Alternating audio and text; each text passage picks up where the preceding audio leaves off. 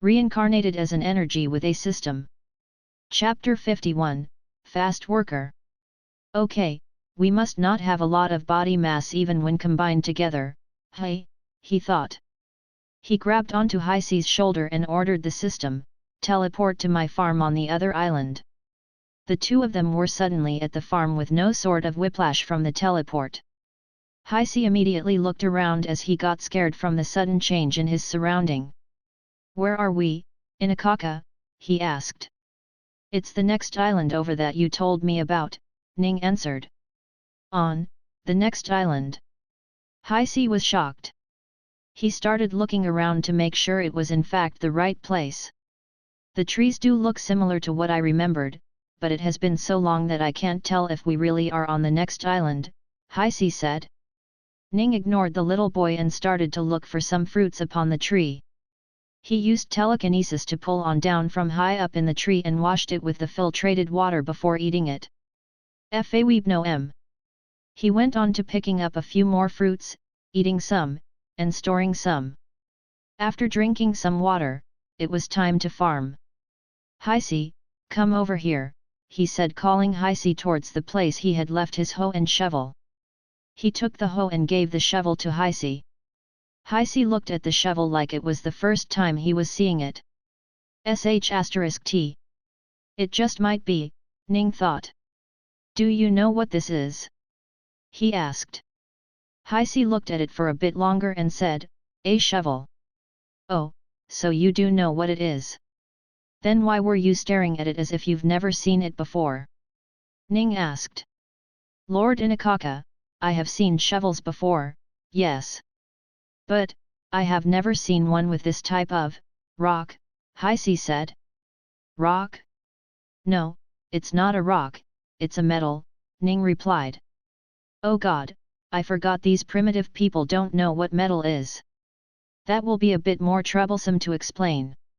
Hopefully, I won't have to. Ning had to.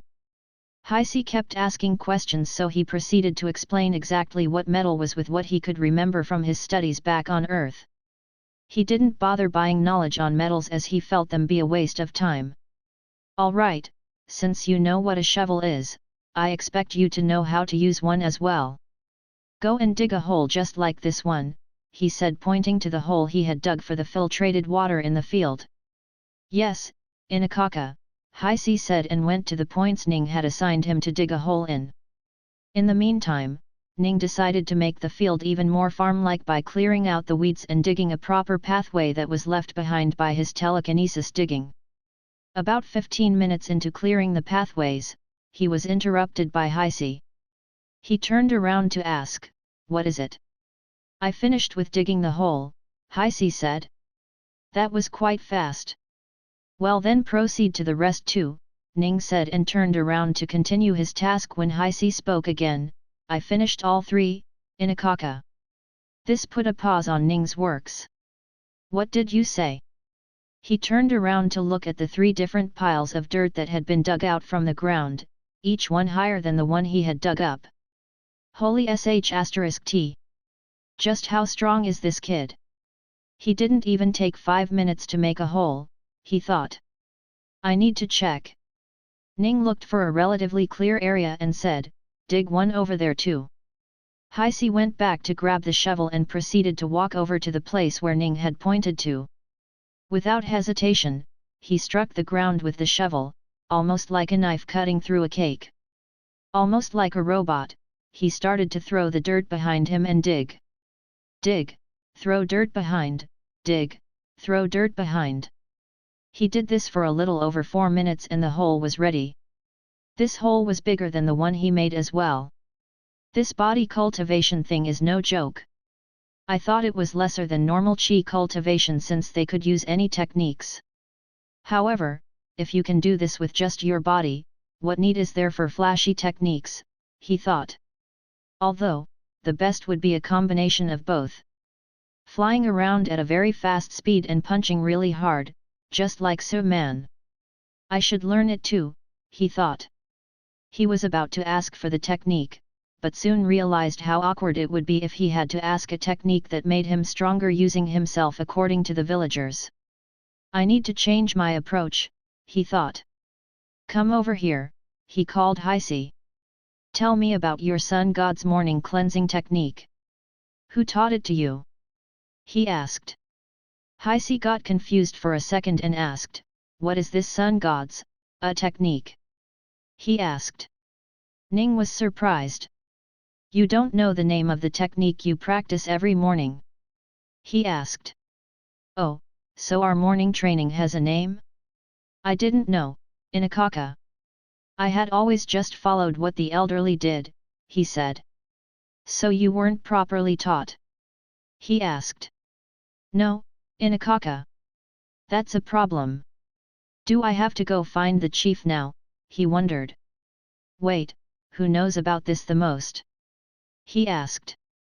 Heisi thought for a second and replied, maybe the elderly, since they have been practicing this dance for the longest. Although, I am pretty sure they learned it the same way from their ancestors as well. Chapter 52, Potatoes. A human body needed 6 forms of nutrients, and fruits only gave 2 of them, vitamins and minerals. He could get fruits from the forest. He could get fat and proteins from the meats and fishes, and water was available everywhere for now. So the thing he needed was carbohydrates. He thought through agricultural knowledge and decided to grow potatoes. They were the most versatile food to cook, and to these people with no pots and pans, they were the best. System, create a kg of potatoes I can grow here, he said. It's not a lot. Buy it, he ordered. Out of nowhere, dozens of small potatoes appeared in front of him. He immediately used telekinesis to slowly put them on the ground. Now I just chop them up and bury them right. He thought. That was what he learned from his studies back on Earth, so he was a little worried if that was correct. Let's not rush it. System, show me information on how to grow potatoes, he asked. The system showed 5 different levels of knowledge and he decided to buy the intermediate version for 3 million energy just to make sure. Oh, hey. Guess I will have to let them be for a few more days then, he thought. He learned that the potatoes could be planted wholly to grow a new potato plant, but you could also wait for a few days to see small buddings around the potato known as eyes to just use that part to grow the potatoes. That way, he could make multiple plants out of a single potato. I was correct about cutting them up.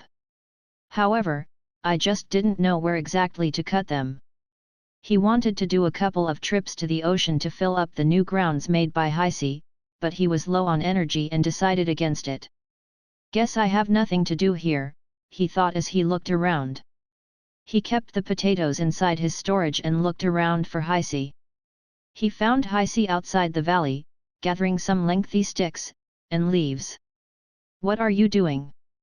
He asked, looking at the unusual scene. Oh, Inakaka. I am gathering these sticks to make more weapons in the village, and these leaves for guarding your home. It is currently just using the scraps from the island to do so.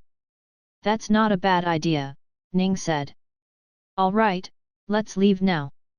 He grabbed onto Heisi and teleported away. He didn't want to waste extra energy, so he teleported to the edge of the island. You go take these back, I will come back with water, Ning said. Water? What for, Inakaka?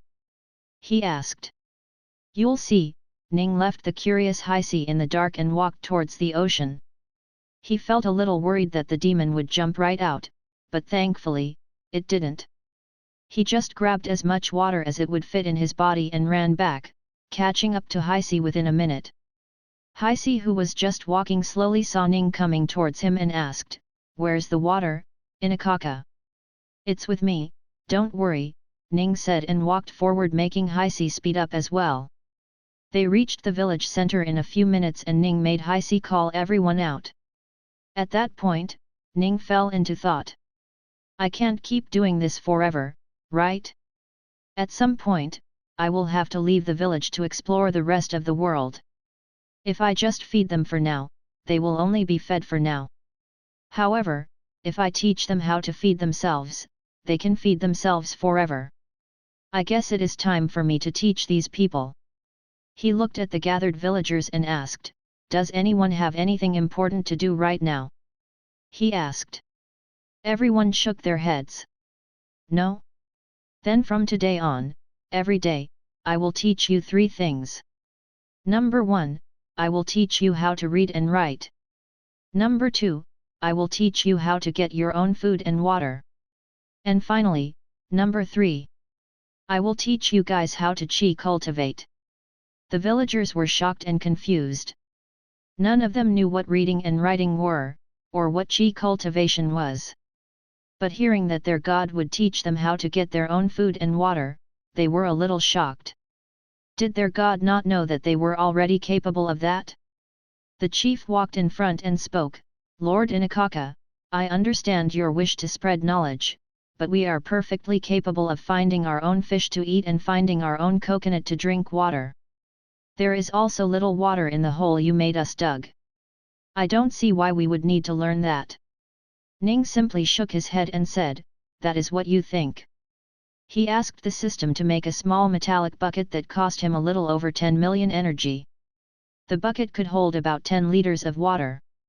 The villagers were shocked that he could create something out of nothing but didn't really think a lot about it as it was just a miracle done by their gods. Ning put the bucket on the ground in front of him and put his hands on top of it. Suddenly, water sprouted from his hands, falling onto the bucket, filling it up very quickly. Ning called the chief over as he said, "Drink this." The chief obeyed his god's orders and walked up front, sweeping water from the bucket and drinking it. Immediately, his eyes turned white as he started coughing loudly. Chapter 53, Sun God's Morning Cleansing Technique. He instead just closed his eyes and put his right hand into the water. A small hum started appearing from the bucket as it started vibrating very fast. After a few seconds, Ning opened his eyes and said once again, "All right, drink it now." The chief hesitated a little and scooped some of the water, drinking it once more. Only this time, he didn't freak out. "This is just normal water now," the chief said with a bit of surprise on his face. "Yes, and I will teach you, people, how to do that. Same with the food. You won't have to only eat fish. I will teach you how to grow a lot of different foods." Starting then, Ning began teaching the villagers how to read and write. He couldn't make them filter water right now, or teach them cultivation methods since he didn't have much energy at the moment. He taught them reading and writing in the alphabet of their own language. The intermediate Clavian language he had bought not only gave him translations ability, he could also read it and write it. Only, for some reason, the Clavians had forgotten them by now. Many centuries must have passed away, Ning thought. I wouldn't be surprised if they were learning the wrong Sun God's morning cleansing technique either. Ning thought he needed to buy it as soon as possible. But when he asked the system for the price, it had told him that the original technique would cost him 860 million in energy. So, he had a lot of time to spend again. After teaching the people, he went back to Hise's house and kept the potatoes in a cool and dark place to have them grow ice. The next month passed in a similar fashion. Every morning, Ning would wake up from his cultivation and walk back to the village from his own house. He would then use yin to sound conversion to gather as much energy as he could. After that, he would eat and drink something to satiate his hunger and start teaching the people of the village. After a few hours, he would go back to his house to cultivate. During these times, he had already taken the potatoes and started growing them. They were already showing small plants on top of where they were buried.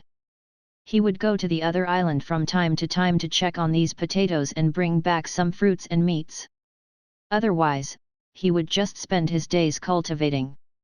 Although he had started to gather a lot of chi by now, he still hadn't felt what they called a breakthrough. Almost as if, even after a month of cultivation, he wasn't at that point yet. On the days he knew there was food, he wouldn't miss it in the evening. Otherwise, he would just keep on cultivating.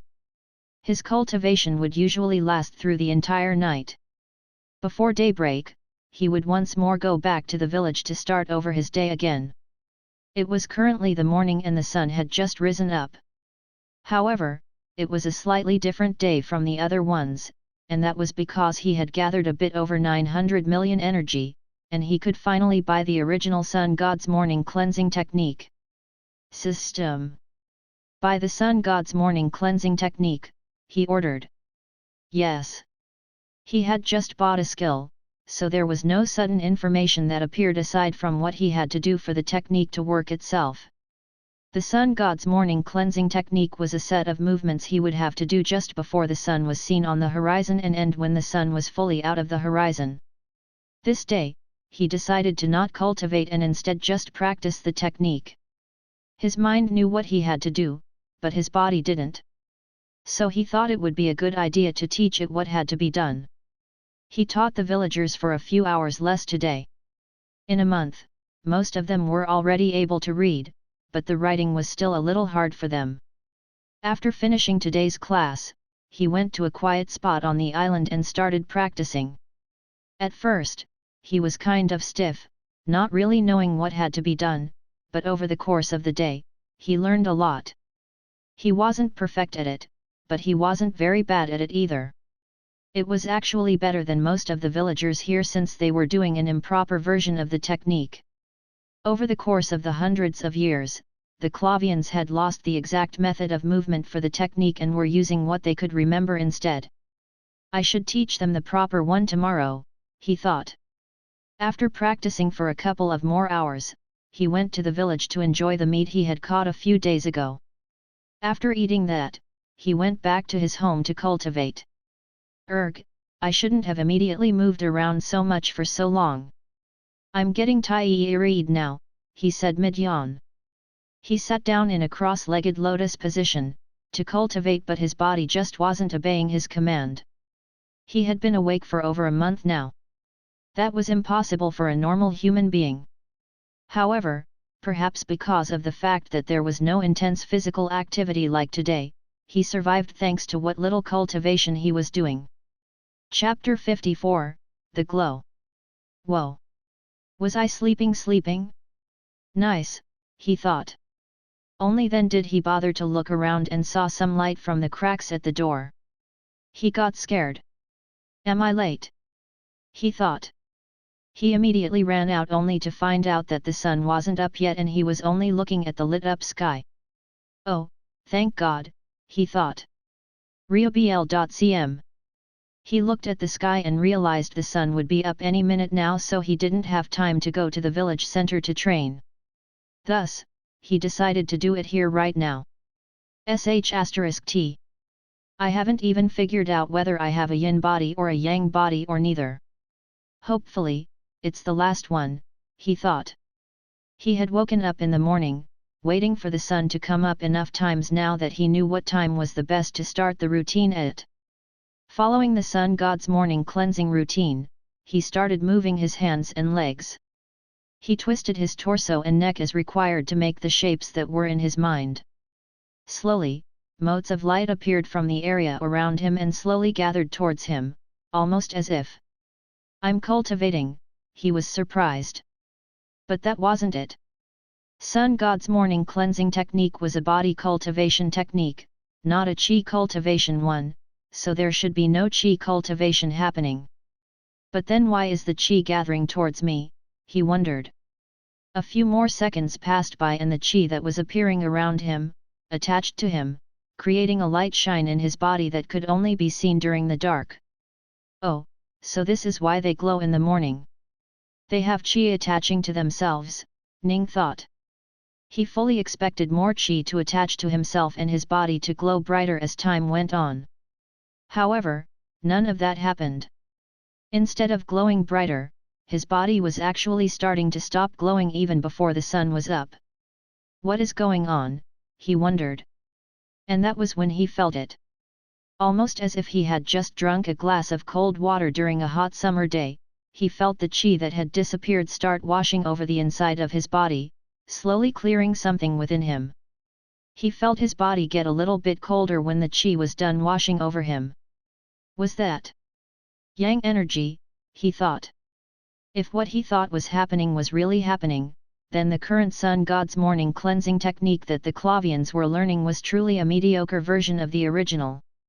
Once his body was done being washed with the qi, the sun came out of the horizon. Intense yang energy immediately entered his body and started burning everything. Yet, the most they were to Ning was a bit of discomfort. He didn't stop doing the different movements and kept it up until the sun was fully up. Once it was time to stop, he finished the movements and felt his body. He looked around for a tree and located a palm tree right next to him. Without wasting a moment, he suddenly punched the tree. Bam! A loud sound ran across the island from a single attack of his. Ow, he said as he shook his hands a little from the pain. Idiot! You've only cultivated for a day, why would you suddenly hit the tree for no reason, he scolded himself. He did notice a small indentation on the surface of the tree where he had just hit, but he wasn't sure if it was from qi cultivation or the one just now, so he ignored it and walked back to the village. Ah, I forgot to gather energy today, he thought. Well, whatever, I will do it sometimes later. He reached the village and saw the villagers going back to doing nothing.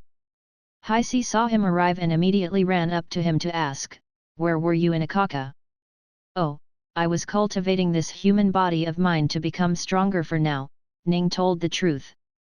He looked around the village and wondered if what he thought about the original technique was really true. "System, give me knowledge on the sun god's morning cleansing technique," he asked. The system showed 5 different levels of knowledge, all ranging from 50,000 energy to 500 million energy. He bought the intermediate version for 5 million energy. Information suddenly arrived in his mind. He read through the new knowledge in his mind and thought, so I was right, but also wrong. If he were to give the new, or old considering how one viewed it, sun god's morning cleansing technique to the villagers, then their improvements in body cultivation would immediately triple. This was good but not as good as what he had been doing with Heisi. He had managed to improve the kid's body cultivation by about 50 times, and that was all because he had managed to remove yin qi from his body. But he shouldn't have required me to do that if he had the original technique after all, he thought. The original technique could gather the surrounding qi onto the cultivator's body and have it enter their body to get rid of both yang and yin qi for the moment before the pure yang on the sun would enter their body. However, the qi on the villagers never entered their body and stuck to the outside, glowing their body in the process. The one and the only reason why they couldn't let the qi enter their body was that. Chapter 55, Breakthrough, S. Today, we are going to switch topics. I have been teaching you how to read and write for over a month now. This time, I am going to teach you how to cultivate with qi, he said. The villagers were a little confused as to what qi cultivation was, but they remembered their god teaching it to them before, so they sat quietly listening to him. Cultivation is divided into 2 types, body cultivation and qi cultivation. The one you guys train in is body cultivation. He went on to teach the villagers about cultivation for over an hour. He didn't have any cultivation technique to teach them, so he promised he would get them one soon. He needed energy before that. After he finished teaching the villagers for the day, he ate some fruits and teleported to the other island to look after the farm. He returned back with some more fruits and some bird corpses for the day. He ate what they cooked and walked back to his home to cultivate. A little over half a month had gone by and Ning had now improved the situation of the villagers by a lot. He had bought 3 types of cultivation technique knowledge in the form of a textbook that he could give to the villagers. One was for people with abundant yin qi, one for people with abundant yang qi, and the other for people with none. Altogether it had cost him about a few 100 million of energy.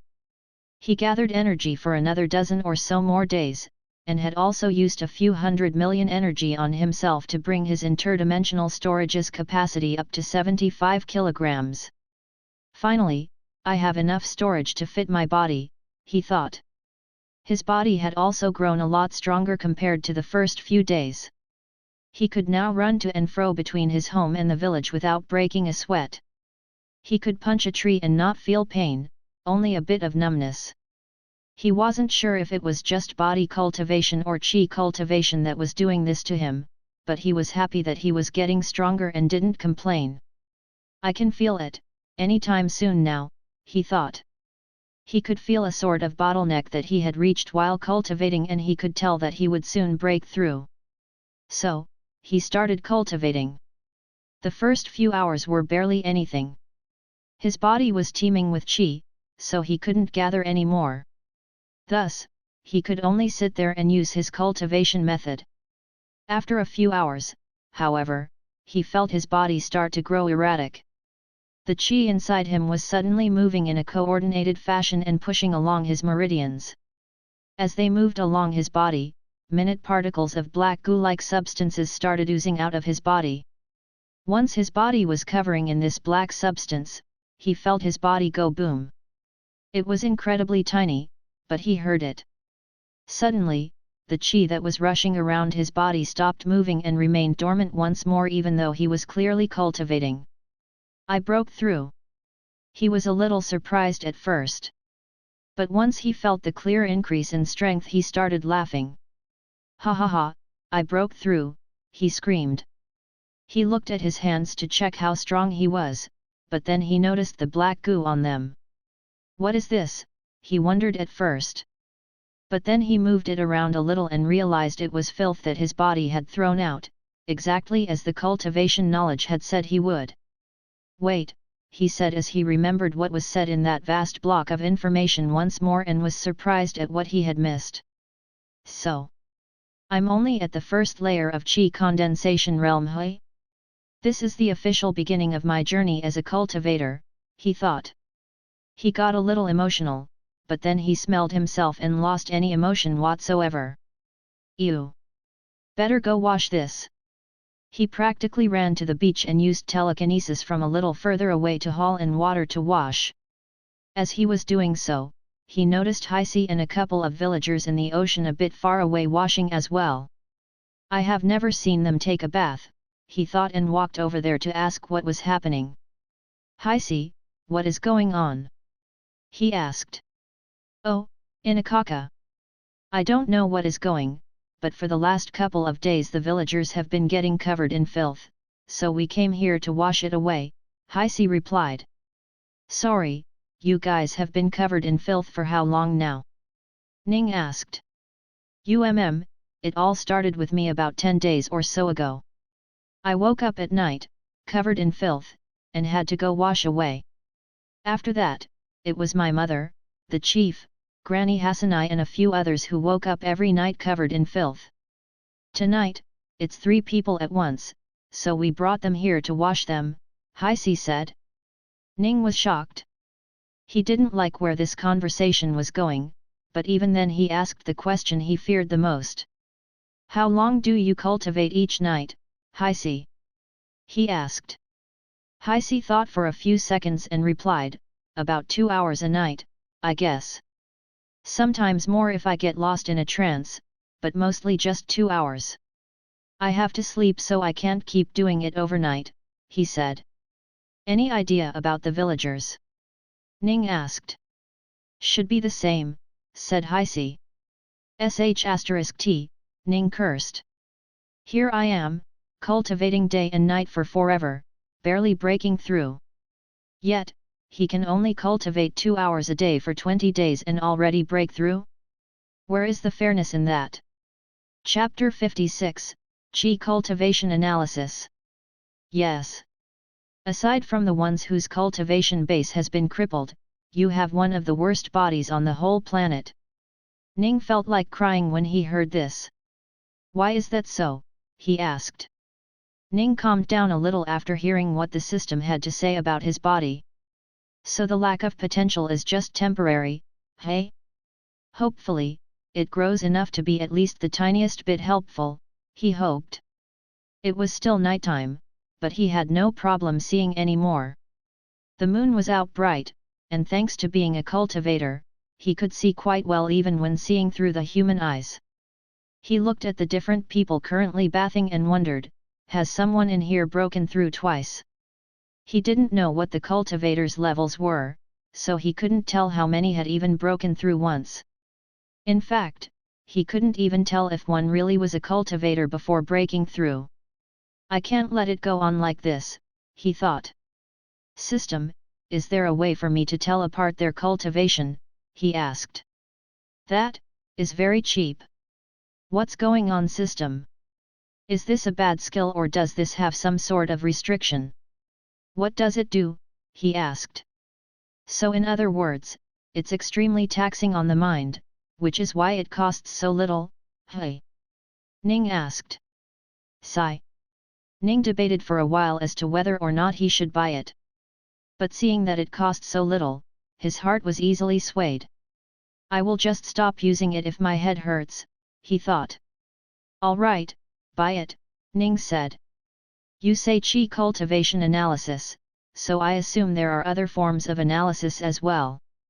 Ning asked. Ning was a little overwhelmed by the sheer amount of choices. However, since they would be mostly useless to him now, he stopped bothering with them. Now that he had a tool to exactly tell apart someone's cultivation, he decided to use it. He looked at one of the women washing their bodies and stared for a few seconds. Suddenly, the word chi condensation first realm popped into his mind. Oh, so breaking through once only puts you on the first realm, hey? He was a little taken aback. He had assumed that gathering chi alone was enough for one to enter the chi condensation realm, but it seemed that only put them onto the path of a cultivator. One had to still break through from being a mortal human to become a proper cultivator. He switched his gaze to an older man who was bathing himself. He was at chi condensation first realm as well. Ning looked through the different people and they were all at chi condensation first realm. Ning then switched his gaze to Haisi, who was also chi condensation first realm. But since he had broken through in just 20 days with 2 hours a day worth of cultivation, he must have been halfway through if not more in the first realm. Sigh, my body's talent is really bad, he said as he shook his head. I am at chi condensation first realm as well, right, he thought and checked himself, and disappointingly, he was. Oh, let's use the second and third layer of the chi cultivation analysis skill, he thought and started focusing on Haisi once more. He used the skill and it was still showing just the cultivation base and not the name. Do I focus more? He wondered and tried to concentrate on Haisi a little more. He could feel himself getting a little tired mentally when the name Haisi, human, popped up in his mind. Oh, so it mentions the species of the cultivator as well, he wondered, quite happy. He then focused once more, this time much harder than before. He was not used to it, so it took some time, but he finally managed to see the full information of Haisi. Which he admitted was quite useless. Ah, I should have known it would all be a giant waste of time and mental strength. Haisi barely knew 2 different techniques. The Sun God's morning cleansing technique and the Midnight Domain cultivation method, a cultivation technique for those with high yin abundance. Erg, my head hurts, Ning said as he massaged his head a little. I should buy the body cultivation analysis as well. Argh! Suddenly, a loud scream sounded from behind him. He immediately turned around to see a giant and slim body appear out of the ocean and start attacking the villagers. The braver villagers immediately started punching and kicking the attacker with all they could. The remaining villagers who weren't used to fighting started evacuating, running away from either side of Ning. Ning, however, stood there looking at the thing that had just popped out of the ocean. Chapter 57, Pain. Ning was unable to tell at first if it was only the neck sticking out of the water or the whole body, but after seeing the face he was sure what was sticking out was definitely partly body. This was specially cleared once he saw the forked tongue sticking out from the demon from in between 2 fangs. A snake monster, he couldn't help but shout out loud. The demon, Fufulaki, was actually a giant snake that roamed the waters around these islands. It had made this place a hunting ground and as such the place was now devoid of any food for the villagers. Attack! One of the villagers shouted. The group of brave men and women charged towards the giant snake to attack it. Without a single hesitation, they started to attack the snake with numerous punches and kicks. Having broken through to the chi condensation first realm, their bodies were now ever so nimble when it came to fighting. However, not having learned a single technique, they still had to resort to just kicks and punches no matter what their cultivation base was. **T. I should have taught them something. I only focused on cultivation and not fighting at all." Ning started to get a little annoyed at himself. He kept looking at the monster, not daring to fight. He probably wouldn't have dared to fight the monster even if he was as strong or stronger than the villagers. It was just too scary for him. He couldn't tell if he was scared because of the monster or because of the aura it gave off, but he was scared nonetheless. He slammed a fist onto his thighs to stop them from shaking. "Stop being scared. You are a cultivator now. You will have to take part in worse battles from this point forward. Besides, you are immortal, you won't die even if that thing manages to beat you." The snake's fighting style was simple. It would just slam its head on the villagers from time to time and shoot out salt water at them. It would also hit them with its tail some of the time. It seemed the snake didn't know any techniques either. Still, it hurt the villagers quite a lot. Not enough to break their bones or anything, but enough to have pain coursing through their body, making them unable to fight for much longer. The villagers were much stronger now thanks to the fixed sun god's morning cleansing technique and the cultivation technique, but it seemed the demon Fufulaki wasn't slacking off either. "It's a cultivator, right?" Ning thought. "Then I should be able to see its cultivation base." He immediately started focusing on the monster. His head was still aching from looking at the third layer of information through chi cultivation analysis, so when he started focusing on the monster, even the first layer started hurting his head. "Arg!" He shouted through his pain and kept on looking. Finally, the information he wanted popped up. Chi condensation 4th realm. "It's 3 realms higher than me, no wonder my head aches so much looking at it," he thought while grabbing his head. The villagers were still fighting, while he was at the back looking at the monster. The remaining villagers had arrived, including the chief, to fight at this point. The ones who had run back had relayed the information of the demon appearing. "Inakaka, your body isn't strong enough yet. Please step back," the chief shouted as soon as he came. Ning didn't respond. However, his head was still hurting from the use of the chi cultivation analysis, and didn't bother answering. He kept on looking at the fight between the villagers and the snake monster and thought, "Chi condensation realm increases your physical strength and defense a little, and monsters have naturally high physical strength, but it should not be enough to fight a horde of people who were body cultivators as well. How can it withstand the constant damage then?" This was a truly confusing thing that Ning was witnessing. He then had a thought, could it be the snake is a body cultivator as well? That was the only thing that made sense. No, wait. If the snake is truly a body cultivator, then how are the villagers okay? They should have multiple broken bones if they weren't dead already, Ning thought. So it's not a body cultivator. "Heisi, take Inakaka and leave the place," the chief shouted at Heisi, who was also participating in the fight. "Yes, chief," he said and walked up to Ning. "Inakaka, let's leave," he said. "Wait," Ning said and started focusing on the snake monster once more. However, this time, he was trying to view the second and, if possible, the third layer. If it's not the body, then it has to be a technique, Ning believed. The intense head-splitting ache returned as if it had never left and was back with a much greater force as well. Arg!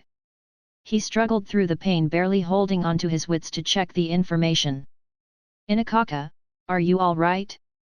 Please, let us leave," Heisi said. Ning gritted his teeth, trying to withstand the pain, and said, "Just a little more." Finally, 2 different pieces of information popped up in his head. The first one was the name and the cultivation base of the snake monster. It was called a yin demon serpent. He had only been able to go up to the second layer of analysis. However, the second information popping up in his head was much worse than the first one. It was a warning from the system. Chapter 58, Mental Strength. Inakaka, are you alright? Heisei looked horrified listening to the terrifying scream his supposed god was producing. He didn't know what to do and was frozen at the place with his arms in front of him. Inakaka, what is going on? The chief came running back to Ning and Heisei. Seeing Ning not respond, he then asked Heisei. What happened? I thought I told you to take him back. The chief started to get a little angry. I tried to. I asked Inakaka to come back with me, but then he said a little more and then immediately started screaming, Heisei replied. The chief looked conflicted for a second. He then shouted out loud, everyone, retreat. The villagers who had been fighting suddenly stopped when they were called, and immediately retreated. What's wrong, chief? They asked. Something is wrong with Inakaka, we need to stop the battle for today. We will take care of the monster some other day, the chief said. Heisei, carry Inakaka. We are going back to the village. Heisei complied and took Ning on his shoulders, who was still constantly gritting his teeth, complaining about his hurting head the entire way through. He kept up the gritting and even broke out in screams a couple of times. As they were about to reach the village, Ning gritted his teeth once more and spoke through his pain, take me back to my house. Heisei stopped walking and hesitated whether to do what he said or not. On one hand, Ning seemed to be really hurt. But on the other hand, he was their god. Heisei turned around to the chief waiting for his orders instead. Inakaka, you are unwell. We must take you to the village to make sure you are treated well, the chief said. Argh. Just do what I say. Tita, take me to my house, he once more spoke through his pain. The chief also fell into the same dilemma as Heisei, but unlike Heisei, he came up with a choice soon.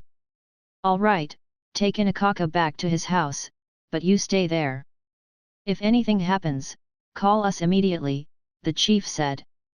Okay, Heisei immediately started running towards Ning's house out in the forest. Within a minute or two, he reached it and got inside. Ning's pain had lessened enough to the point where he could start focusing on other things than just pain itself. Lay me down, on that thing, he said with a broken sentence. Heisei slowly lowered him down to the pile of leaves. As he was being lowered down, Ning saw the necklace on Heisei's arm. He wanted to just leave the body right now, and go enter that necklace to be away from this pain. System, send me there, he thought through his hazy mind. Arg! Why? Ning shouted out loud. Inakaka. Heisei said, but didn't get a response. Arg! He didn't bother with the system anymore. Heisei stayed with him the whole night, throughout which he would constantly shout in pain. The pain lessened as time went on, but it was painful enough for him to shout until the morning. Only in the morning did the pain lessen to the point he didn't have to care about it. Heisei, you can go now. I'm fine, he said, sending Heisei back to the village to practice the body cultivation in the morning. As the pain lessened to the point where he was numb to it, Ning fell asleep. He slept soundly for nearly 20 hours and woke up at around 2 a.m. in the middle of the night. He looked around with his drowsy eye, trying to figure out what had happened. Ah, that's right, I fell asleep after the pain went away, he thought. He recalled back as much as he could and asked, you said something right when I started hurting with pain. Can you repeat that? He asked. Ning read through the notification and asked, so? My mental strength is bad? He asked. Ning was a little surprised when he learned that. So, I'm not as strong as most cultivators is what you're trying to say, right? He asked. I see, and even then, it wasn't enough for me to see that demon's information through my analysis. Hey, he thought. I assume I will need to increase my mental strength to be able to see that snake's information right, he asked. How can I do that? Show me, he said. I can't do that. Not with my trash body right now. It will take a few more years for me to adapt to the chi in this world, he said. The second option is to buy improved mental ability from the shop. This however is costly. Alright, I remember you mentioning something about me being able to increase my mental ability. So this was what you were talking about.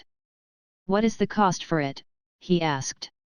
Chapter 59, More Information. I see.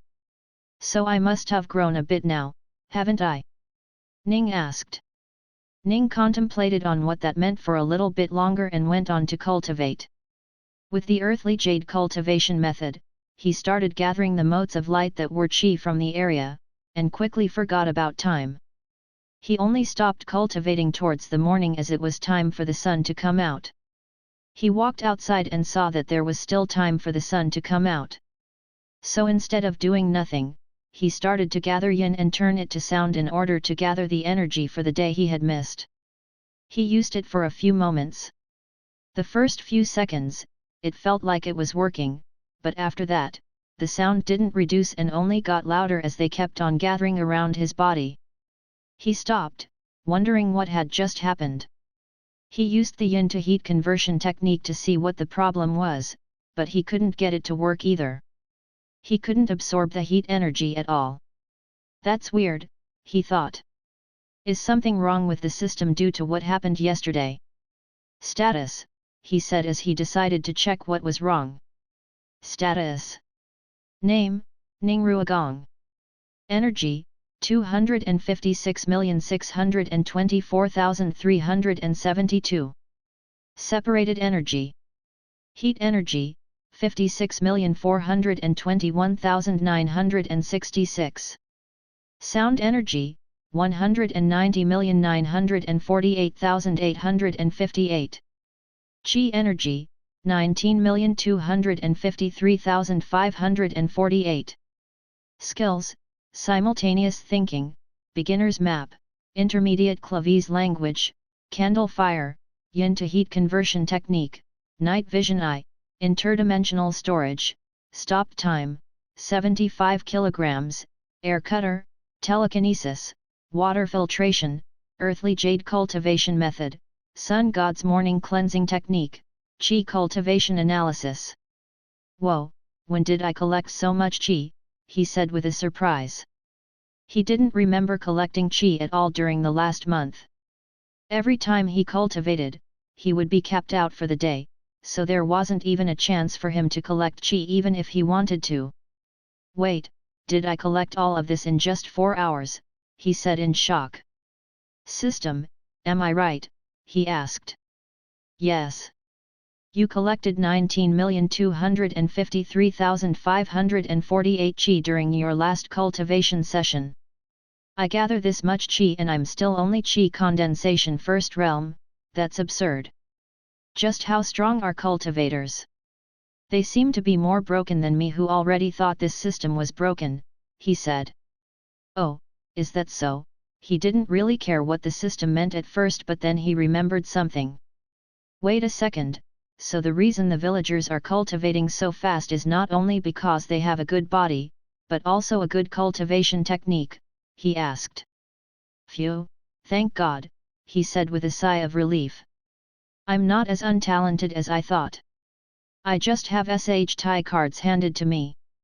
Although, that should be fixed soon. Also, I should really get at least the beginner's cultivation knowledge. The basic one barely has any information aside from the bare bones ones. He once again looked at the status and saw how close his chi energy was to reaching 25 million energy, and he started smiling again. I can double my energy cap once more when I reach 25 million chi, right system? He asked. Hey! Ning was a little taken aback. Why not? I thought I could double my cap using all sorts of different forms of energy, he asked. What? So I can never exceed by energy cap with chi or the other energy. Well, then what can I use? He asked. Ning was a little surprised to hear that. It wasn't long ago he got chi, so he had stopped caring about unlocking the new types of energy. New energy. Which is? He asked. The system said. Kinetic energy. He tried remembering what that was, if I remember correctly, it has to do with, what was it? Motion, right? How does that work? He asked. So if I can see them move, then I can absorb the energy? I don't know how that works, but that sounds nice. When do I get it then? I only recently got chi, so it shouldn't be that close, right? He asked. And you're not going to tell me, right? Although, it wouldn't hurt to ask. What are the requirements? He asked. Ha, knew it. Ning was used to the system's antics about keeping upcoming stuff secret, so he didn't bother with it. He waited for a little bit longer as the sun approached the horizon. He did his usual movement in accordance with the sun god's morning cleansing technique, and his body started glowing a little before dimming as the chi he gathered entered his body and got rid of any yin and yang energies in his body, preparing him to accept the pure yang chi from the sun. Just, as usual, the yang chi entered his body and cleansed it from the inside, making him a little bit stronger. Chapter 60, Fraud. Inakaka, are you all right? The chief was the first person to get to the place, and so, he asked him immediately. Yes, I am all right. My headache is now gone, Ning said meekly. He was still worried about what the villagers would think about him. What happened out there, Inakaka? I thought you would help us fight the demon, but you stood there doing nothing. Instead, you got yourself a headache and we had to bring you back, the chief asked. Ning froze. He didn't have anything clever to say right now to get out of the situation, so he simply told them the truth. I got scared, Ning said. Scared? You, Inakaka? The chief was surprised. The villagers behind him also looked at him with wide eyes. Yes, I was scared. I have never been in a fight before, and that was my first time seeing something like that snake with my own human eyes, he said. The chief spoke up. But how can you become scared, Inakaka? The chief asked. Why can't I? I'm just a normal person after all, Ning said. But, you are an all-powerful god, Inakaka, another villager said. No, I'm not all-powerful. I can only do a handful of things at best, Ning said. You are still a god though. How can gods not be all-powerful? A woman asked. I told you, I'm not all-pow. You are our sun god. You should be able to easily defeat that demon, Inakaka, another villager said. I am too weak, Rig. Inakaka. Why haven't you gotten rid of that demon already? A child asked. Ning was starting to get frustrated. I told Yuku. We can't defeat the demon by ourselves, Inakaka. If you are waiting for us to defeat the demon by ourselves, please don't and just kill it, an elderly woman said. His frustration grew ever more. I can. Inakaka, you. I am not Inakaka. Ning burst out. I am not Inakaka. I am just a normal person who has been deceiving you people. I am no god. I am not even a human anymore. I am nothing. The crowd went silent when they heard this. During the silence, Ning finally realized what he had just spoken. Oh no, he thought. He looked around at the people, including Heisi, whose eyes had gone from surprise to shock to disbelief. FK, I'm done, aren't I? He thought. Before anyone could even speak, he vanished from the spot. The villagers couldn't comprehend what had just happened there and were left speechless. Ning arrived at his potato farm, which was ready to be harvested. He was teleported right near an empty field, and so, he just sat down on the ground and then laid there on his back. Did that really just happen? He wondered. He was at just as much disbelief as the villagers, if not more. Oh my god, I ruined everything, didn't I? He thought. I couldn't even control my emotions, and let my anger and annoyance take the best of me, he sighed as he thought. Oh god, why did I even do that? He felt really bad about the whole thing and wanted to do something to take his mind off of the situation right now. So, he started to harvest the potatoes that were ready. He didn't bother using any abilities or skills. He simply just took a hoe and started digging the potatoes out. He did it as slowly as possible to waste the most amount of time. After he was done digging out all the potatoes, he went on to wash them all. He once again took as long as possible while washing them. He then proceeded to dig the entire field, putting the remaining potato plant into the dirt to decay and work as fertilizers for later on. Night came by and the air grew chilly. He gathered up a few dry sticks and laid down next to them. Using candle fire, he lit the sticks and stayed there in its warmth. However, the ground he was laying in wasn't warmed, nor was it soft. Reno.cm. Due to the irregular gusts of wind at night time, the campfire became unstable, and before Ning could even do anything about it, it extinguished. Just my luck, he thought. He tried to stay without the fire for a bit longer, but the coldness was bone deep and he needed to leave. Do I just go back? I can't act like nothing happened, right? What do I even say? He started wondering. But right now was not the time for an answer. He needed a better shelter. Let's just go back for now, he thought, and teleport back. Ah, finally, he said as he laid down on the soft ground in his home. Now that he was back, Ning decided to either cultivate or go to sleep depending on what his mood ends up being. Suddenly, he could hear rustling from the outside. Inakaka, are you back? A voice came from outside. Ning was startled at first, but then he realized that he recognized that voice. Hesitatingly, he asked, Hi-C? WW, what are you doing here? Ah, you're finally back, Inakaka. I have been waiting here for you since this morning. I was afraid you weren't going to return today, Hi-C said with a jovial voice. Why would you wait for me? Ning asked. Also, I told you guys this morning. I'm not Inakaka. I never was. I'm just a fraud, nothing else. Ning was starting to feel dejected again. What's a fraud? Hi-C asked, having never heard of that word before. Just someone who takes advantage of others' situations for their own gain. Just like me. I saw that you were struggling and took advantage of you to have you do different things for my own gain. I did all of this just so I could leave the island as soon as possible, Ning said. Chapter 61, Inakaka. Why haven't I what? He asked. Why haven't you left us yet? Hi-C asked. I can't right now. That demon snake is blocking my way, and I need to defeat it before I can leave this island and go somewhere else, Ning said. Do you though? Hi-C asked. Of course, why else would I waste my time here? Ning asked. But Inakaka, you can just disappear to anywhere you want. You can reach the next island over in the blink of an eye. Is the demon really in your way? Hi-C asked. Ning couldn't come up with an answer. Given how much energy he had, he could leave this place right now and disappear to thousands upon thousands of kilometers away. Why hadn't he left yet? You can do so many amazing things.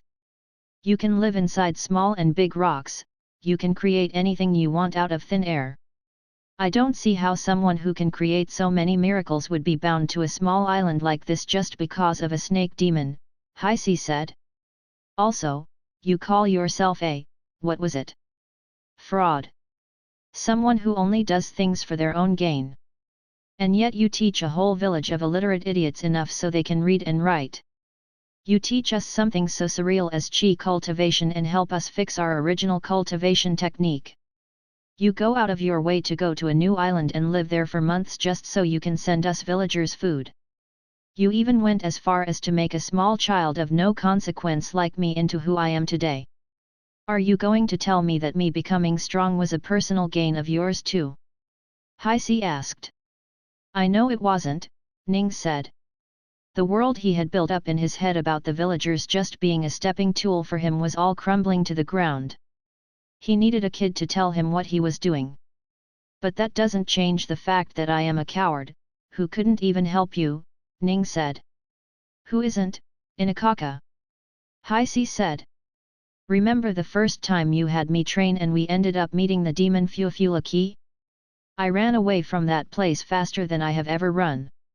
You on the other hand stood your ground. You also must have done something there for you to get such a severe headache.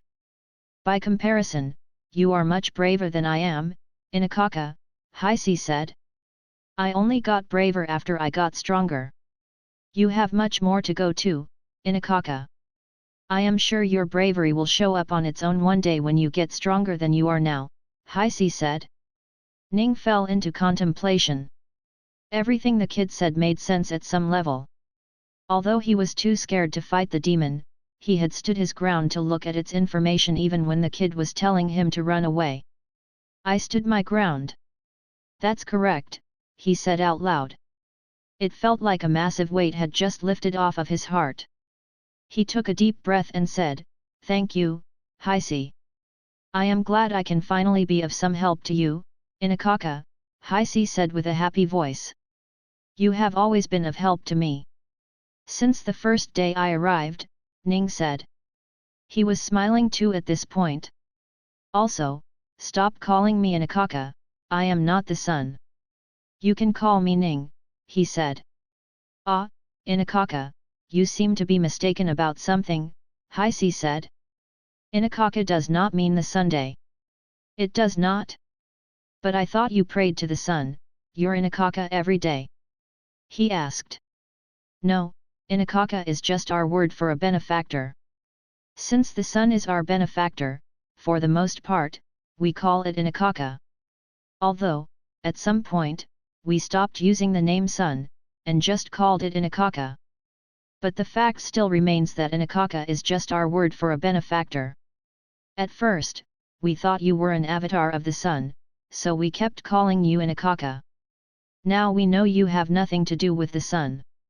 However, that still doesn't change the fact about how much you have helped us. At the end of the day, sun or not, you are still our benefactor. You are still our Inakaka, and all of us have unanimously agreed to keep on calling you so," Heisi said. Is that so?" Ning was surprised to hear that. All this time, even with the intermediate Clavian language, it seemed he had the wrong information. "Anyway, Inakaka, are you hungry? Do you need food? I'm sure the villagers will cook up something for you if you ask them to. They've been waiting for your return ever since you left this morning," Heisi said. "It's fine. I already ate some fruits from the other island. You go and eat something yourself," Ning said. "Okay Inakaka, if you say so," Heisi said and turned around to leave. He stopped mid-track and turned around to say, "Also, Inakaka. Make sure to come to the village in the morning tomorrow." "Morning? Why?" Ning asked. "For your lessons of course," Heisi said. "Why you guys still want that?" he asked. "Of course. The villagers were already anxious to miss a day of the lesson because you had a headache yesterday, and then today you left without even letting us say anything. We were all really bored all day due to the lack of lessons," Heisi said. Ning smiled and said, "All right, I will come by to teach some new things tomorrow." Heisi smiled as well. "I will let the villagers know. Also, Inakaka," he said. I'm really happy you came back." Heisi ran away after saying this. Chapter 62, 3 Techniques. Vibrations rang along Ning's body as he constantly turned all yin to sound. The sound kept on adding up and growing louder. He would stop and redo it all over again all so that he could have a headache at the end of it. After 40 to 50 minutes of doing this, he finally got a severe enough headache that he had to stop for the day and sleep. However, instead, he went directly to cultivate. He had a rough start when comparing to others. Although he could fix it quite easily, he wanted the struggle for now. Maybe I should make another body that is really good at cultivation, just so I can compare the two, Ning thought. I should do that. Hey, system. Can you make a body, a very weak-looking one, with the best talent, body and spiritual roots you can make, said Ning. Ning chuckled to himself after seeing the ridiculous numbers. Sure. Also, show me some techniques that focus on damage that average cultivators can learn in less than a month, he asked. The system showed him a list of techniques that he could learn. Instead of being a straight-up skill that would be added to his repertoire, he actually decided to get them in the form of a book so that he could teach it to everyone. He got 3 books exactly and kept them in his storage. After that, he proceeded to cultivate for the rest of the night. Early morning, he stopped his cultivation to cultivate his body. His headache was mostly gone and he could function normally. He would just have to wait for it to be completely gone to start doing it all over again. After finishing his cultivation, and collecting the energy for the day, he went back to the village. Will they accept me? Haisi said they would, but he was still anxious about the situation. He walked slowly, but once again, people were already coming his way after seeing him. His heart started racing and he braced for whatever was coming. But what came was a group of people with wide smiles. Inakaka, you're back. We missed you for these last 2 days, someone said. Are you okay, Inakaka? Another person asked. We're sorry we made you sad, a child said. He sighed in relief. Haisi was right, he thought. I'm sorry for lying to you people. I should have told you, people, I was not a god from the very first moment. I was afraid you wouldn't accept me if you guys knew who I was, he said. The villagers told him they would never and reiterated how he was their benefactor. That lifted up Ning's spirit a lot. Do we get to learn today? Somebody asked. Ning smiled and said, yes of course. Come, I have something new to teach you guys. Ning went back to the village center and took out 3 different books. Look at this right here are books that will teach you 3 different techniques, Ning said. The villagers looked around confused. They didn't know what techniques were or why they had to learn them.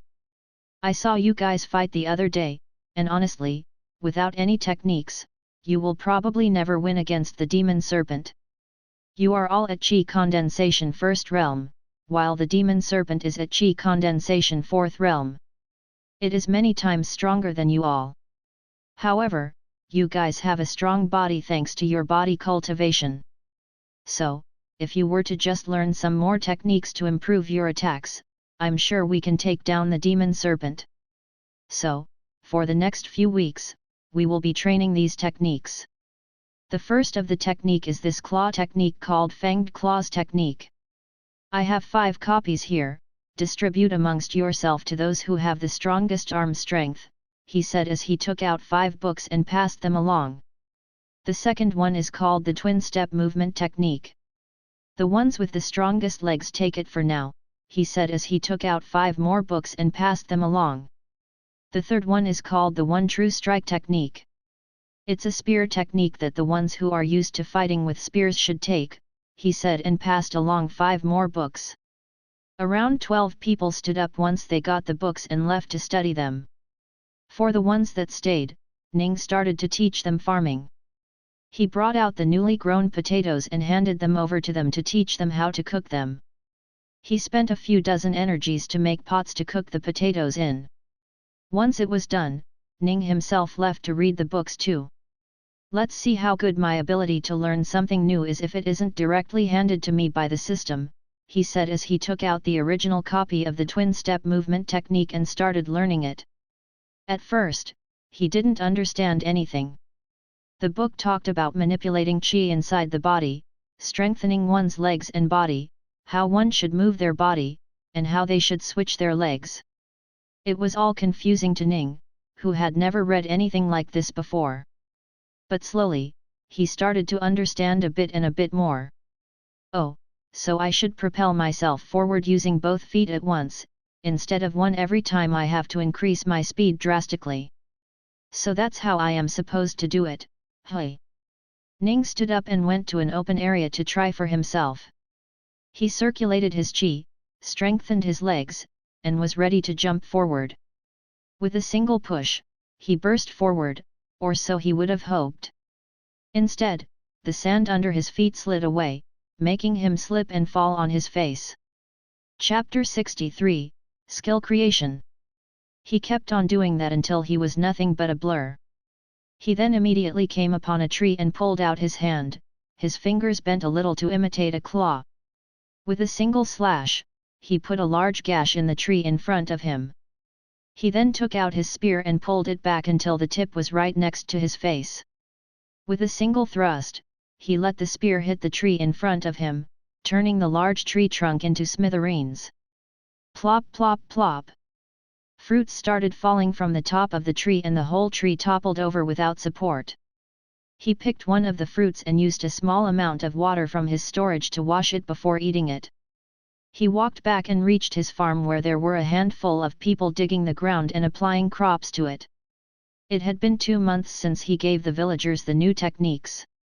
Most of them had already learned it and were only waiting for a date to go attack the demon. Ning, however, only just finished learning it. I should go with them to attack the snake after my next breakthrough, he thought. In his eyes, they were more than strong enough to fight the snake. Also, they were all over the chi condensation second realm. He was only delaying the fight so that he could take part in it as well, and not feel like the coward he was last time. I have mostly given them all they need. They have learned all the different cultivation methods and techniques. They know how to read and write. They even know how to farm and cook different foods now. I just need to teach them how to make salt-free water and I won't have to worry about them anymore, he thought. System. Help me find a water purifying technique that these villagers can use to turn salt water into normal water, Ning said. Ning had already taught them how to filter the water using normal methods of stacking rocks, pebbles, and sands. But that only filtered the water from the dirt and debris. It did nothing to block the salt in the water. For that, he would need to teach them a normal cultivator's technique. Ning had already asked for the system to make a book out of the technique he had learned, but the system responded with. As such, he was now asking the system again for a different one, but he did not get the result he wanted. Ning was a little taken aback. This reminds me of the first time the shop was unlocked. Does the shop really not have anything? Or can I just not buy it right now? He asked. Oh, he was truly surprised this time. This was the first time he asked the system for something to buy and it gave back 0 results. What do I do then? He asked. Make techniques? I can make stuff, he was quite surprised. He could understand making stuff for physical things, but a skill? That was a first for him.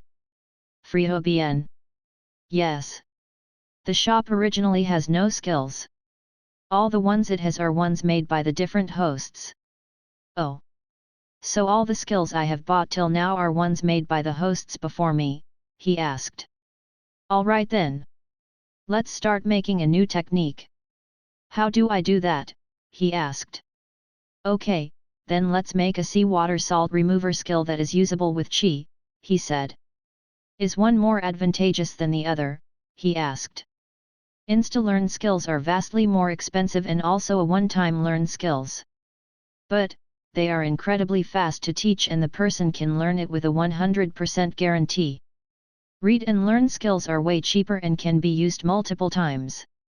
But, the person has to read the skill and learn it on their own, so there is no guarantee of them learning it. I need all of them to learn it if possible and leave it behind for their future generation, so it should be better if I make a book out of it. Use the read and learn version, he said. Lo? Wait, why do you ask? Does it change how expensive the skill is? He asked. Yes. Low chi usage skills are more expensive. They should be on the 4th chi condensation realm very soon. High C is already reaching 3rd realm, so make the chi usage to 10% of a 4th realm chi condensation cultivator's total chi, he said. The amount? Let's see. A bucket full should be okay, so 10 liters, Ning said. Nah, I don't want to reiterate what they can easily read. Just write it in their own language, Ning said. Chapter 64, Day of Battle. It was still daytime, so he decided to hand the new technique off to Heisi. Take this and learn it. It will help you create salt-free water on your own, Ning said as he gave the book to Heisi. Heisi took the book with a dumbfounded face and asked, "Are you really planning on leaving us so soon, Inakaka?" he asked. Ning simply smiled a little, "I can't stay here forever. I originally didn't leave because I didn't know where exactly I was on the map. The world is large and too many things look similar. But now, I know where I am, and I know where to go. Once I defeat the demon with the help of you guys, I will leave this island and venture to the rest of the planet," Ning said. Heisi fell into thought as well.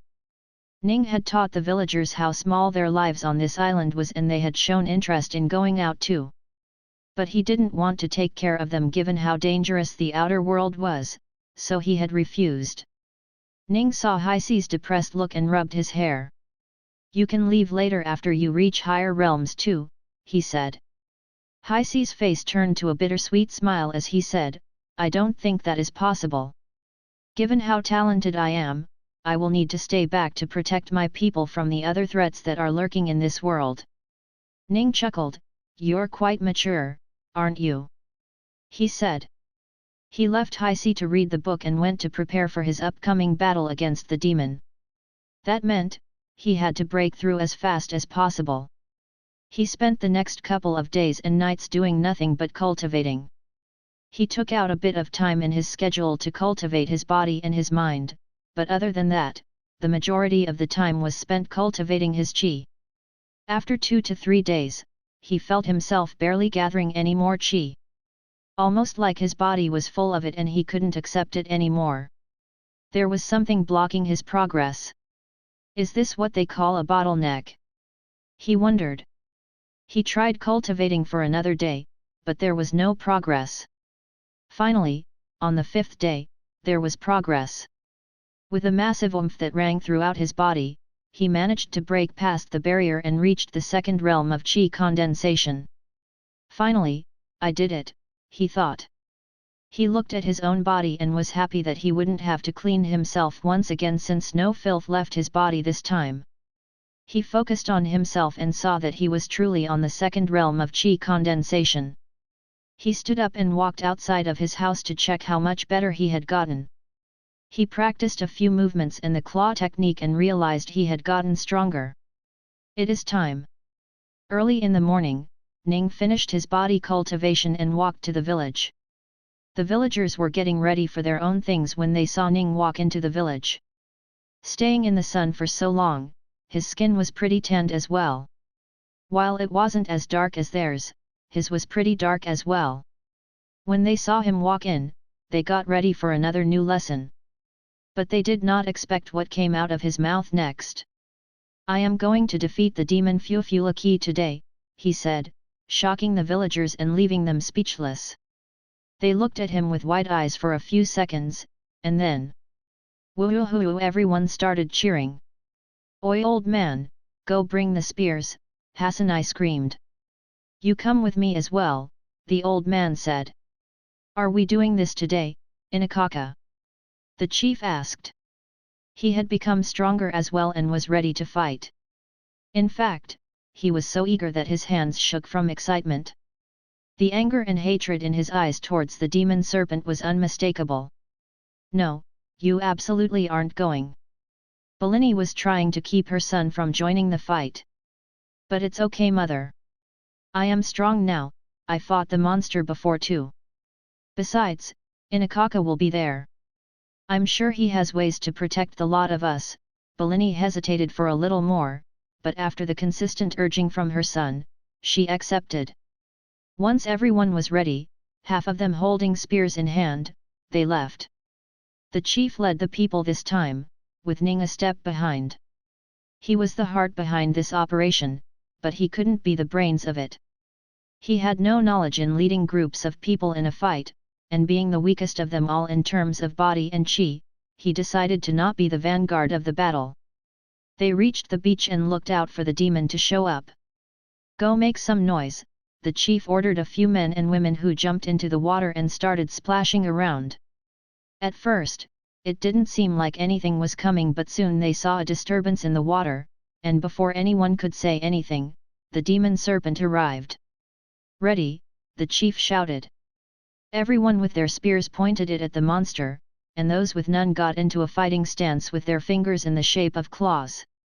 With such strong techniques and cultivation, Ning didn't think it was possible for them to lose. Nearly 100 second realm chi condensation cultivators with extreme body strength versus a fourth realm chi condensation monster, the monster should lose no matter what. But it wasn't taking much damage last time, so Ning decided to look at its info one more time. Due to the training for over 2 months, his mental strength was far more formidable than the last time. His cultivation was in the higher realm, so that brought some levity as well. Chapter 65, Yin Armor. The villagers wasted no second and immediately started attacking the monster. Using their movement technique, they quickly reached the serpent in the ocean and sent out both claws and spear thrusts at it. However, contrary to their expectations, the serpent barely took any damage. There were multitudes of minor cuts and scratches on the monster's body, but nothing that could seriously damage it. The snake slammed its body on the villagers, sending them flying backward. Ning put out his hand towards the flying villagers who were flying past him and stopped them from flying back further with his telekinesis. Erg! Catching so many people with telekinesis cost him both energy and mental strength due to the differences in their weight.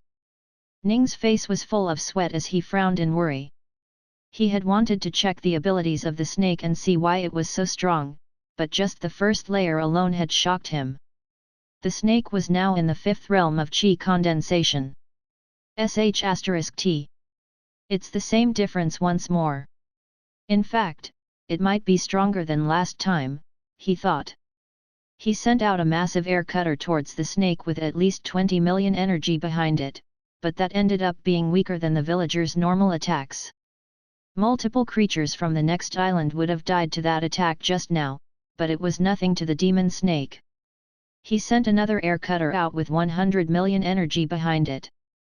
He managed to create a deep gash on the snake's body, but it was only a little more damage than what the villagers were doing with their spears. I didn't want it to be true, but it turns out, even 100 of millions of energies aren't much when compared to normal cultivators, he thought. He took out a spear from his interdimensional storage. It was blood red in color and was made from something called blood iron, which was mostly used in making artifacts. According to the system, while the spear wasn't an artifact itself, it had the strength and durability of a low-tiered spirit artifact. For the first time since meeting it, Ning finally rushed towards the monster to attack it. He employed the twin-step movement technique to immediately rush to the demon. Once he reached it, he used the one true strike with his full power behind the attack to pierce into the snake. He barely even grazed the skin of the snake. Up close, he could see that the body of the snake was full of scales that worked like armor put together. They seemed really hard to cut through with normal attacks. But there was something else there as well. He couldn't really see it, but the iridescent light, it wasn't coming from the snake's skin, but a layer on top of it.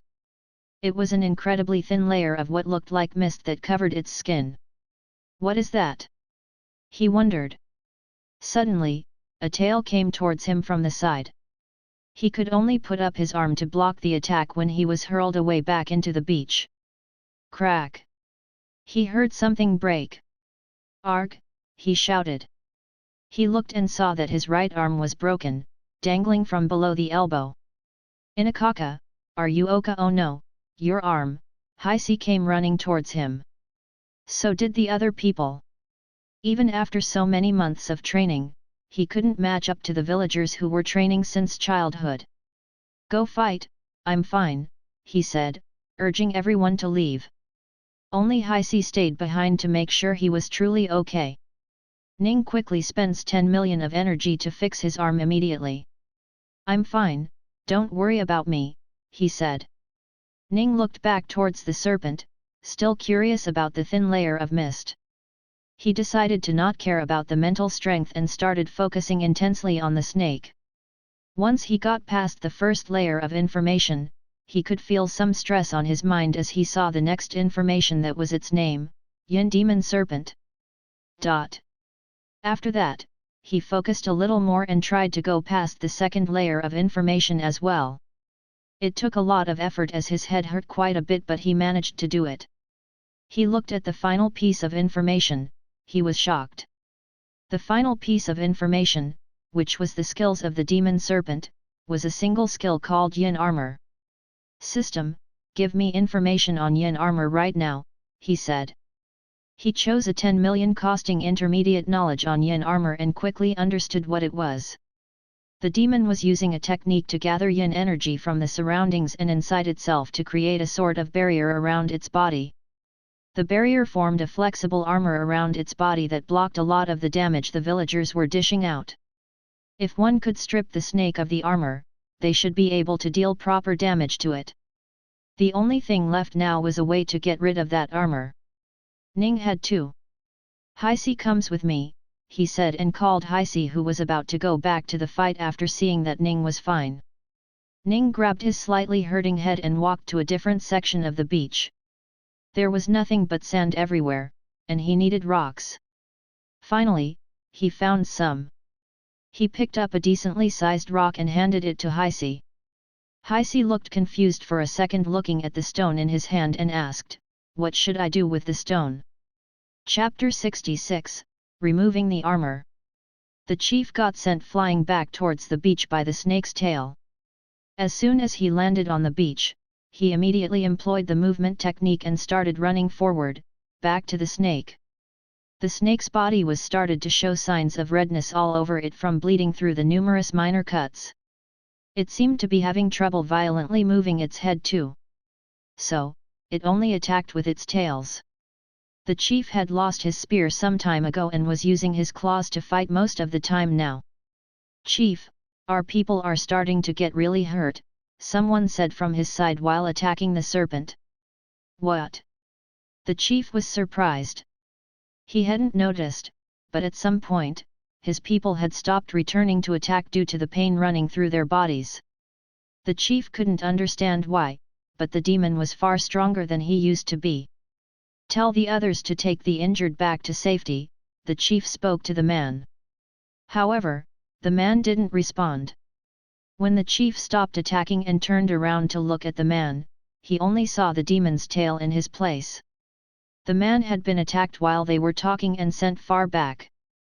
Oh, no, he was now starting to realize that the situation was more severe than ever. Previously, even with just a dozen of people, they were an equal match to the demon. The demon would hurt them a bit, and they would hurt the demon a bit. It was an equal exchange of damage and neither truly ever won any fight. This was why they could never make the demon leave the island, and this was also why the demon couldn't make them leave the island. But now it was different. The demon was winning, and if they didn't do something quick, the only thing waiting for them would be their extinction. This is bad.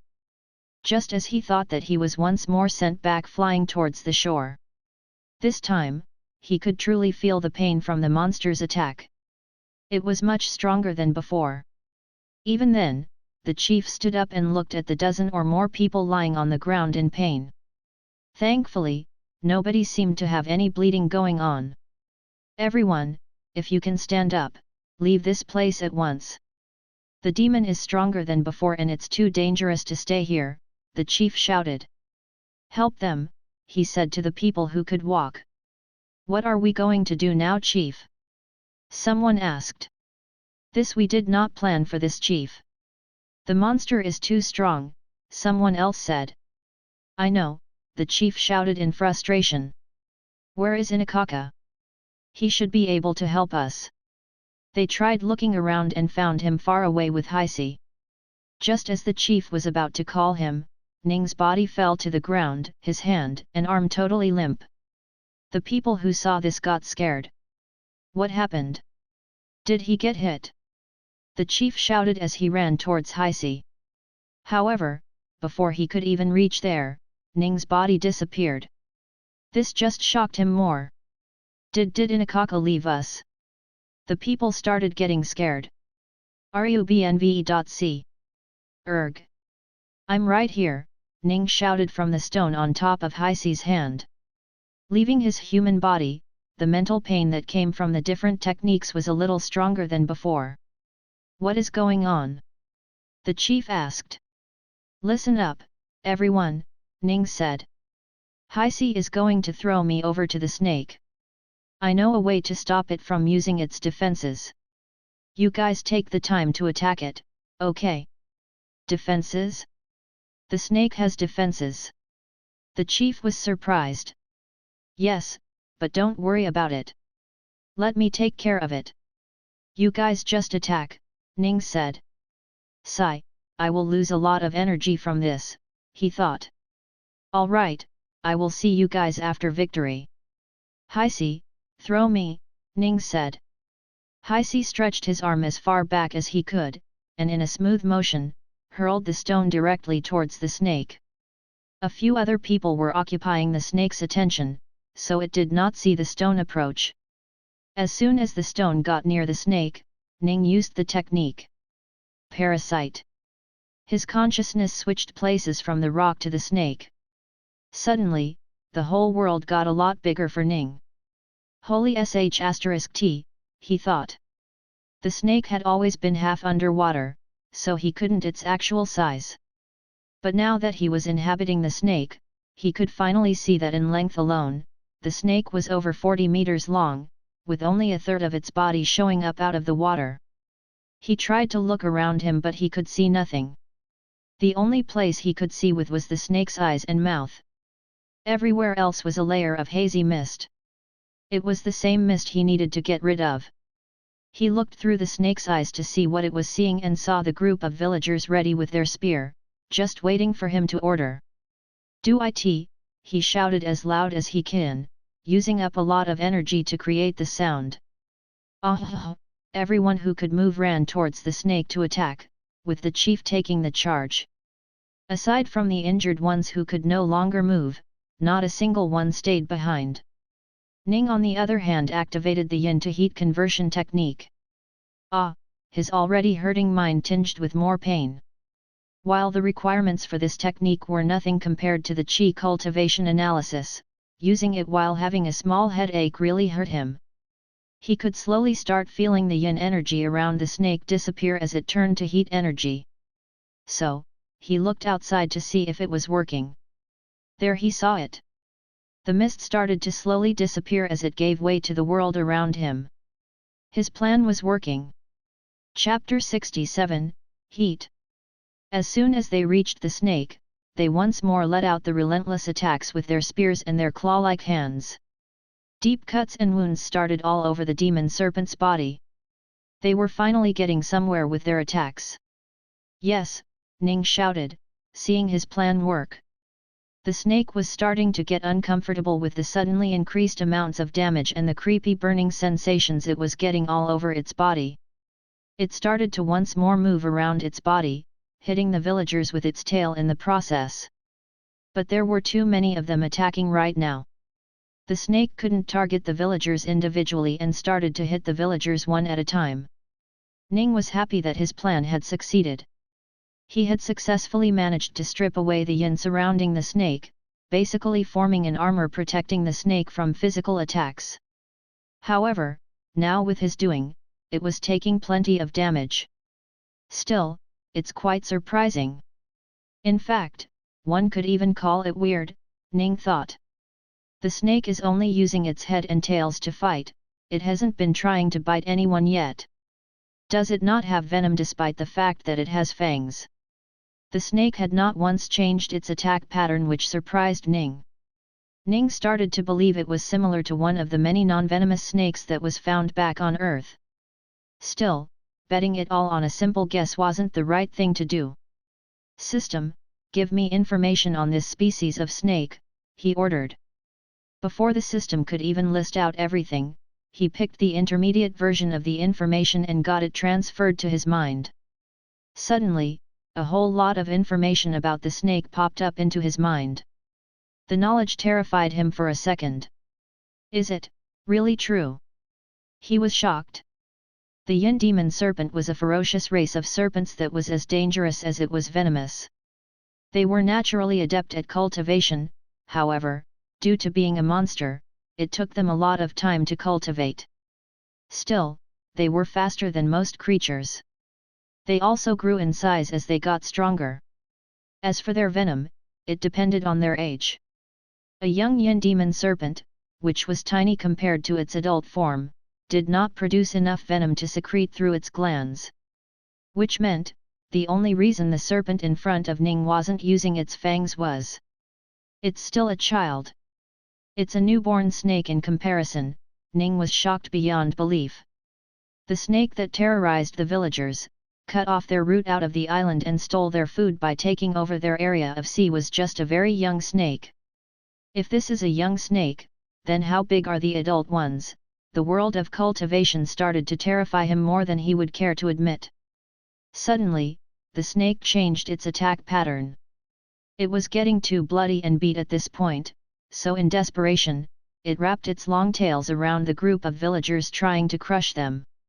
The villagers stabbed, clawed, scratched, hit, pushed, and did whatever else they could stop the snake from crushing them with its body, but nothing happened.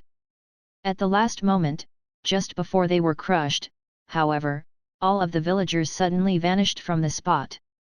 They reappeared over 100 meters away, at the beach. Was it Inakaka? They wondered.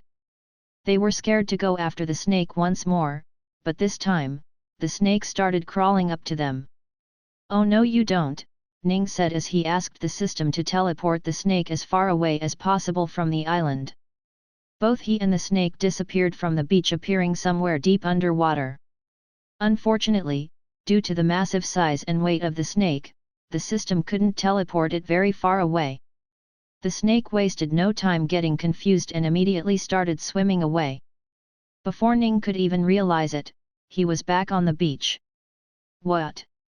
He was shocked. He quickly checked his status, only to realize he had no energy now. He had assumed 500 million energy at the start of the fight would have been enough. Now he saw how stupid he was. And now I have no energy, he thought. With his mind in pain and now out of energy, he started to get annoyed. So what, he thought to himself. If I don't have energy, I will use something else. The snake was once again already near the people who were terrified seeing it come onto them once again. You are not going to attack them, Ning shouted, but no one could hear him since he had no energy. Suddenly, the snake's skin started glowing slightly red. The glow however had nothing to do with the snake itself. Ning was now fully employing the yin to heat conversion to the best of his ability, thoroughly searing the snake's skin. The snake made a hurtful shout and immediately turned around to go back into the water. The villagers sighed in relief when they saw that. Inakaka is helping us, Haisi said as he was the one most in the know about Ning's abilities. The snake went deep into the ocean to find the coldness of water to overcome the heat it was facing. In doing so, it sealed its fate, for the depth of the ocean was one of the places with the most amount of yin energy in it. Suddenly, a violent amount of yin energy gathered around the snake and immediately turned into intense heat that started burning the snake even more. Ning shouted internally using as much mental energy as he could to burn the snake alive. Ah, he shouted in pain, but he did not stop. If he stopped now, the snake would surely return back to the surface and harm all of the people he had come to love dearly. He was immortal, they were not. So, he decided to take all the pain onto himself so that the others could survive. Finally, he stopped being a coward. His bravery showed as the snake's body glowed to a brighter shade of red at the depth of the ocean. Every fish that came close to the snake immediately ran away, terrified at the unknown enemy. The snake ran as far as it could to get away from this pain, but it couldn't. It would twist and turn from pain, but the heat never stopped. Ning also did not stop even though he felt like someone was physically ripping his brain out of his head. By this point, he didn't even know how much yin he had converted or how much heat had accumulated on the snake's body, but he kept going and going until, the snake stopped moving. Confirming that the snake was in fact dead, he stopped accumulating yin, and all the heat turned back to yin once more. Chapter 68, Aftermath. After a few minutes, the chief started sending the injured people back to the village. Due to being both body and chi cultivators, these people would need at most a month of rest to be fully back to their regular self. An hour after that, the chief sent the elderly back. An hour after that, the chief sent anyone willing back. At the end of the day, there were only 4 people that remained on the beach, with Haisi being one of them. Even then, Ning never returned. Reluctantly, the group went back to the village. Over the next couple of days, they lived in fear of the demon returning. However, no such thing happened. By the end of the week, they were almost certain the demon was gone. By the end of the month, they were absolutely certain the demon was gone. "I will see you guys after victory" was what he had said last, but he never saw them again. In the absence of their Inakaka, they kept doing what he had taught them to do. Their body cultivation technique was perfected, so they practiced that every morning. Their chi cultivation was well enough too, and they practiced that most of the night. Their Inakaka had taught them to read and write, so they continued doing that. The whole village was now proficient in reading and writing their own language. They started creating stories of what their Inakaka did, carving the words into giant rocks for future generations to read. Drinking water was no longer a problem now. Thanks to their Inakaka, they could turn seawater into drinking water anytime they want. Haisi had passed along the technique to all of them. Thanks to that, they didn't have to rely on coconut water anymore, and the villagers got to taste a ripe coconut for the first time in forever. As for food, the villagers expanded the farm on the other island, growing multiple crops thanks to the different types of grains and seeds their Inakaka had left behind. They now had rice, wheat, barley, and several vegetables and fruit to grow on their own. He had also left behind multitudes of knowledge about different ways to cook food, all translated in their language. He had also left behind a lot of metal pots and pans as well as other tools, all of which the villagers found important. However, perhaps the most important thing he had left behind was a single piece of paper. The paper had rough lines drawn onto it using coals. Ning had drawn it himself one day and casually handed it to Haisi to use one day or keep for future generations. It was a map of the nearby vicinity of the island. There were over 20 islands north of their island that were larger than theirs. Ning never mentioned whether they were inhabited or not, but just the fact that the islands were there grew their world by a lot. Years went by and the village prospered. The population grew a lot by now as the threat of monsters no longer kept them in check. Also, the fact that they were chi cultivators now, the elderly had a lot more lifespan than the ancestors before them. Some of the villagers transferred to the other islands up north and settled there, growing the population once more. Haisi grew up and married a girl from the village who was a few years younger than him. Thanks to his cultivation speed, he had come to be the de facto leader of the village, and soon inherited the position of the chief. He also had kids, a son and a daughter. He let his wife name their daughter but insisted that his son be named Ning.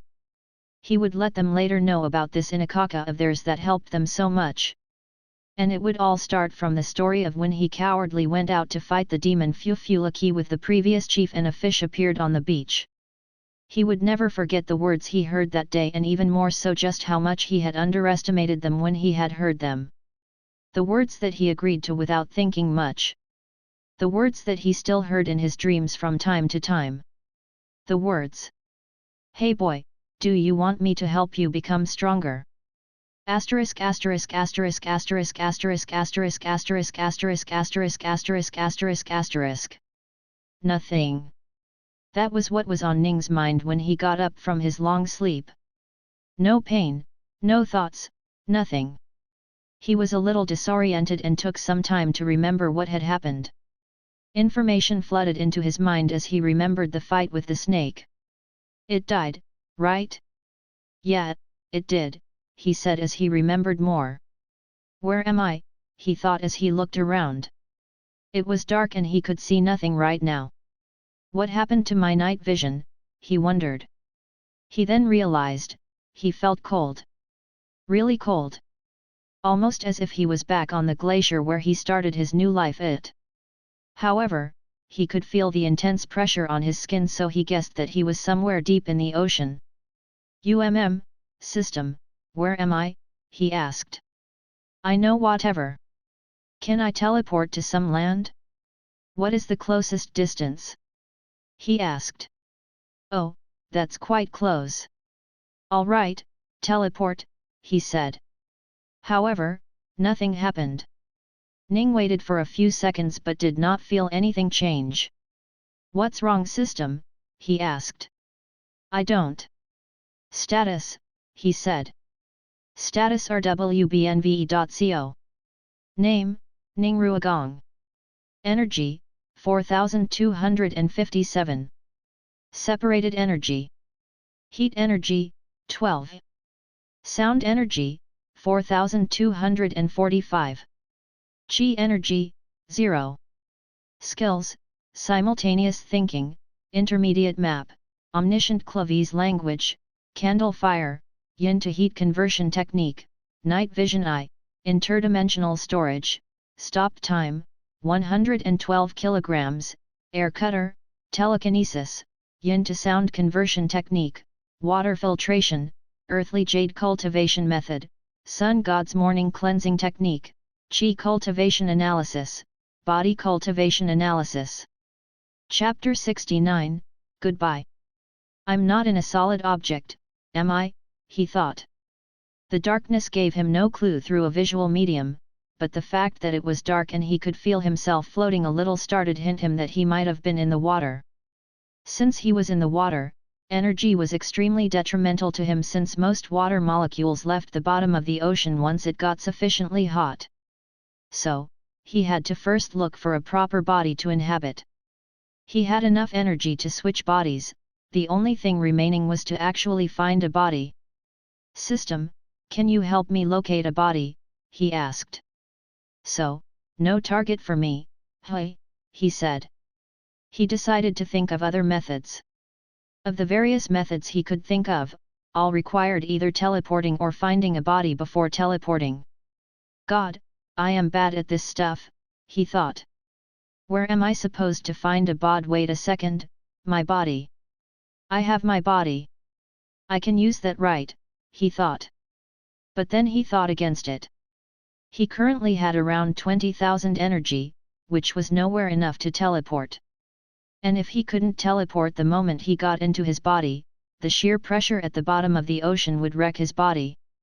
That would just be a waste of energy and time he spent to get that body. What else do I have? He decided to check. He looked through the interdimensional storage and found something quite useful in the first 2 seconds of looking. That should work. System, get ready to transfer me to it, okay? No questions asked, he ordered. All right, come out. He thought about pulling the object from inside of him and suddenly, he felt the water undulate in front of him. As soon as that happened, his consciousness shifted. Finally, I got a body, he thought. Only then, he started using the yin to heat conversion technique. The dense yin energy at the bottom of the ocean immediately stuck to Ning as it filled his energy up to cap at once. The remaining yin simply gathered there and started giving off a red glow. Deep in the darkness, Ning could see color giving off of his body. The body he inhabited, which was the blood-red spear. All right, teleport me to this place 90 kilometers away, he ordered. Without a single question, the system immediately teleported him to the land that it had mentioned before. It was nighttime, but Ning could see with his night vision eye. He started looking around and saw that he was inside a jungle, not dissimilar to the island that was next to the island where Haisi lived. I should go back there once I gather more energy, he thought. Although, this looks like that same island, is it? He asked the system. Are you sure? 'Cause I think I remember this exact vegetation on that island. It must be the same one, Ning said. Changed. Why would it have cha? Did I sleep for more than just a few days? He asked. I was in a coma? I do remember you telling me that, however, he trailed off.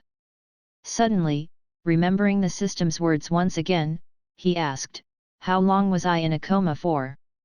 The people at the village must have been waiting for me to return for weeks if not months, he said.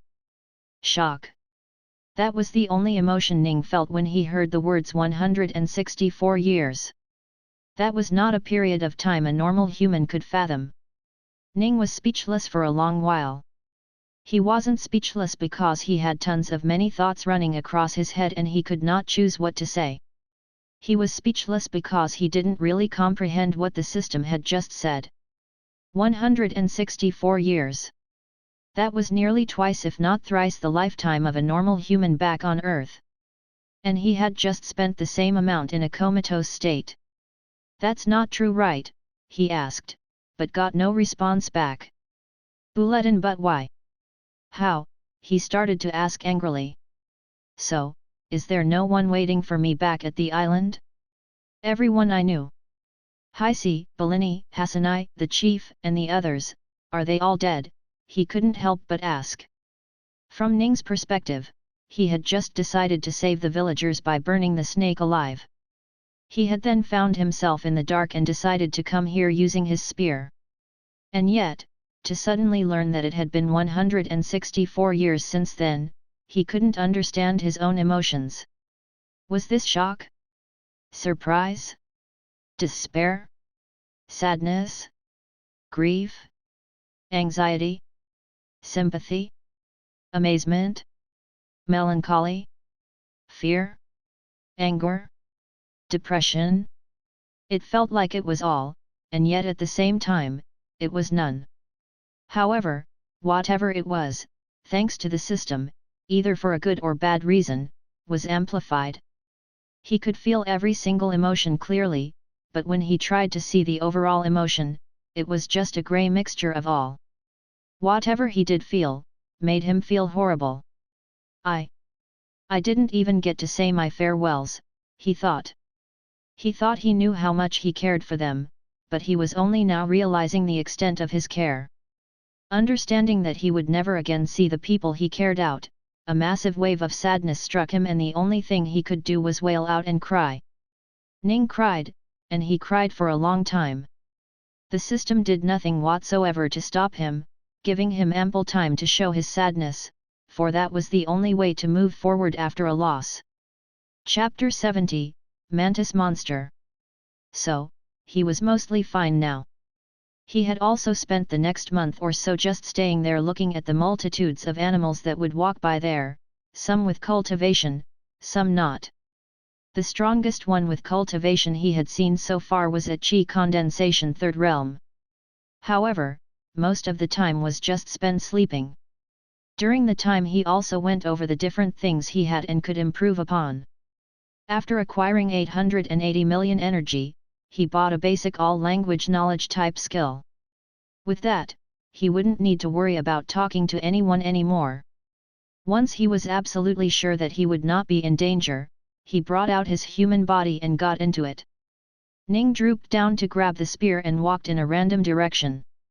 The forest was the same everywhere, so he wasn't sure if he was even walking in a proper straight line. He met a few animals along the way, but they would either run away with him immediately or butt heads with him and then run away. Ning didn't try to follow them to kill them, so they got away safely. I'm starting to get hungry now, he thought. He looked around the forest, and although it looked similar to the one from the other island, there were no fruits here. Not even berries. Am I going deeper? He wondered. He decided to climb up a tall tree and see what was going on. From the top of the tree he looked all around, but it seemed like he was in a valley of some sort, so the most he could see was green tree-filled mountains. Ah, I can't see anything from here. At least, going opposite the beach should be a proper idea, right? Hopefully, going along the beach wasn't the right call and I totally f***ed up, he thought. He kept on walking for a few more days and finally saw some fruit up ahead. Finally!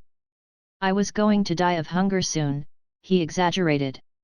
He would have been perfectly fine for another 2 weeks without food, thanks to his body cultivation and chi cultivation. As he walked forward to grab the fruit, he saw something move behind him. He immediately ducked, as the attacking monster barely grazed the hair on his head. That was a close call, he said in relief. What is that? He thought as he looked at the assailant in front of him. It was a large green monster with crooked arms that looked like scythes.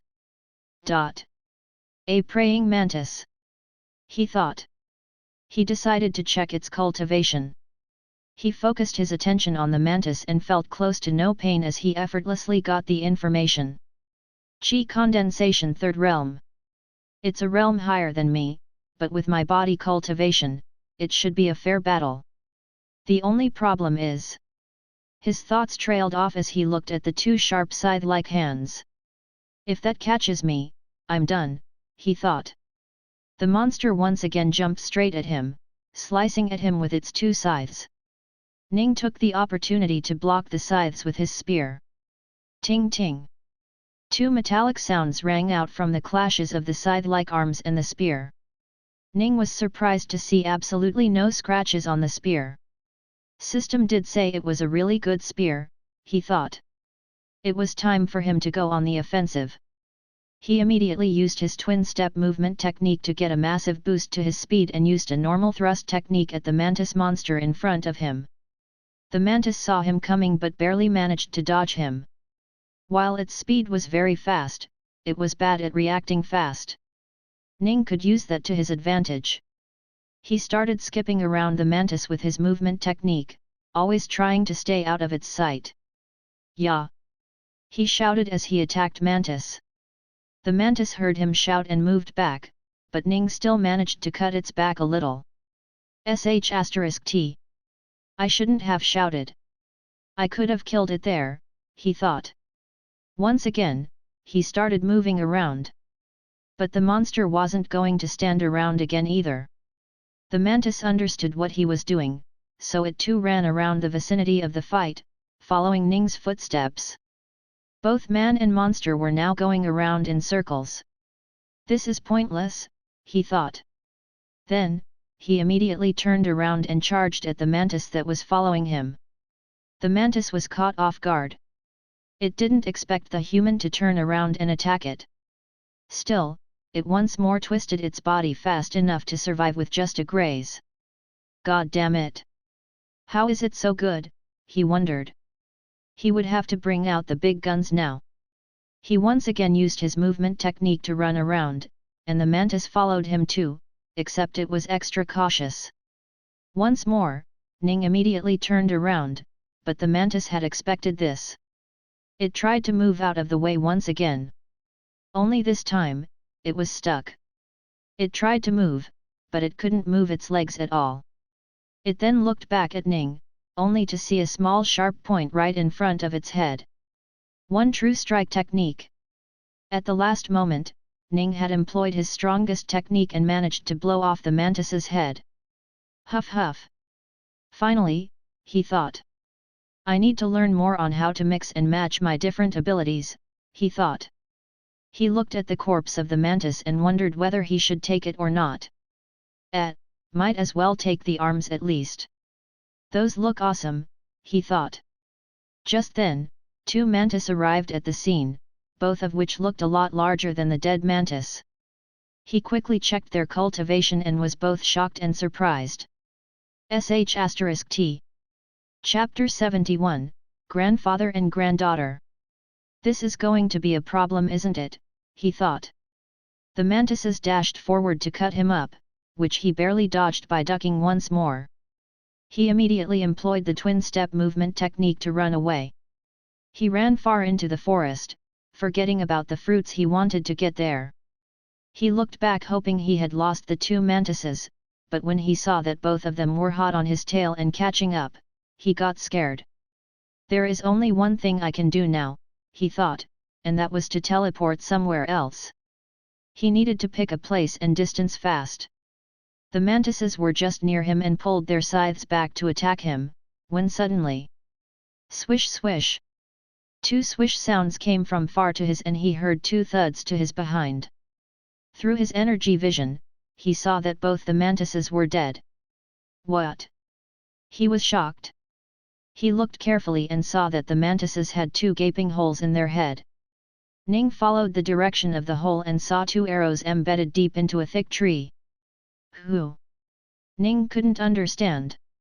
He immediately turned around to look at his right side but saw nobody. Who could have attacked them? Ning is starting to get more confused. Only then did two people come out from deep in the forest, about 200 meters ahead of him. One of the people was a bald old man with a kind face. He wasn't very tall, but he wasn't very short either. He wore an entirely white robe. It matched the flowing white facial hair of the old man. He was holding a normal-looking bow. Faweeb no m. Is he who shot the arrow? Ning wondered. Next to the old man was a young lady that looked around the age of Ning himself. She was wearing a pink robe with a black sash and had a sword tied to her waist. Young man, are you all right? The old man asked in a raspy voice. Yes, yes. I am all right. Was it you who shot those monsters, mister? He asked. Ning was still in disbelief as to how this man could possibly shoot from so far away. Yes, it was this old man, the old man said. Thank you, mister. You saved my life, Ning said with a little bow. He had learned that from the basic cultivation knowledge. Hey, mister, what are you doing so deep in the jungle?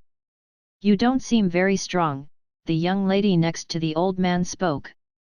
I got stranded near this island and came out on that beach over there, he said as he pointed in the direction of the beach. I have been trying to get out of the forest, so I was walking in this direction. The young lady squinted her eyes, trying to scrutinize his answer, but the old man simply just showed a kind smile. Is that so, young man? Why don't you come with us then? We can show you the way out of this place, the old man said. Ning got a little apprehensive at the offer. Do I take the offer? He looks genuine. However, whatever. I can just teleport away if I feel something is wrong, he thought. If you will allow me to, it would be my pleasure, mister, Ning said. As such, the group of three started walking in the same direction Ning was in the first place. So I was right in walking towards this direction, hey, he thought. Ning looked at the old man again and looked at his hands. His bow was no longer there. Ning didn't understand where he kept it, but he assumed that it might have been in a storage bag or storage rings, something that was similar to his interdimensional storage. What is your name, young man? The old man asked after a while. My name? It's Ning Ruogong, he said. What about you guys? He asked.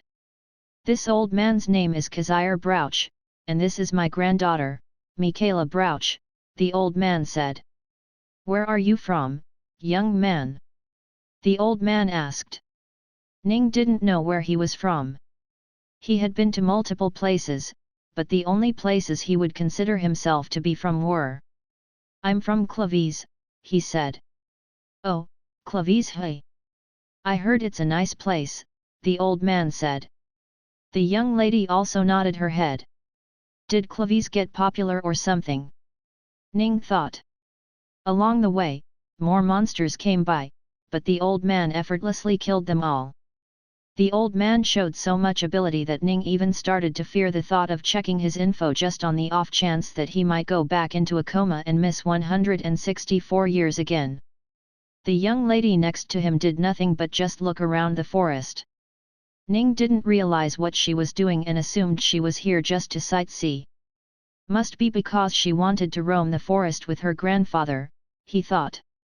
There, the girl suddenly screamed, pointing to a tree not far away from them. Ning looked at the tree and struggled to find anything noteworthy about the tree. Is there an animal up there? He wondered. Yes, it is the tree. Good work, Michaela the old man, Kazire said as he walked towards the tree. Once he reached it, he took two things out of nowhere. One was a small knife and a small bottle. He pried open the bark of the tree with his small knife and saw the sap of the tree flow. He then carefully collected the sap and stored it inside the bottle. Chapter 72, Star Sight. As such, the rest of the journey had been a silent, awkward one. From time to time, he would see men and women, both single and in the group, walking around the forest. However, no one seemed to want to talk with anyone. Finally, only after leaving the forest did he see a city in front of him. "Welcome to Starsight City, my young friend," the old man said. "Whoa," Ning said, looking at the massive walls.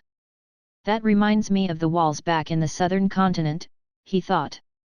"Do you guys get a lot of monster invasions in this town?" Ning asked directly. "We used to, but not anymore. Initially, this place was not populated at all, so the monsters ran rampant here.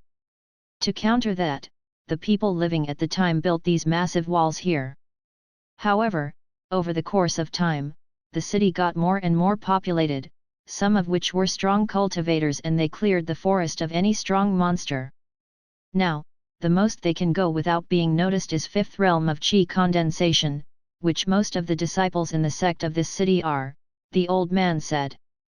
"I see," Ning said.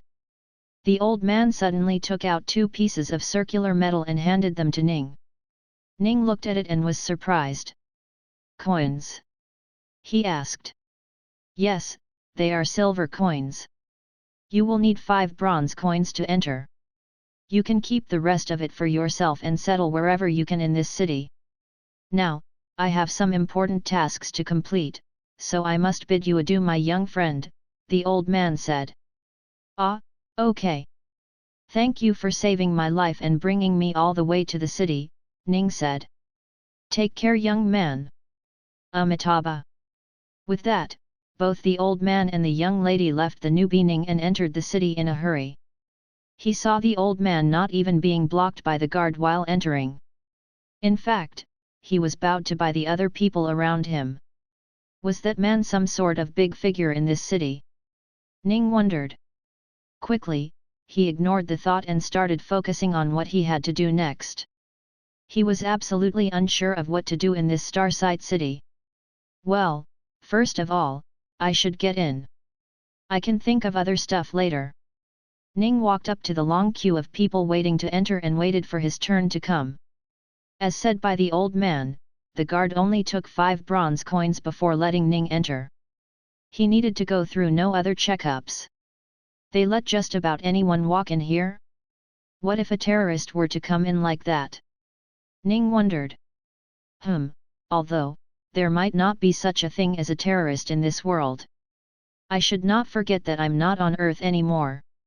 He wanted to forget that, but then the houses in front of him would remind him of the period pieces he watched in the orphanage. "Now that I'm in, what do I do now?" he wondered.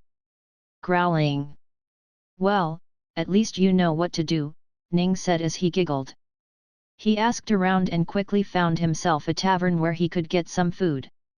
The food here costs about 2 bronze coins per meal, so Ning ate it without worry. "I can create money for myself whenever I want," Ning thought and giggled himself. Although, it might be better to learn about this town, Ning thought. "System, give me knowledge on this town," he said. That is more expensive than I was expecting it to be," Ning said. He contemplated for a while and finally came up with a decision. "I will have to stay in this city for the foreseeable future, so it might be a good idea to buy the beginner version." "Alright, system, buy the beginner information," he said. Suddenly, the entire beginner's knowledge of the city appeared in his mind. It gave more information than he was expecting it to, so he went over the new information. "City Lord, hey? That's something like a mayor or a president, I assume. The number of people is also quite surprising. Seeing how small it looked, I assumed the numbers wouldn't be that high. Not to mention, over 64% of them are cultivators.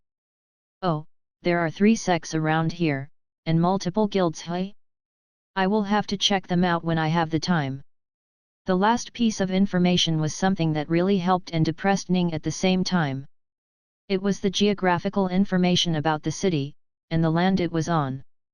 That, mixed with the intermediate map he was able to make enough correlation with the two and easily figured out where he was. Turns out, he was still on the northern continent. It hadn't taken him more than a few minutes to put those two together. Only thing was, he was on the other side of the planet as well. During the 164 years, he had been in a coma, he had somehow managed to cross the entire globe. While Clovis was on the side with no central continent, Starsight was on the side with the central continent. Finally, he finished his food and walked out of the tavern. The city was huge, but it was nothing to a cultivator. He walked around the city doing nothing but buying a few small snacks here and there. Chapter 73, Doubling Acclimation Rate. Eagle Sect was a run-of-the-mill sect where budding cultivators went to learn and grow as cultivators. The sect would provide them a competitive atmosphere along with different cultivation methods and techniques that helped them grow as a cultivator. Ning was currently in front of this particular sect. The Eagle Sect lied on the other side of the city, opposite to where the forest was. However, it was not out of the city, so Ning didn't need to leave the city to see the sect. He wasn't allowed entry, so he just looked at the surrounding, chewing on some snacks he bought a few minutes prior. This doesn't look as good as I was expecting it to be, he thought as he looked at the sect. The sect looked run down from the outside and even the gate looked like it would fall down at any minute now. Are they not making much money? He wondered. He didn't want to look at the sect any further, so he went back the way he came from and arrived at the center of the city. This was where the Pure Cleansing Sect lied. The Pure Cleansing Sect was a sect run by what the system called Buddhist cultivators.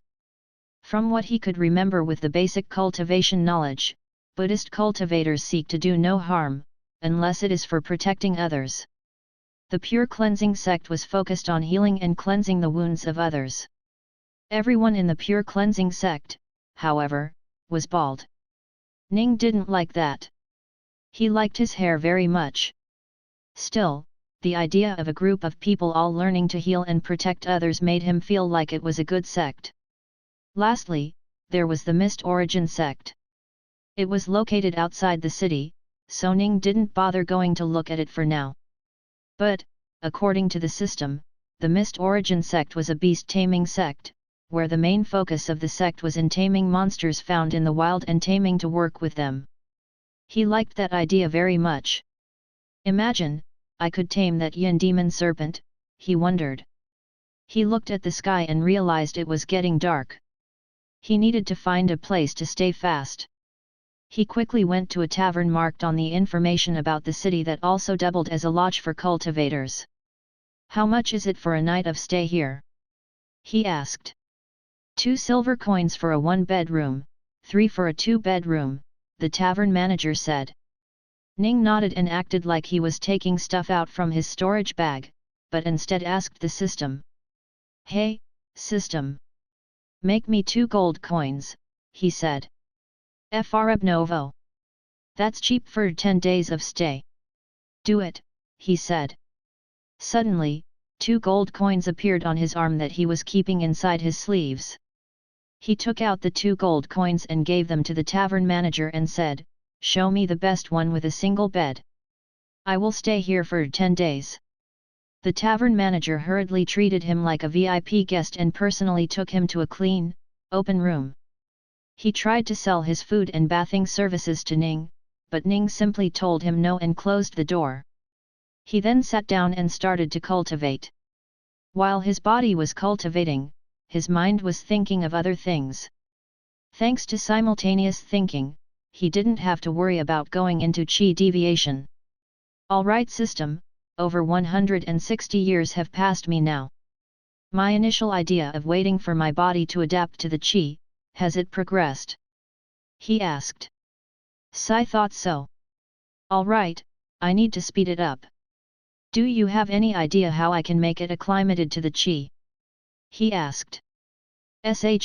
T, he cursed.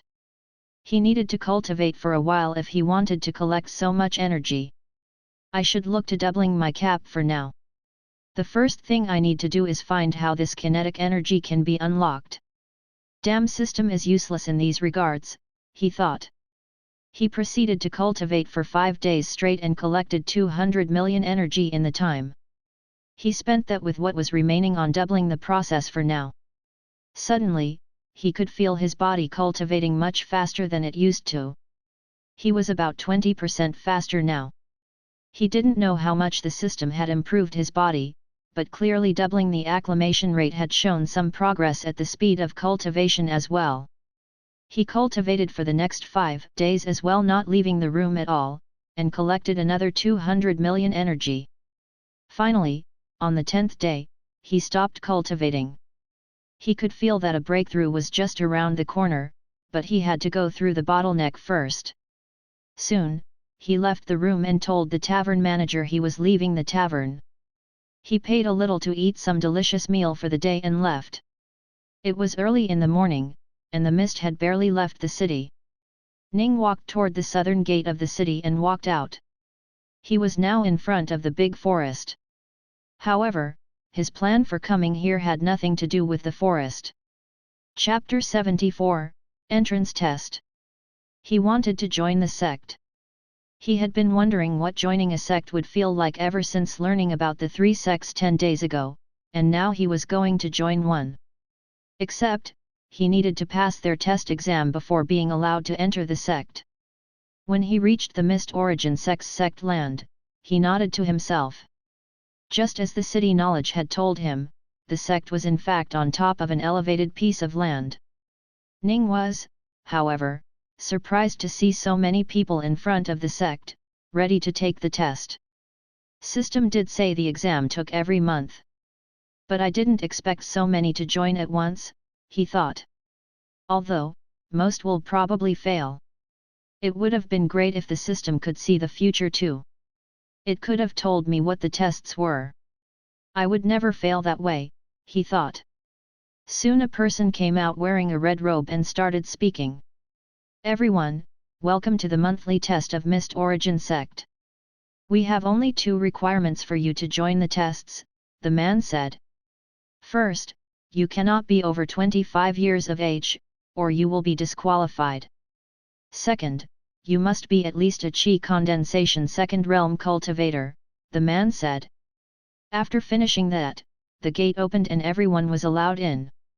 Ning got into a queue that led inside the gate and was tested by someone. Once the person made sure that his age and cultivation requirement were okay, he let Ning go inside. He was sent to a hall where he stood still waiting for something to happen. Some time later, a man walked in and started speaking. Everyone, welcome to the actual entrance examination. Soon, you will be handed a set of books that will list the species and rank of the beasts. All you have to do is read and remember it, the man said. A group of people entered and handed out the different books. Each person got handed 2 sets of books. Ning started flipping the book and soon realized that it was a list of monsters with names and a ranking next to it. We are supposed to memorize this, he thought in shock. What do they think I have? Photographic memory. Ning then thought for a second. I should have that though. It will be useful. System, how much does photographic memory costs? He asked. That's. He counted in his mind and said, 50 days worth of energy gathering. **T, it's either get eidetic memory in 50 days or gather energy for 500 days and double the gap. Oh God, why does it all cost so much? He hated it all. Whatever, I should start reading the books, he thought and started studying it. The monster names were convoluted and hard to remember for someone that had never learned much about monsters. Not only that, there were multiple monsters of the same type, only a little different and thus of different species that one had to remember the name and rank of. Very soon Ning realized that that was not happening. Alright system, I need your help here. Transfer whatever knowledges are in these books straight into my Hino, better yet, what are the costs for similar information in the system, he asked. *T. Why is everything so expensive? I don't even have enough for the basic one. Ugh, Ning cursed. What about turning these books into information? Does that cost a lot? He asked. Wait, are you telling me this book has more information than basic knowledge on monster beasts? He was surprised.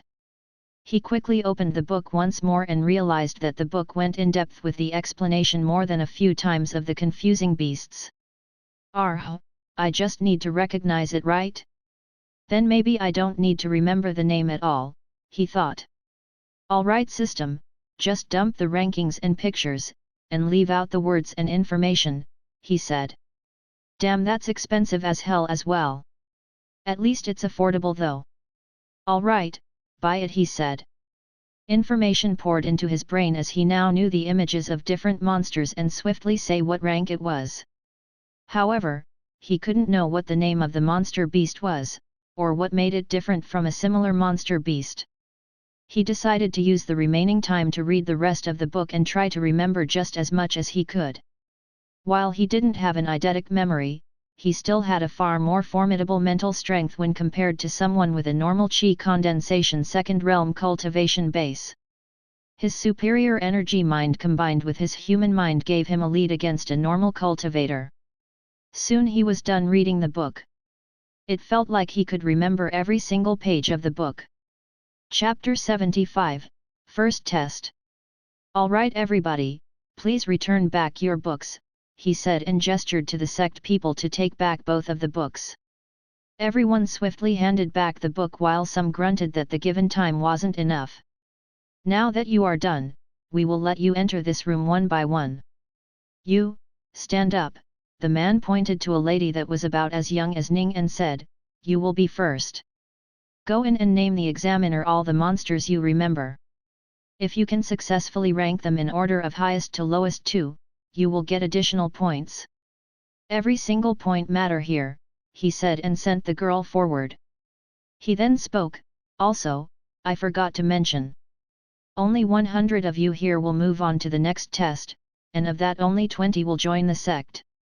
Good luck, he said with a smile. Different murmurs started all over the place as everyone was anxious for their turn to come. One by one, the people started leaving the hall and going into the other room. None of them returned.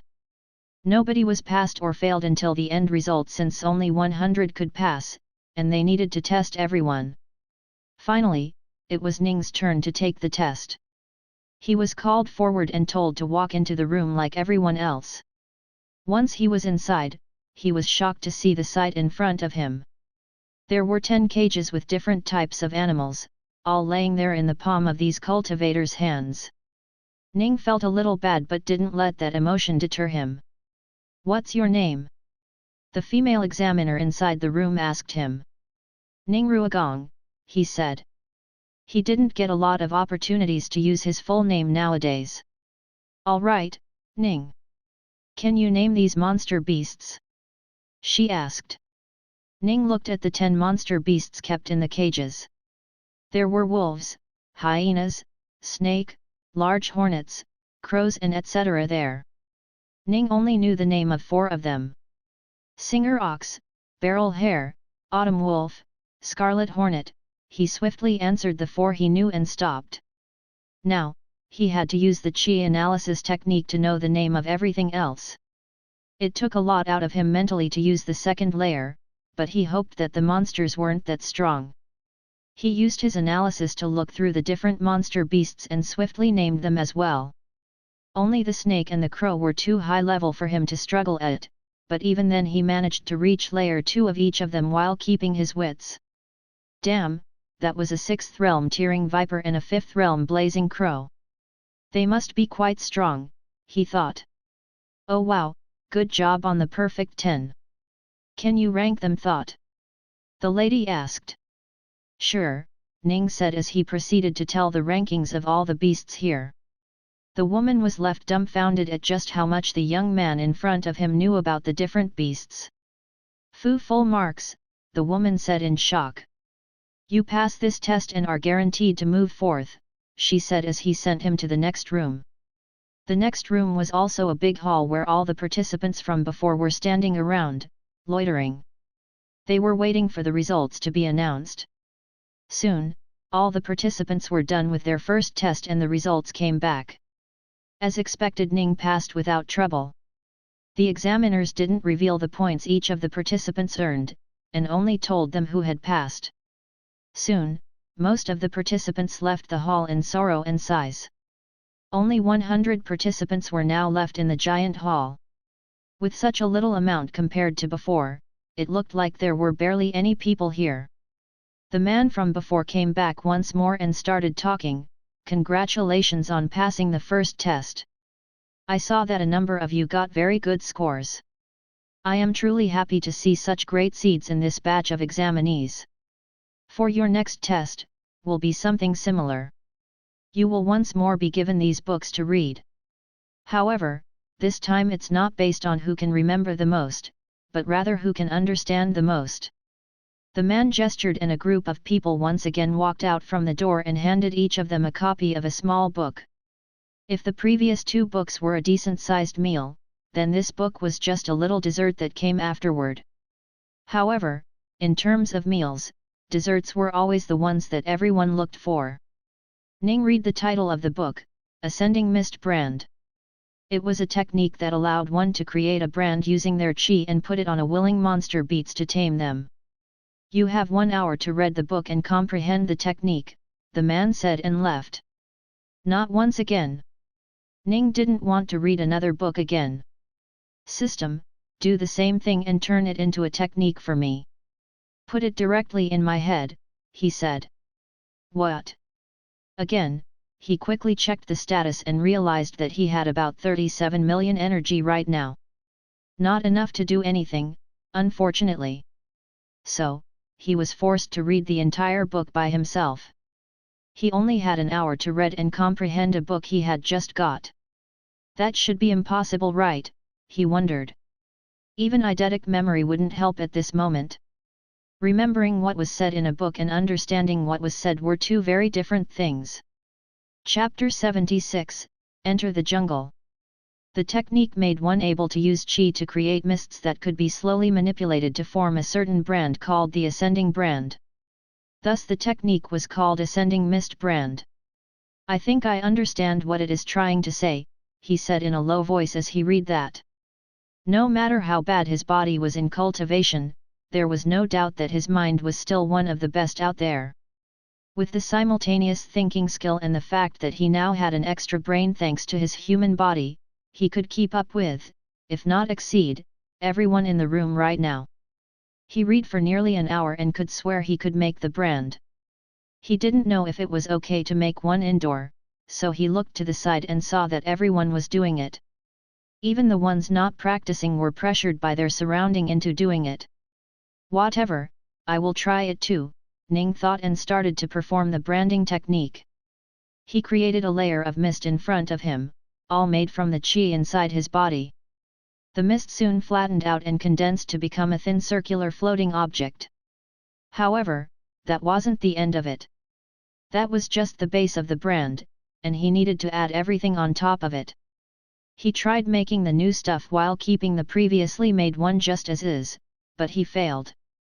Sigh, even with multiple brains, I can't keep on all the different parts at once, he thought to himself. At least, it wasn't for nothing. He was slowly getting the hang of it. All right, everyone.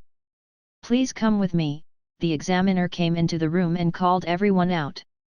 During the way out, they took back every single one of the books they had handed out. They were brought through the different rooms to the outdoors. The forest was right in front of them. Many of them had taken the test before, so they were used to it. Maybe were even anticipating the next part.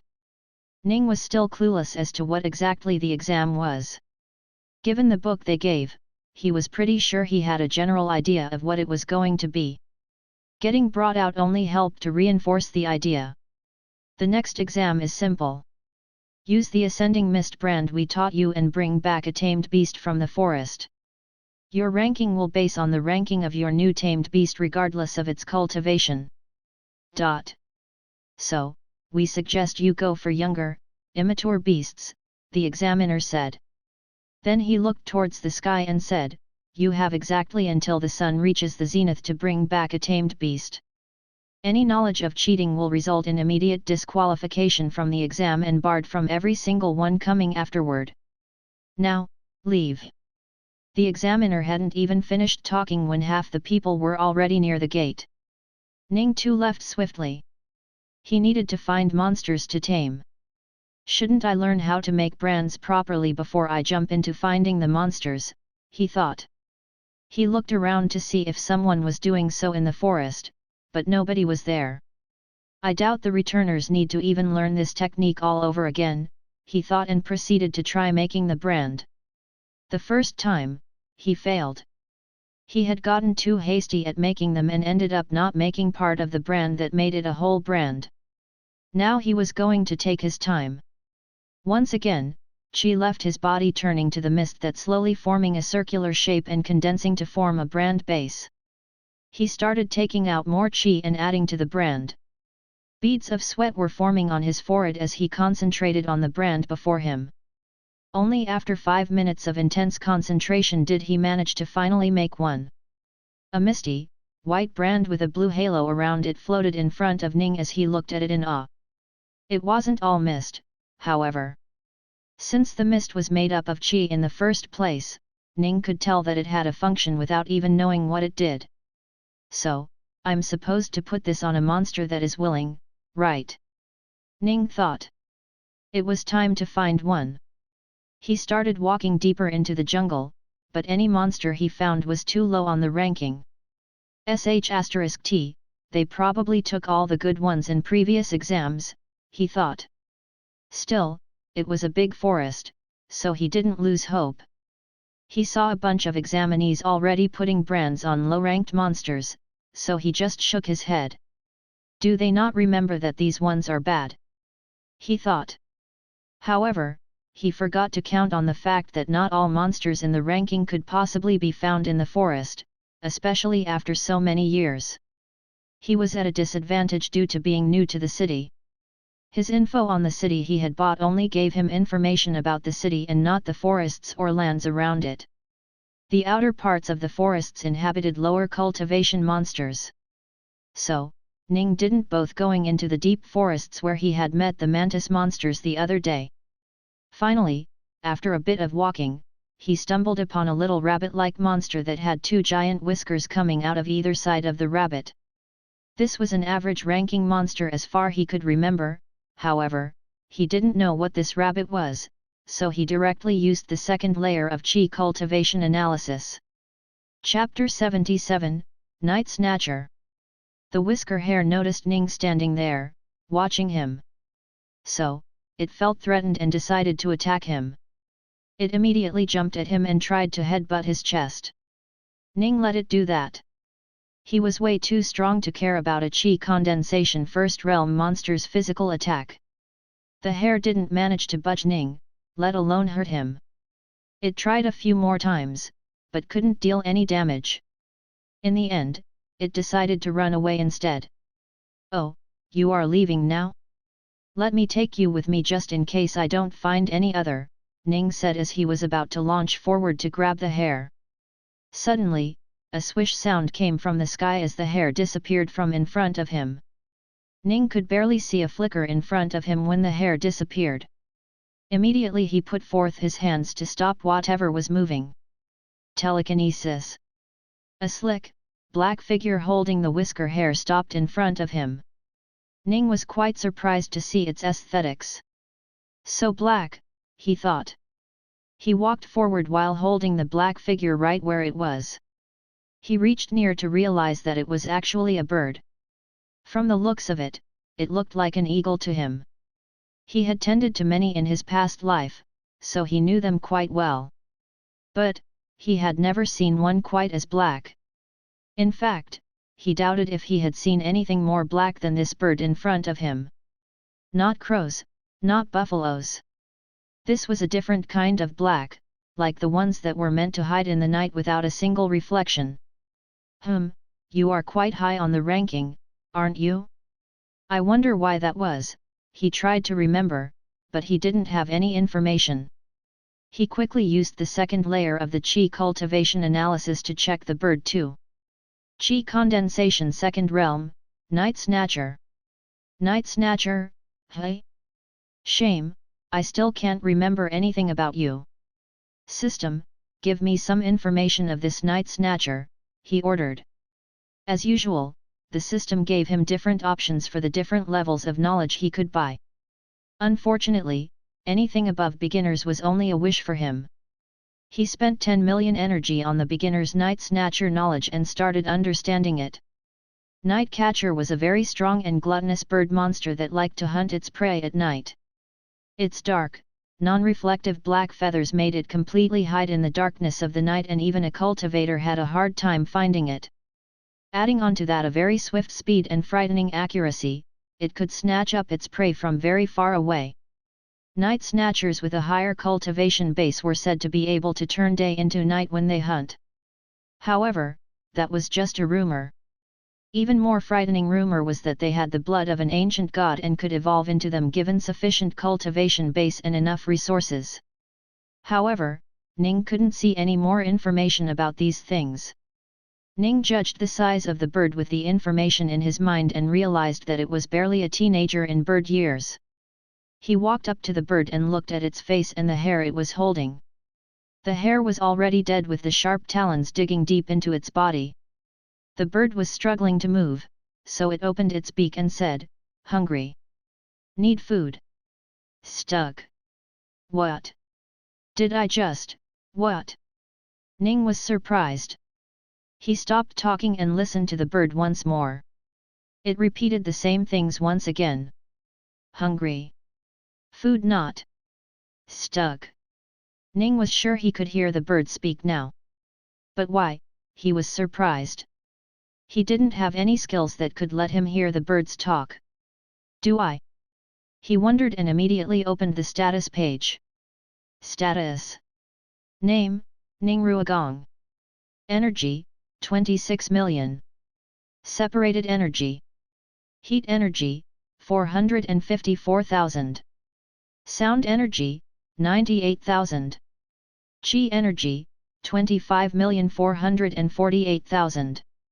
Skills, simultaneous thinking, intermediate map, omniscient Clavese language, candle fire, yin to heat conversion technique, night vision eye, interdimensional storage, stop time, 112 kilograms, air cutter, telekinesis, yin to sound conversion technique, water filtration, earthly jade cultivation method, sun god's morning cleansing technique, qi cultivation analysis, body cultivation analysis, basic all language, 2x qi acclimation rate. There was nothing like a beast language skill. There was, however, a basic all language skill. Is that what is letting me understand it? He was shocked. He had assumed that the all language meant all human language. However, if it meant any language, then things were different. Damn, the system wasn't lying when it said the all language skill was in discount. Such a broken ability should have cost a lot more than it actually did, he thought. He looked towards the Night Snatcher and asked, "You want food?" The bird jerked its head to the side and stared dead in his eyes. Me? Food? Hungry? The bird spoke in broken sentences. Ning couldn't tell if that was because of having a basic language skill or because it was actually a monster with limited intelligence and couldn't form a coherent sentence. Ning immediately undid a little of his telekinesis and let the bird slowly fall to the ground along with its dead prey. "You can eat it here," he said. The bird seemed to understand what he said and started ripping apart the hair and eating it. Ning sat back and looked at the barely 30 centimeters long bird. Once the eagle finished the hair up until its bone, it stopped and looked at him. Ning felt a little weirded out by the way the bird was looking at him and asked, "Are you still hungry?" The bird made no reaction or movement whatsoever and said as he kept on looking straight at him. Chapter 78, Taming. The bird couldn't comprehend such a line of thought and didn't speak. "System, what food do they like exactly?" he asked. For a few thousand energy he got an answer. Snake's skins. Holy, that's some taste in food you guys have, he said while feeling disgusted. Damn, where am I supposed to find snake skins now? Do I waste the final bit of energy I have? He wondered. Whatever, system. Make a kilogram worth of snake skins, he ordered.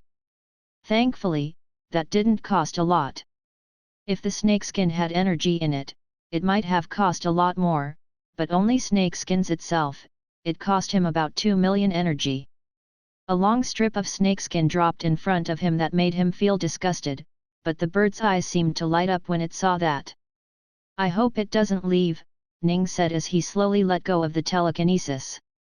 He needed to focus all of his attention on making the ascending mist brand.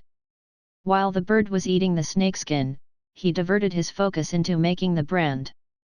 Mist started spilling out of his hands as they gathered in front of him and made a brand. It took him about 9 minutes to make the brand this time. He was a minute faster than before and fortunately, the bird was enjoying the snakeskin very much. Ning couldn't help but pet the eagle and slowly dropped the brand on it, hoping it would accept it. The brand changed colors from blue to bright orange as it fell onto the body of the bird. A sizzling sound escaped from where the band hit the bird. Burn. Pain. Hurt, the bird started speaking. Ning got a little worried it would escape now. He immediately started caressing the bird as he said, "It's okay. It's okay.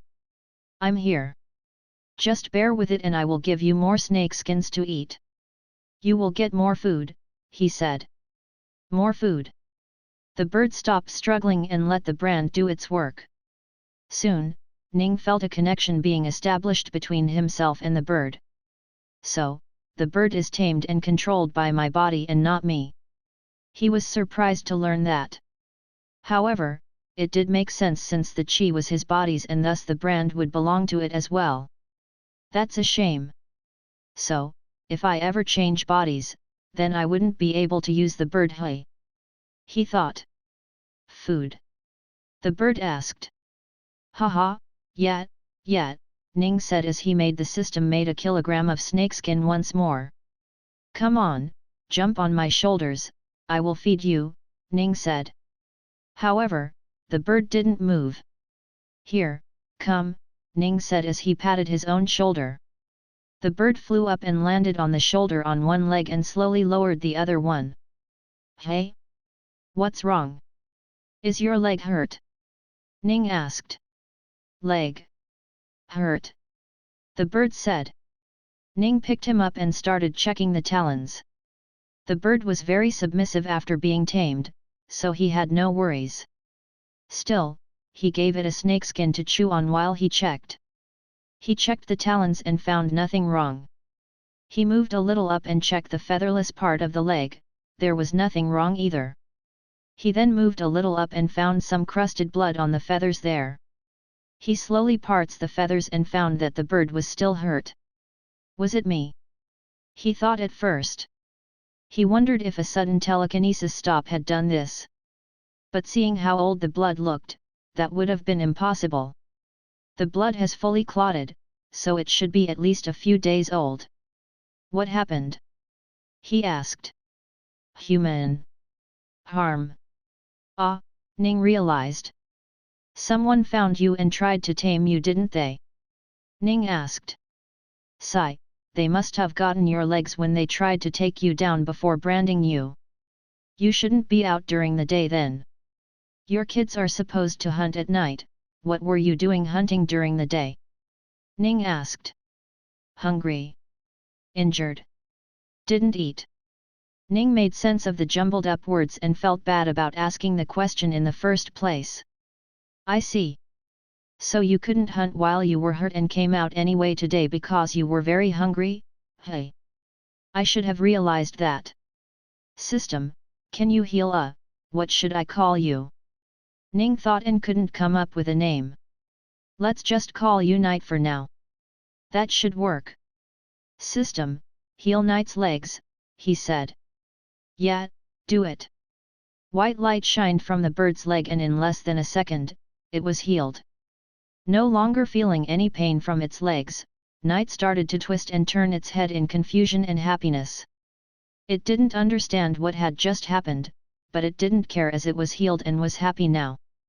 Congratulations! Here, have some food, he said as he gave Night another snakeskin. Night ate that piece of meat with great joy. Ning smiled a little as he saw the happiness in Night's face and said, "Don't worry. You will get loads of these from now on." Night understood that and cried out in joy. Ning just shook his head and looked to the sky. There were a lot of trees in the forest, but even then they couldn't block the sky and where the sun was. Chapter 79, Pass. Some had beasts with them, some didn't. Hey? Did they fail already? Why didn't they stay back in the forest and try a bit longer? There are still 10 minutes left, he said to himself. He took out a snakeskin from his interdimensional storage and fed it to Night. He went to a corner of the sect grounds and waited for the test to end. Soon, the remaining 10 minutes passed, and only those who had come by now would be eligible to pass. The examiner from before came to the group of 80-something people and spoke. Congratulations to those who managed to tame a beast for themselves. Hopefully, the beast you tamed is good enough to make it into the sect, he said. I will call out your names. Please enter the room when I do so, the man said and called out the first name. A scrawny-looking man with a serious look walked forward. Wait. Take your beast out of your beast pouch before entering, the man said. The scrawny man just nodded and brought out a small child of a mammoth before walking in. People started talking about how great the beast looked and all. Ning realized that the mammoth-like beast was actually lower ranked than his bird. Soon, more and more people were sent in. On one particular announcement, a man called Yasius was called. When the man walked out of the group of people, Night jerked up and stared at the man.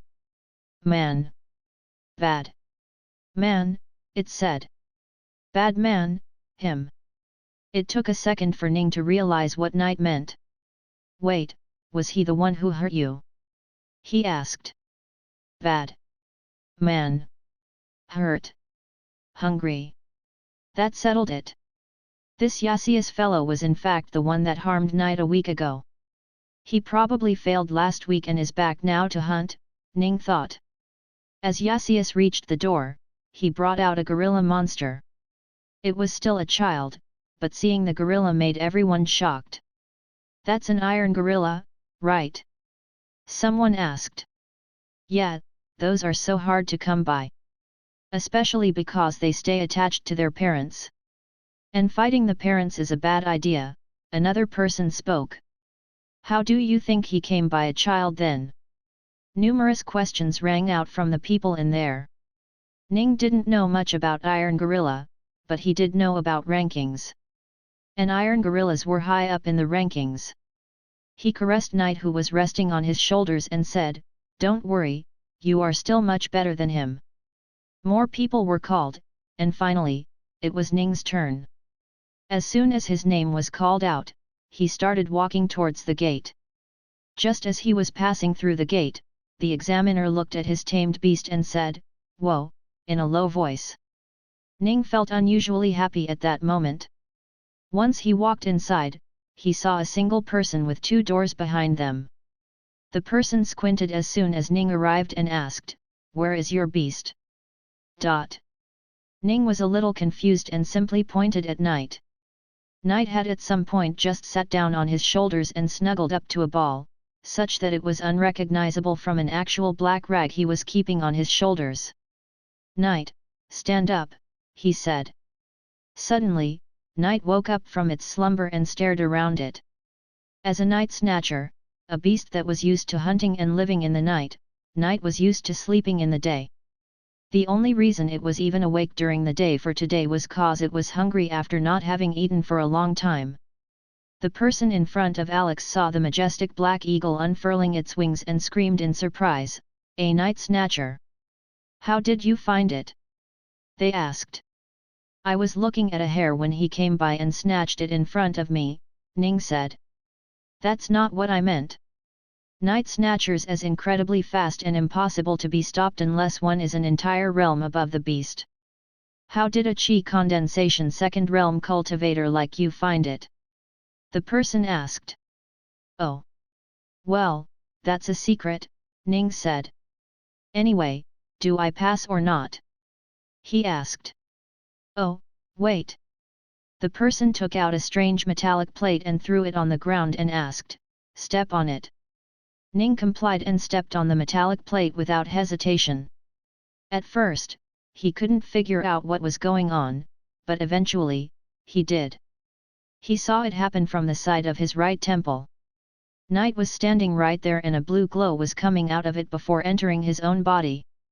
What the hell is that? He wondered. Ning looked closely and realized that the blue glow was coming out of the exact same spot where he had put the brand on. All right. I have confirmed that you really did tame the beast and you did it today. Congratulations, you have passed the test. With a beast like Night Snatcher, you pass automatically. Please walk into the room on the left, the person said. Ning thanked the person and told Night to go back to sleep. He then walked out of the left door and into a hallway that led to another room out back. Ning entered the room and saw that there were already 4 people in there. According to the examiner, 20 people were supposed to be selected today, and of those, it seemed 5 were guaranteed now. There were 2 young men and 2 young women. Both the women seemed to have a cold face, while one of the men was in the back staying alone by himself. Chapter 80, Entrance. We actually get monsters from the forest. Most people don't know this, but there are quite a lot of flying beasts in the forest. Speaking of which, how was your time in the forest today? I myself had a very nice time. You know, I caught an iron gorilla, right? It was kinda hard to get it, I'm not gonna lie. If my father's people hadn't told me there were some in a certain area, then I would have never known about them. Speaking of which, I was actually with my father's people looking for some more beasts for his company. We found quite a few beasts. He was using bows and arrows, haha. We didn't want to kill them though. Just injure them enough to make them stop moving and take them back with us. We heal them afterward and tame them. Man, there was this really fast bird that I wanted to catch. I only threw an arrow at it. I think I grazed it, but it got away afterward. Damn, it was so good. I wish I knew what bird it was. Ning felt like his ear would fall off from listening to the constant blabber from the fellow named Yasius. He wasn't even the main recipient of the talk, however. The true people being tortured right now were the 2 girls that wanted absolutely nothing to do with the guy, but he just wouldn't get a clue. At some point, one of the 2 girls turned to him, looked at him straight in the eye, and said, I have a boyfriend. Ning snickered a little when he heard that. The girl was so fed up with him that she used the number 1 most effective phrase to get a boy to leave her. Yasius turned to look at Ning with hateful eyes when he heard the snickering and then turned back to talk with the other girl. He was only talking for another minute when the girl turned to him and said, I have a boyfriend too. Pfft. Ning couldn't hold in his laugh this time. Ha ha ha, he laughed out loud. Yasius got ticked off. What are you laughing at? He said as he came towards Ning. Ning couldn't stop laughing even as the man he was laughing at came right next to him and stared at him. Ning still couldn't stop laughing and just laughed out louder. You.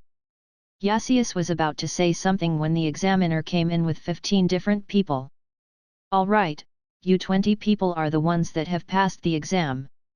Go stand around and I will tell you a little more about the section. The 15 people that were brought by the examiner mingled with the rest of the 5 people. Yasius backed off to another spot and slowly made his way to another female that had just come in. Mist Origin Sect is the largest sect in the Starsight City. It is the strongest beast-taming sect in the Scattered Isles and is one of the top 10 sects in the Scattered Isles. You will find stronger sects only on the main continent.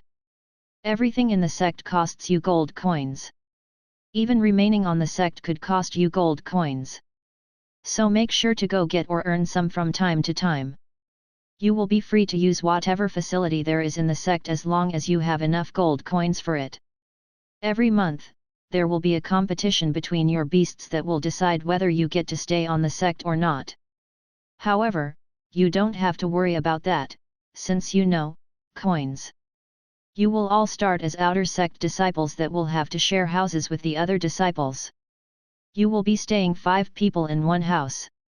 Inner sect disciples are 2 people in a house, and core disciples all have their own house for them, the examiner said. However, as a disciple of the sect, you must take part in one of the 3 different sections: beast care, beast feeding, and beast training.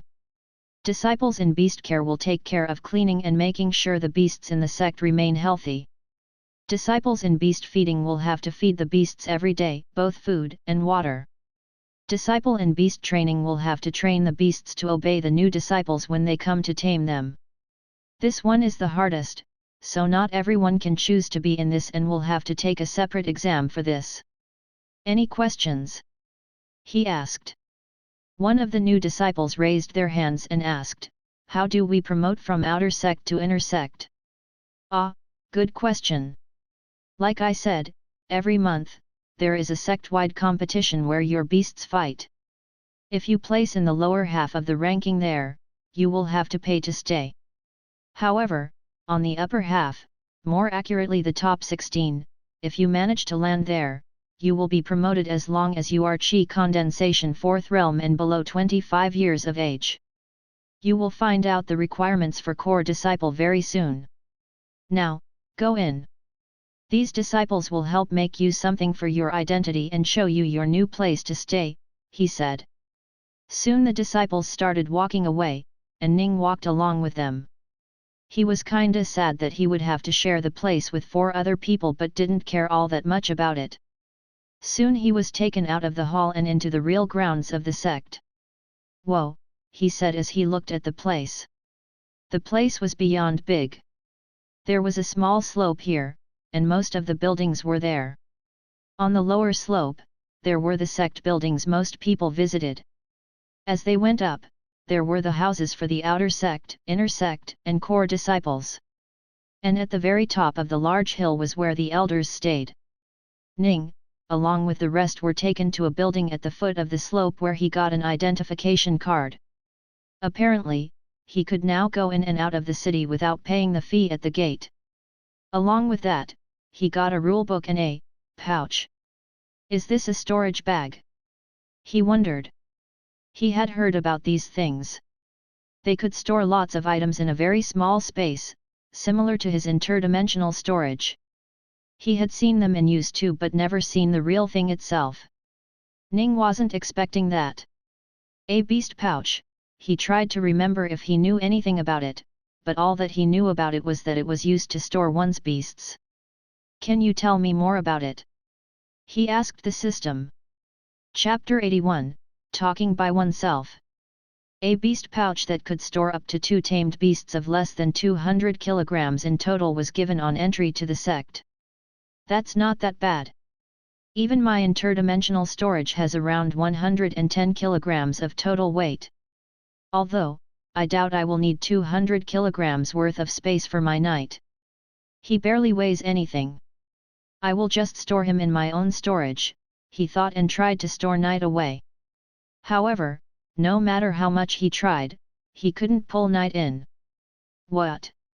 Why can't I pull him in? He wondered. Oh, that's right. I forgot about it. I got used to the idea of storing my body that I forgot that was even a thing. So, I guess I really have to use the beast pouch, hey? He asked. I can? But I already have a beast pouch, so what's the point? He asked. Oh, that sounds good. How much does it cost? Ning asked. That is surprisingly cheap, isn't it? But what do you mean by a single beast space? Are there multiple? He asked. I see. It's cheaper than my interdimensional storage though. Although that just might be because I bought the time-stopped version. Keep it on the top of my auto-buy list. I will buy it later on. For now, you can sleep in the beast pouch, Knight, he said as he sent Knight into his beast pouch. Oi idiot, why are you talking to yourself? Ning heard someone say and turned around. It was the Yasius guy. It seemed he was still angry about the fact that he was humiliated before. Everyone, look at this idiot. He does nothing but talks to himself, ha ha ha, Yasius started saying out loud. By now, only the male group were left as they were being taken to their side of the outer sect residence. Did he catch me speaking with the system? I should be more careful about it, Ning thought. What do you want? He asked Yasius. Haha, tell me, are you an idiot? Why were you talking all by yourself? You must have a problem in your head, he said. Oh, Ning said. He was a little ticked off and wanted to beat this guy up right now, but he controlled himself. Then, he asked him back, what don't you tell me first, then? What? Tell you about what? Yasius asked confused. Oh, tell me why you were talking all by yourself in the hall earlier. Ning asked. What? I wasn't talking by myself. I was talking with the girls earlier, he said. Were you? I didn't see any girls talking back to you though. Are you sure you're not mistaken? Ning asked. Yasius started to get angry. He was about to say something to protect his image, when Ning spoke first and said, oh wait, I'm sorry. I was remembering wrong. You were talking with the girls. I even remember what they said back. Yasius's face drained color as he could hear what Ning was going to say before he even said it. Immediately, he attacked Ning, trying to stop him from saying anything. Ning, however, wasn't fazed by this. He simply sidestepped the attack and hit his leg to trip him to the ground. Yeah, they said that they already had boyfriends and didn't want to talk to you.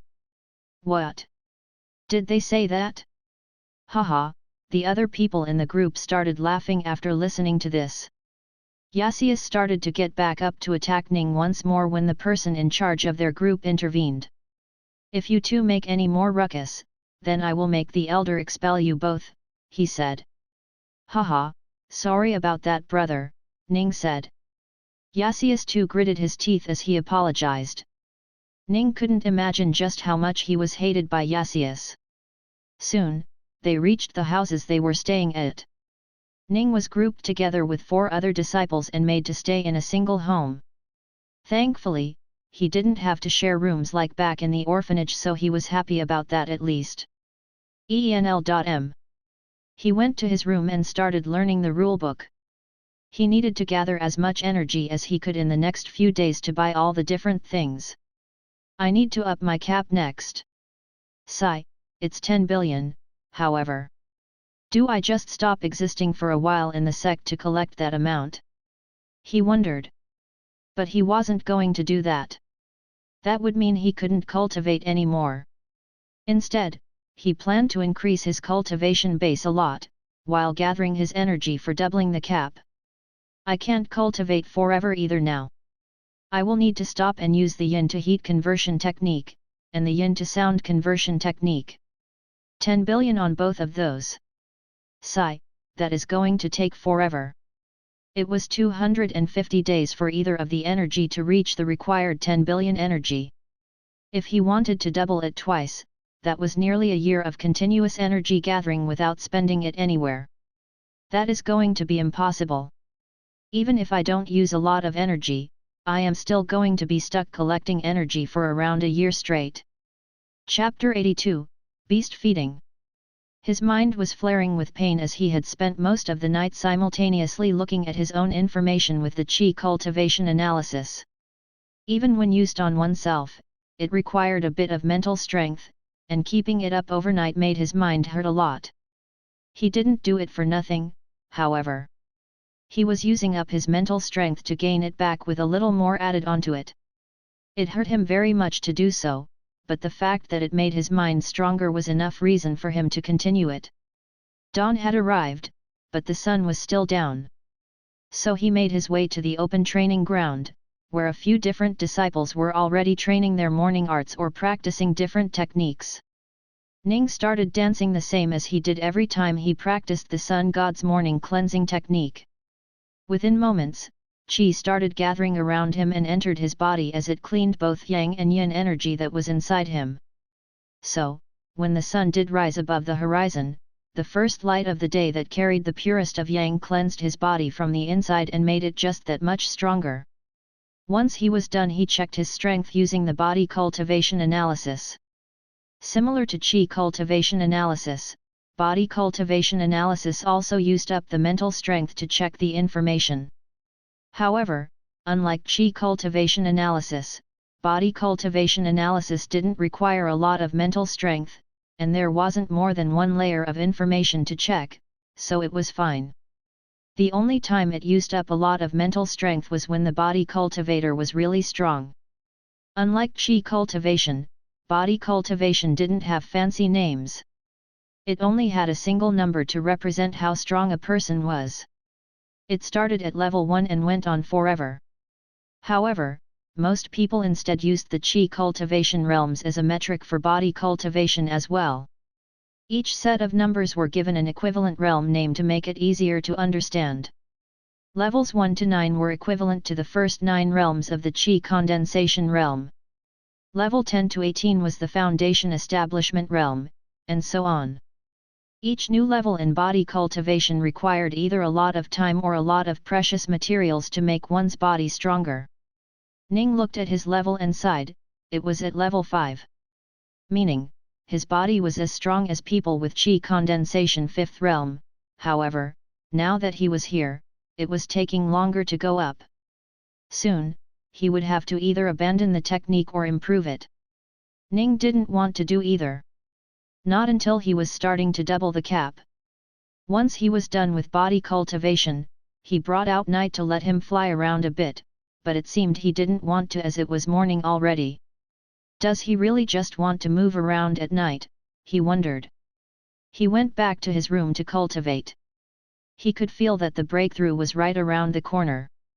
However, after a few hours, he had to leave the room and go to participate in one of the 3 different sections of beast taming. From his perspective, beast care would take a lot of time. Beast training would require him to be there a lot and it would also require him to take an exam for it. So, the easiest thing to do was beast feeding. As long as you fed the beasts once a day, you were exempt from doing anything for the rest of the day. That's a perfect job for me. Oh, I wish there aren't a lot of people looking to vie for this job, he hoped. There weren't. His hope came true. Ning was standing in the place where you registered yourself for feeding the beasts. In front of him were 5 new disciples of the 20 that had joined. Aside from that, there were maybe 5 other people here. In a sect that took in 20 disciples every month, this was a very low amount. Even the training ground had 5 times more people. What is going on? He wondered. Along with the other 5, he went to register his name. There was a girl at the register who was lazily slouching on the desk like she didn't have any sleep last night. Welcome to the beast feeding section of the Mist Origin sect, what can I do for you? She said in an unenthusiastic, monotone voice. We came to register ourselves in this section. One of the new men said. The girl's eyes turned bright as she looked at the 6 people in front of her, but they drooped her head as she shook it. Here I was excited someone finally came to join again. Turns out it's just new disciples who want to take the easy way out. Go back kids, this task is not as easy as you think it is, the girl said and went back to slouching.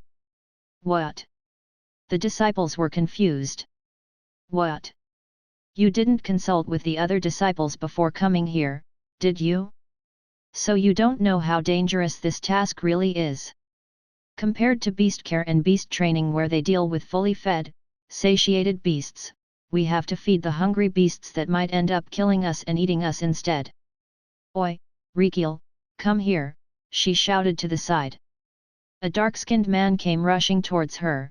What is it, sister? He asked. These kids are here to register for us without learning about us. Teach them the lesson, she said. Chapter 83, Not a Scam. Other ones were not fit for him. Are you still going to join even after learning all of this? The girl asked. Yes, please, Ning said. Very well.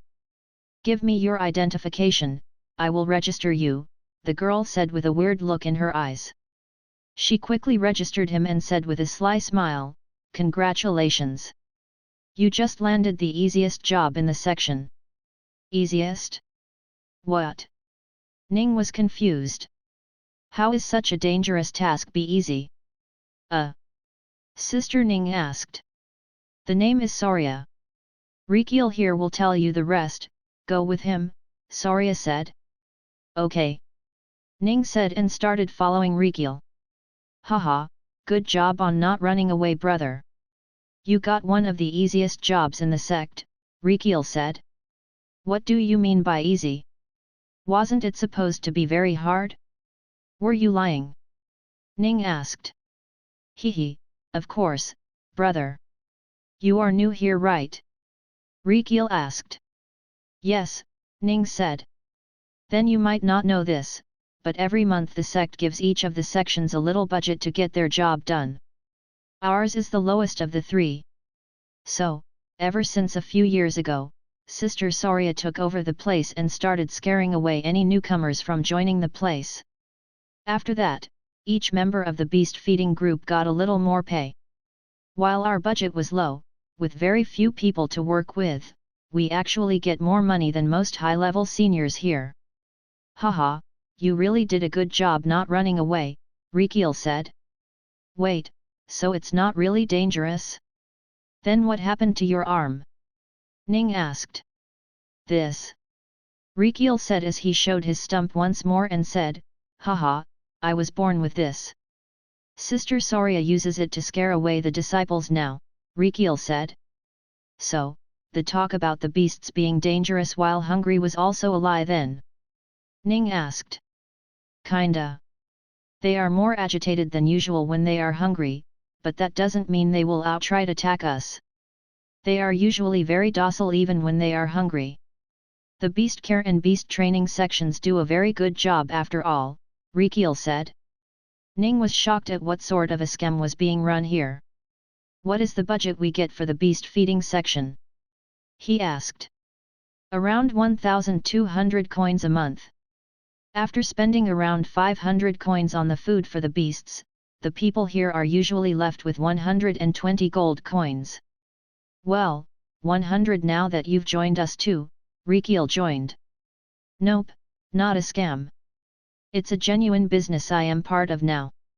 Ning changed his views the moment he heard the money he would earn in a month. That was around 500 million energy worth of gold right there. And he really didn't want to waste the energy on anything he didn't want. So, when do I start working? Ning asked.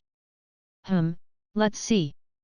Since we only have 6 people who actually do the feeding and Sister Saria who stays outside to fool the other people, some of us will have to repeat days. Why don't you come in 5 days? You will work the 5th and 6th day after that. Although I say you will work 2 days, it's more like you have to be here early in the morning at 7 am, during the day at 2 pm, and at night around 8 pm. It takes around an hour to feed the entire group of beasts, so as long as you take 3 hours out of the 2 days each, you will be done, Rikiel said. Wait, so I don't have any task right now? Ning asked in surprise. Nope. See you in 5 days. Make sure you remember to come, however. If you miss even a single feeding time, we will deduct 10 coins from that, Rikiel said. Sure, I won't forget, Ning said and left the place. He said farewell to the Sister Saria at the front desk and went back to his room in the outer sect. The next 4 days were the same. Every night, he would cultivate his chi and get closer to a breakthrough. At the same time, he would also use up his mental strength to make it stronger. Night would be out in the open during the night, free to do whatever it wanted. Ning usually let it out of the window after making sure to tell it to do nothing inside the sect itself. Night would go to the forest at night to hunt food for itself. Ever since Ning stopped making snakeskin using his energy, he needed to give Night some other food from the sect. Unfortunately, he was broke right now. Fortunately, Night could feed himself. With the amazing speed Night flew around in, he wasn't worried about anyone noticing him flying around. In the morning, he would go perform Sun God's morning cleansing technique to further strengthen himself. However, this was going very slowly and he would soon need to improve upon it. After the cap doubles, I will get it all, Ning thought. Once again, he had to let go of something so that he could focus on the cap.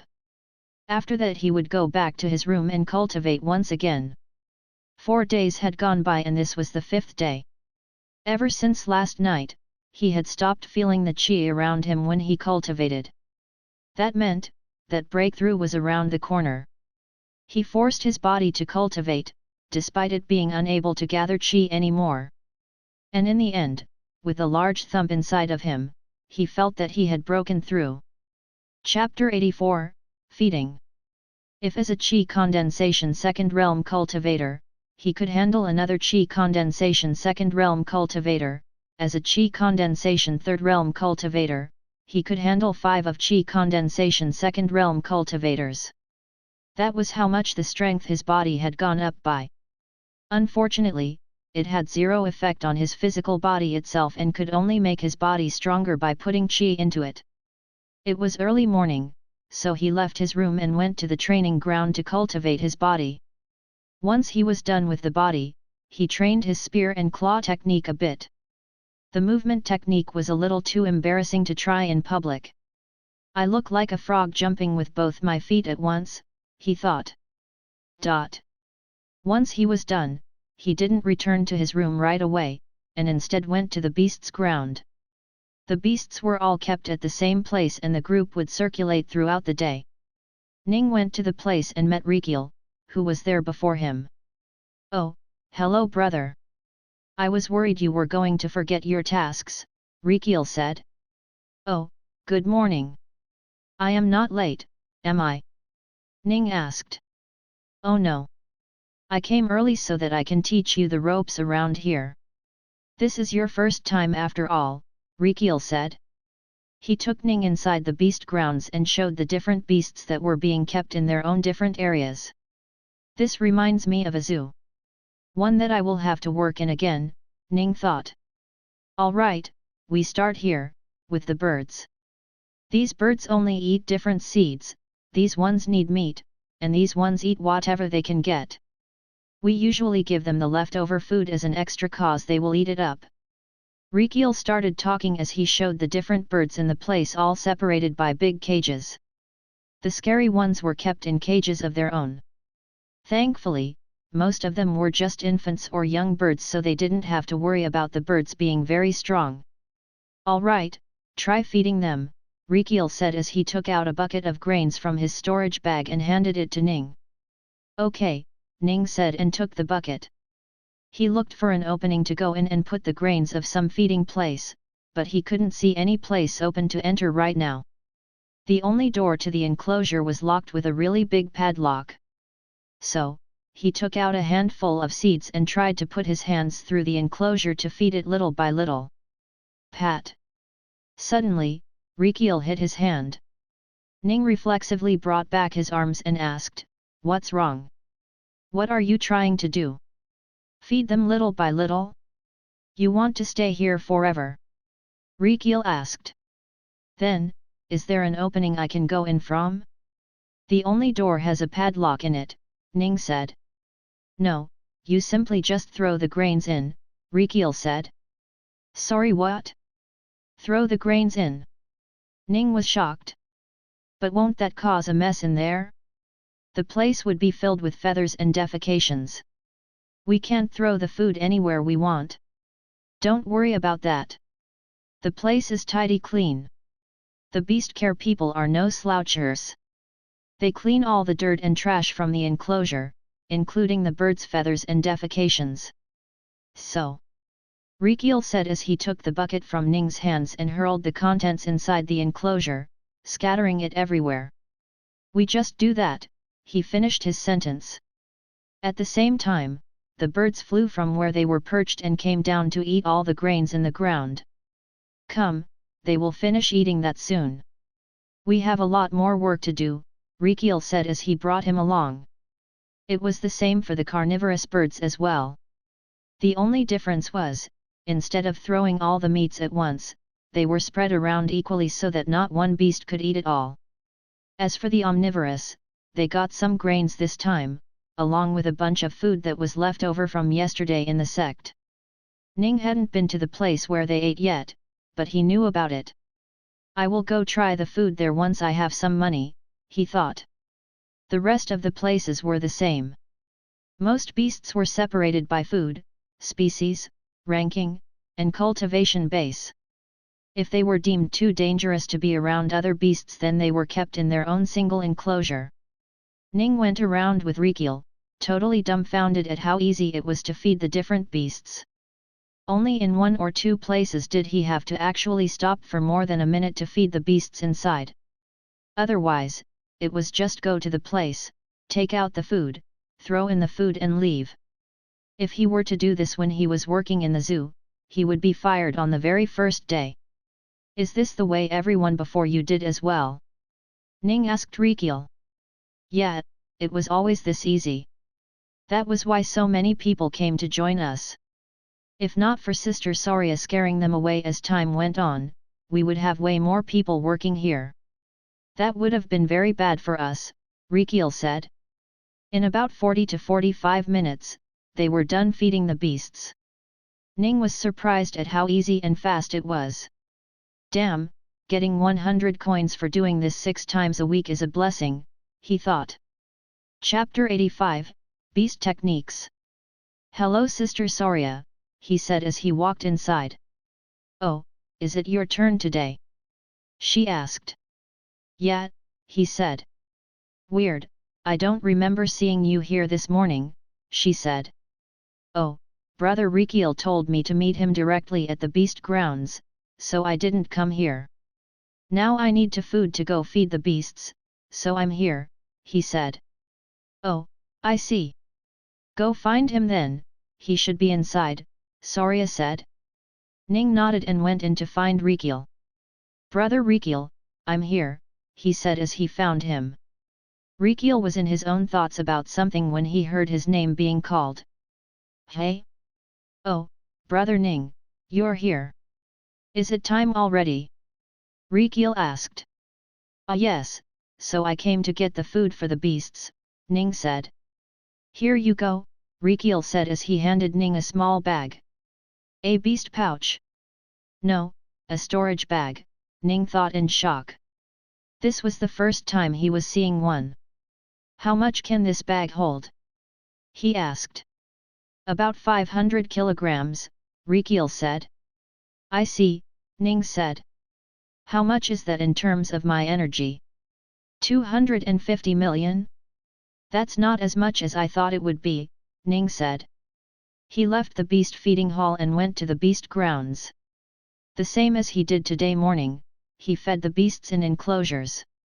It didn't even take him longer than 30 minutes to finish feeding all the beasts. Without Rikiel to explain to him about everything, the process was cut down by at least a third of the time. Once he was done, he went back to his room and cultivated once more. During the evening, he once again went to feed the beasts before returning back. The next day too, he did the same thing. Morning, noon, and evening, he fed the beasts all 3 times. All right, Brother Ning, you don't have to do any work for at least 10 more days, Rikiel said. 10 days? I was expecting to do this twice a week. I'm surprised it's 10 long days, Ning said. Haha, we have 6 people working, so we changed it to 2 days per person. It rotates every 12 days. Here you go, 30 coins, Rikiel said as he handed Ning 30 coins. This is, why so early? Ning asked. Oh, you need to only do this for 2 more times, so you already get a third of your pay now. You probably need it too, Rikiel said. Yes, I do. But, what if I don't come the other 2 times, isn't my pay supposed to go down by 10 coins per feeding time I miss? He asked. Oh, I forgot to mention. If you lose more than what you were to be paid, you don't get to work here anymore. Now, you wouldn't do anything as stupid, would you?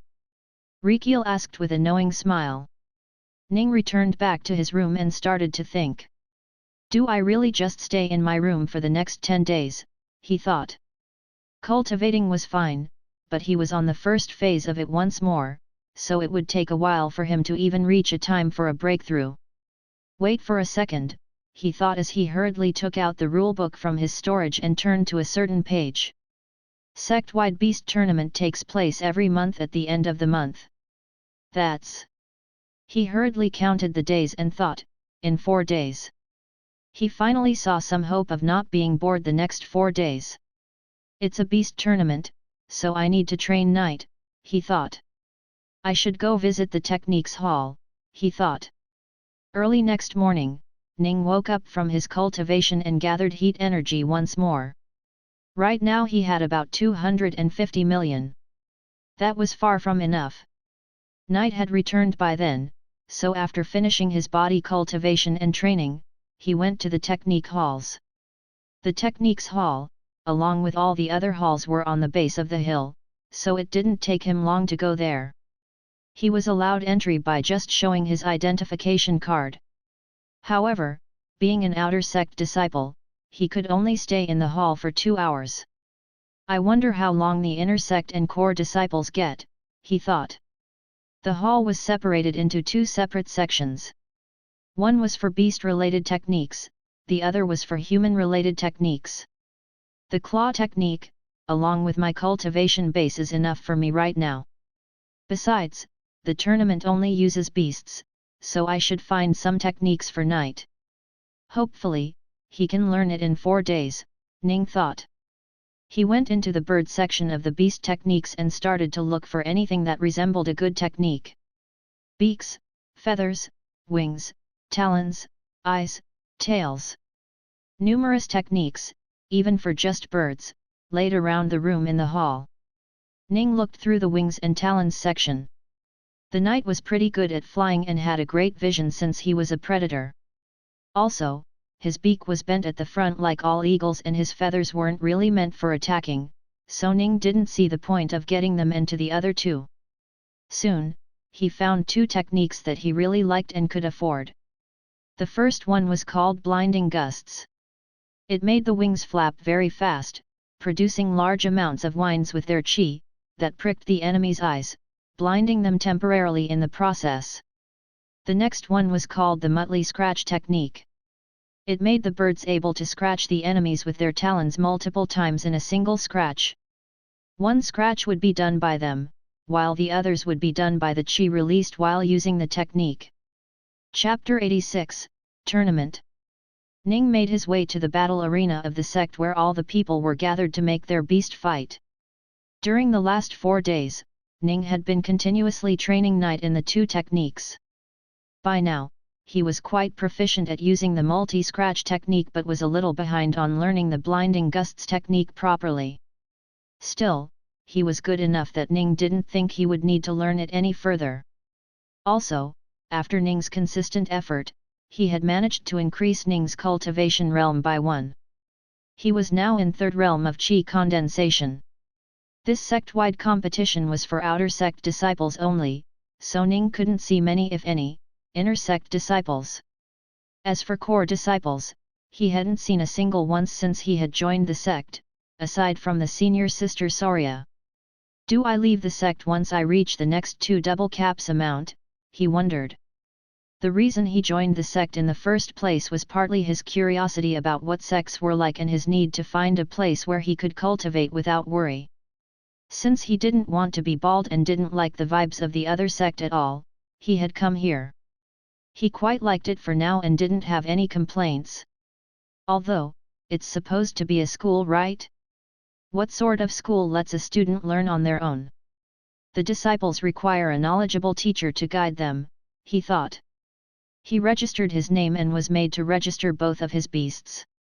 When he told them he only had 1, they looked at him quite weird. **T, should I have gotten another one too, he thought. After a few minutes, the tournament started. There were apparently around 350 outer sect disciples, so they started to have multiple battles at once. The elders stay as referee, hey, he thought. He was happy that Knight wouldn't get severely hurt now. He knew Knight wasn't the strongest of the bunch, and given that he had to fight during the day, his skills wouldn't be shown to the fullest. Still, he hoped to make the top half so he wouldn't have to pay anything.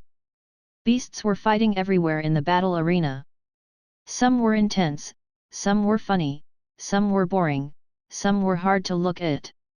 Soon, Ning's turn came as well. He was sent to the arena with another disciple. He had never seen the disciple before, but he wouldn't go easy on him. Both of their beasts came out of the beast pouch at the same time. Ning brought out Knight, while the other guy brought out a very regular-looking wolf. However, Ning knew that this wolf was mid to high in terms of rankings in the Mist Origin Sex Beast data. That meant it was way below Knight's level. Ning quickly checked the wolf's cultivation and nearly laughed when he saw that it was in the first chi condensation realm. It was too weak. Start! The elder screamed and both the beasts started fighting at once. Without even waiting for anything, Knight, under Ning's order, flew at a slow speed, knocked the wolf with its non-sharp side of the talon. While it was slow, the speed was very fast for the wolf to dodge, and instead, it was hurled out of the arena. Ning thought that the fight was anticlimactic and walked down the arena with Knight perched on his shoulders. He watched the other fight for a few minutes, and it was time for him to fight again. He walked up the arena once more and got ready for fighting. This time their opponent was a girl with a second chi condensation realm bird. Everyone expected the fight to last a little more than a little, but alas, that was exactly what happened. Within a single scratch from Knight, not even a technique, the bird was hurt and it flew back to the owner. Once more, it was an anticlimactic fight. Ning waited for a little longer and his turn came once more. He was starting to get bored now. He had expected to fight great battles with his beast and instead it was just a sleep fest. Finally, when he walked up the arena, he saw his opponent and was quite surprised. A demon caterpillar, he thought. He knew the name of the beast at least, and also knew it was at a respectable ranking. I wonder why that is. I should read the other books, he thought. Soon the battle started and as usual, Knight flew in to scratch the caterpillar. But suddenly, the caterpillar threw out a bunch of webs that created a very hard place for Knight to maneuver in. Ning was a little surprised, but he didn't get caught off guard. Use blinding gust, he said while pointing at the caterpillar. He felt like a PK on a trainer right now. The gusts had tiny sharp chi in them that did nothing to the webs. However, upon the frail demon caterpillar, it was making numerous tiny cuts all over its body, including its eyes. Suddenly, it couldn't see anymore.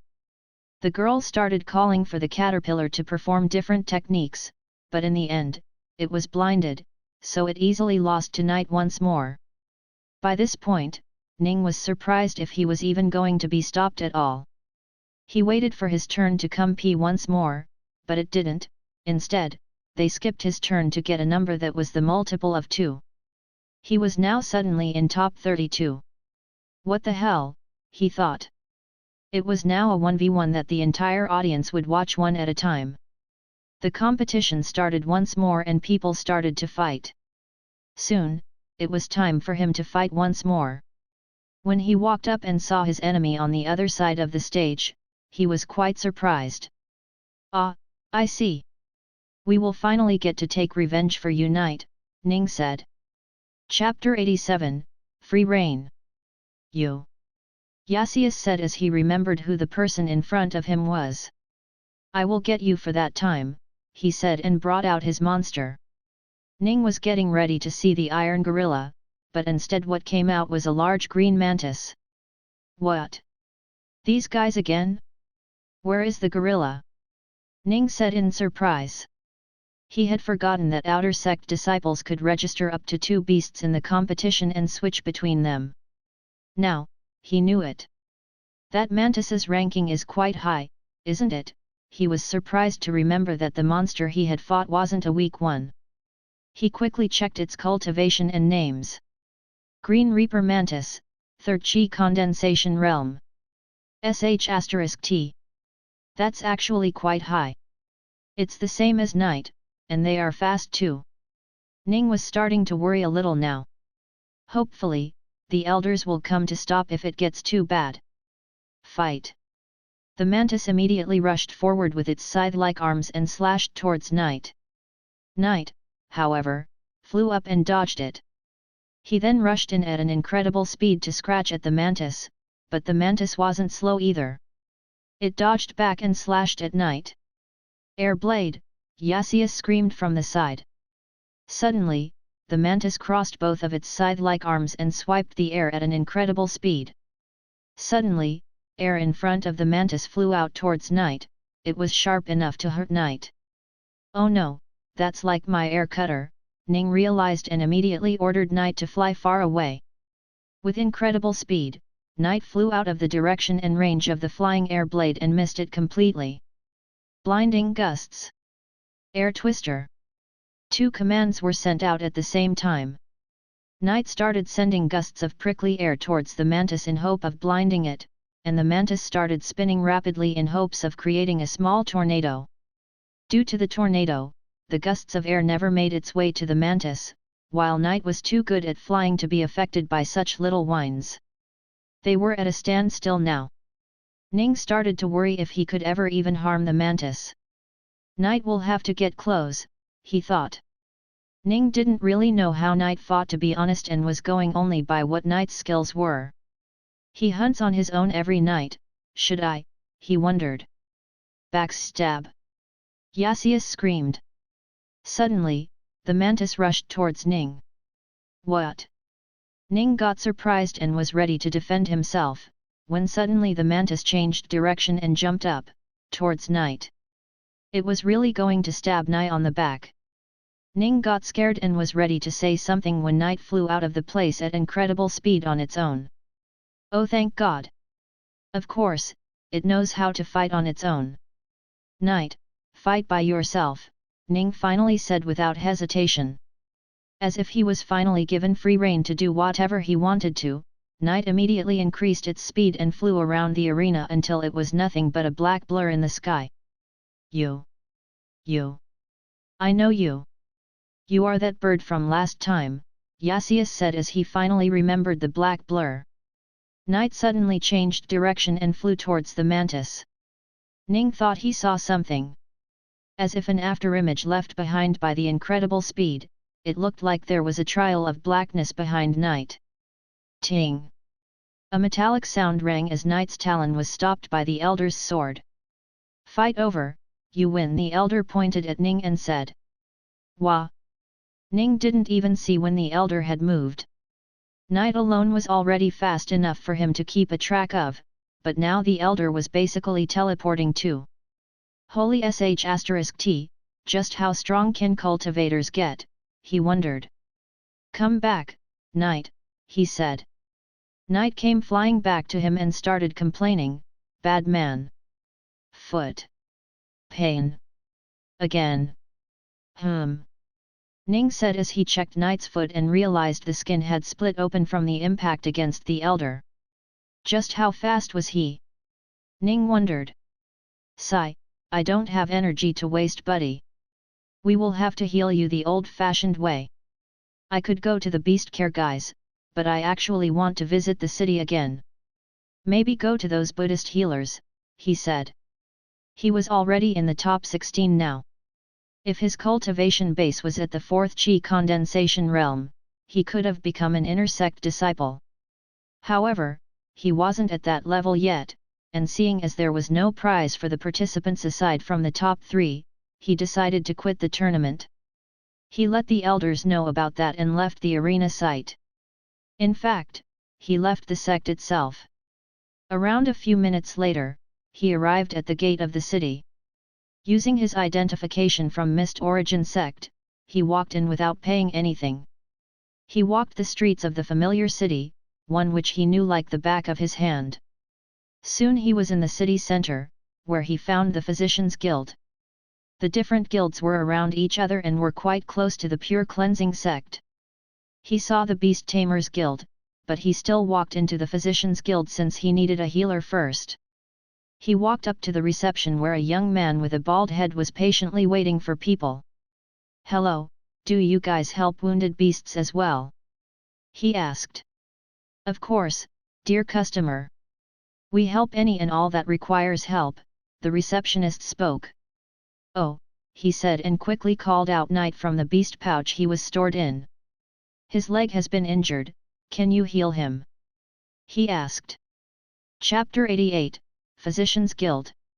The girl looked at Ning with surprise and said, "You, what are you doing here?"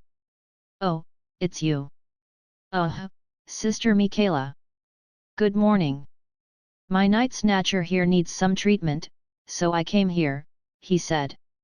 The girl was the granddaughter of Kazire Brouch, named Michaela Brouch. "Is that so?" she said with a cold face and looked towards the bird. After confirming that he was telling the truth, she told him to follow her and walked back inside the building. After a long corridor with many rooms to the side, he finally reached one of the rooms where a middle-aged gentleman was staying in. "Master, we have a customer," she said as she walked in. "Oh," the man said as he looked towards the door. He saw Ning standing there and asked, "Dear customer, are you injured?" Ning looked back at the bald middle-aged man and told him that it was his beast that needed the help and not him. After learning about it, he asked to see the night snatcher and carefully examined the bird. After a while, he reached into his storage bag and took out a bunch of ingredients. "Take out a clean slab," he said to Michaela. "Yes, master," she said and walked towards the drawers on the side of the room and took out a stone slab with a smaller stone from inside. She handed it to the man and he started crushing the different ingredients in it. He would measure each ingredient before putting it in and use only the required amount. In the end, after he crushed all the ingredients into the slab, he mixed it until it formed a grayish-black paste. He took out a ceramic bottle from his storage bag and put all of the paste inside, aside from a bit. He then handed the bottle to Ning. "Can I get the bird once more please?" he asked. "Of course, here you go," Ning said and handed Knight to the man. Knight was pretty docile right now under Ning's orders. The bald man took the remaining paste on the slab and applied it gently on Knight's wound. Knight started crying, "Hurt! Burn! Pain! Just endure it, it's good for you," Ning said. Knight stopped struggling after that. After he was done applying the paste, the bald man looked back towards Ning and said, "Apply the paste twice a day for about a week and he will be fine. Just don't let him fly around or sit on his leg." "I see, thank you. How much do I have to pay?" he asked. 3 gold coins, the bald man said. That's cheap right, he thought, still quite unsure about the value of gold coins. "Whatever," he thought and paid the amount. "Amitabha," the man said in response. Ning was then escorted back out of the room to the reception hall, after which he said his farewell towards the girl and left the place. He went around searching for food to give to Knight and eat some himself. Going around the city, he once more got to the sect grounds of Eagle Sect. It was as run down as he remembered. Do they not fix it or what? He wondered and left the place. Soon, he returned to the sect and went back to his room. Given that there were still 490 more days until he could double his cap, his next target was to increase his body and chi cultivation realm. He also wanted to increase his mental strength as much as he could. Another thing he wanted to do was learn new techniques. His movement technique and spear technique were too constraining during fights. So, he wanted to learn something else if possible. Might as well learn new knowledge at the same time, Ning thought. So, over the next few months, he did exactly the thing. His days were divided into doing 6 different things. First, he would cultivate all the time. Every waking hour, it was time for him to cultivate. Unfortunately, after adding the other various things to his routine, the rate of cultivation had gone down a few points. Even then, he had reached the fourth chi condensation realm in the last few days. Second, he would collect heat energy and heat energy alone. He would always have to make sure that he didn't accidentally collect chi while he was cultivating, so around the mornings, he would always stop cultivating. Third, he would increase his mental energy by wasting it on himself over the course of the night. Then during the whole day, he would get it back and increase it a few. Fourth, he would train his body. It didn't take a lot of his time. It was only during the mornings just before the sun came out, so this didn't take a lot of his days. Fifth, following the body cultivation, he would also train the techniques he got from the techniques hall. This included both him and Night, for who he also got the techniques. Speaking of Night, Night had also increased his cultivation by quite a bit. He was now at the same cultivation realm as Ning. Even while doing all of this, Ning didn't forget about his work at the beast feeding hall.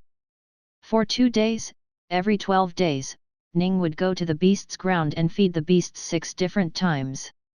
That was all he had to do to get 30 plus gold coins. Ning had come to understand that 30 gold coins were actually more than a disciple would earn after working in the beast care section for 3 months. His jaw had nearly dropped when he learned that.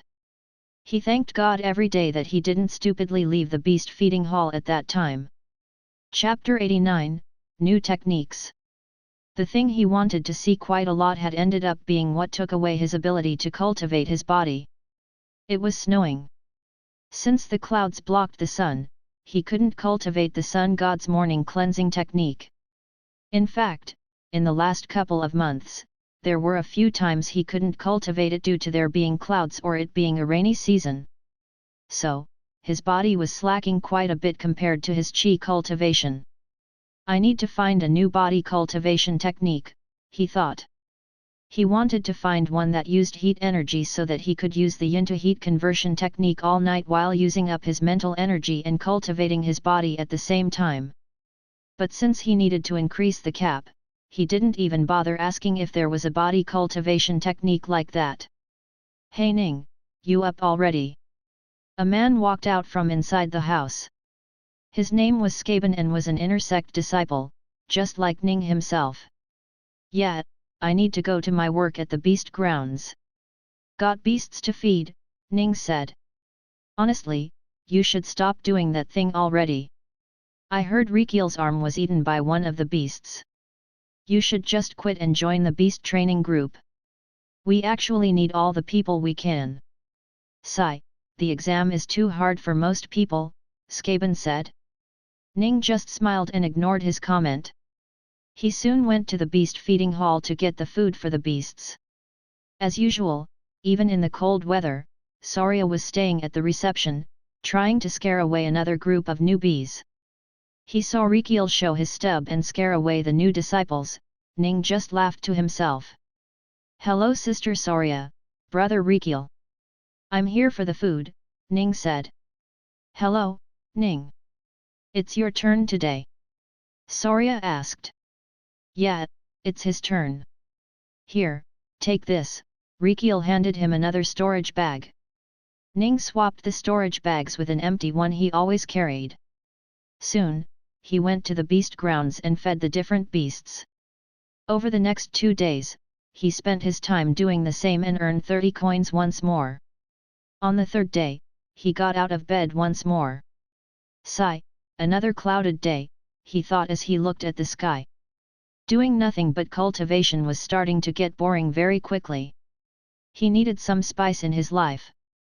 "I keep practicing all these techniques, but I haven't put them to use yet. Let's go to the forest and hunt some beasts. Hopefully, I can get another beast too. That will be fun," he thought. So, he left the sect and went into the forest. There were actually quite a few people in the forest already trying to try their luck at finding an amazing beast or just there to practice their training. He walked for a while before he even started finding beasts at all. But most of them were either adults or just useless beasts according to the rankings. Suddenly, a large bipedal bear saw him and started walking towards him. An earth bear, he thought as he looked at the bear. It wasn't the best in rankings, but it was above average for sure. He looked at the bear's cultivation and saw that it was the 5th chi condensation realm. That's a level higher than me, but given that it is equal to my body cultivation realm, I should be fine, he thought and took out the blood-red spear. He was here to train 2 different techniques. The first one was a spear technique. Instead of just a single thrust technique like the one true strike technique, he learned another technique called the revolving spear technique. It cost him 15 gold coins for it alone, so he knew it was quite good. The technique was very weak when used at once, but as the user kept on using it, the power would start to stack on the spear. The longer one kept up the technique, the stronger it became. Ning started spinning his spear around his body, stacking the power on it. At the same time, he also started moving around himself, as if he was dancing on the battlefield. This was Ning's second technique called the hypnotizing dance. This was a technique that made anything that looked at him get sent into a lull and start being passive. The same started happening to the bear. At first, the earth bear was rather aggressive, but once he started using the dance, it started to get docile. Then, Ning landed the first attack. Slash! A cut appeared across the bear's chest and blood started flowing down. The bear was woken up from its lull due to the pain it was feeling from the cut. Tisk! I underestimated its defense, Ning thought. He was trying to kill the bear in one hit, but due to the strong defense, he only ended up wounding it. Now, thanks to the wound, the bear wouldn't fall into a lull anymore. Whatever, it's not like I needed to rely on it anymore, he thought. Ning hadn't stopped using the revolving spear technique, so the power of the spear was still stacking. The bear came attacking with its giant paws and nearly hit Ning's chest. Ning barely managed to dodge it and returned another strike onto the bear's body. This cut was more severe than the last one. The power does keep on stacking. As long as I can keep it up, the damage will go up a lot, he thought. He kept on adding more and more cuts onto the bear's body until it couldn't handle it anymore and died. Ning stopped as he was out of breath. Chapter 90, Great Shelled Silver Beetle. Status. Name, Ning Ruogong. Energy, 5,232,000,000. Separated energy. Heat energy, 5,202,902,000. Sound energy, 98,000. Chi energy, 29 million. Skills, simultaneous thinking, intermediate map, omniscient Clavese language, candle fire, yin to heat conversion technique, night vision eye, interdimensional storage, stop time, 112 kilograms, air cutter, telekinesis, yin to sound conversion technique, water filtration, earthly jade cultivation method, sun god's morning cleansing technique, chi cultivation analysis, body cultivation analysis, basic all language, 2x chi acclimation rate. Whoa, that's a lot. Damn, and I am still only halfway done with it. Should I just go to sleep or what? He wondered.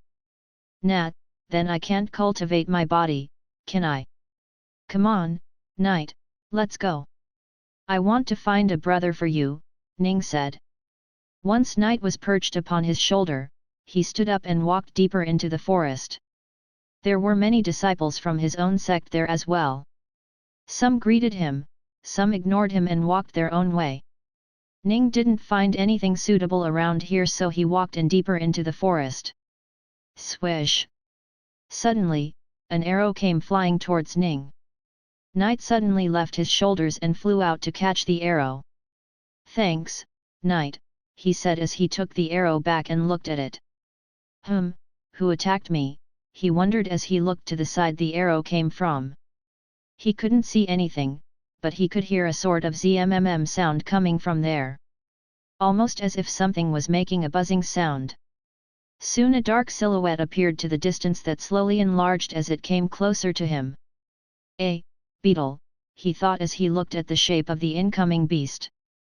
Another arrow appeared from past the beetle directly towards Ning.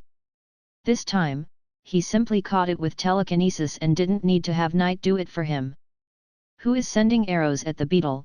He thought as he watched the beetle come closer. The closer the beetle came, the more Ning's eyes started to shine. A great shelled silver beetle, he said in surprise. The incoming beetle was one of the most famous defensive beasts around here. It was also incredibly hard to find. The fact that he could even see it in front of him was already amazing. A great shelled silver beetle wasn't that high in the rankings. In fact, it was average at best. But that was only considering the fact that it had a very weak attack power and wasn't very fast. Even if it was average in those two aspects, it would probably rank higher than Night in the rankings. Another arrow flew out from behind the beetle. However, this time the arrow actually managed to hit the beetle. It seemed the purpose of the arrows wasn't to hurt the beetle, but rather tire it until it couldn't fly anymore and was still enough to be tamed. The beetle was now at that state. No longer able to fly, it fell to the ground right in front of Ning. Ning dodged to the side as the heavy beetle slid past him until it hit a tree and stopped. "It's down, young master," somebody said from behind Ning. "There's someone here," another person spoke. "Hey kid, leave the place. We are going to tame the beast now," a bunch of people appeared. Ning didn't want to, however, seeing the many people, he decided to leave. Wait. A voice came, quite young by the sound of it. And to make matter worse, Ning recognized it. *T, he said lightly and turned back to see Yasius looking at him with an evil grin on his face. "Haha, it's been a while brother. I haven't seen you since you beat me in the arena the first time," Yasius said. "Hey, what's up?" Ning tried to be friendly.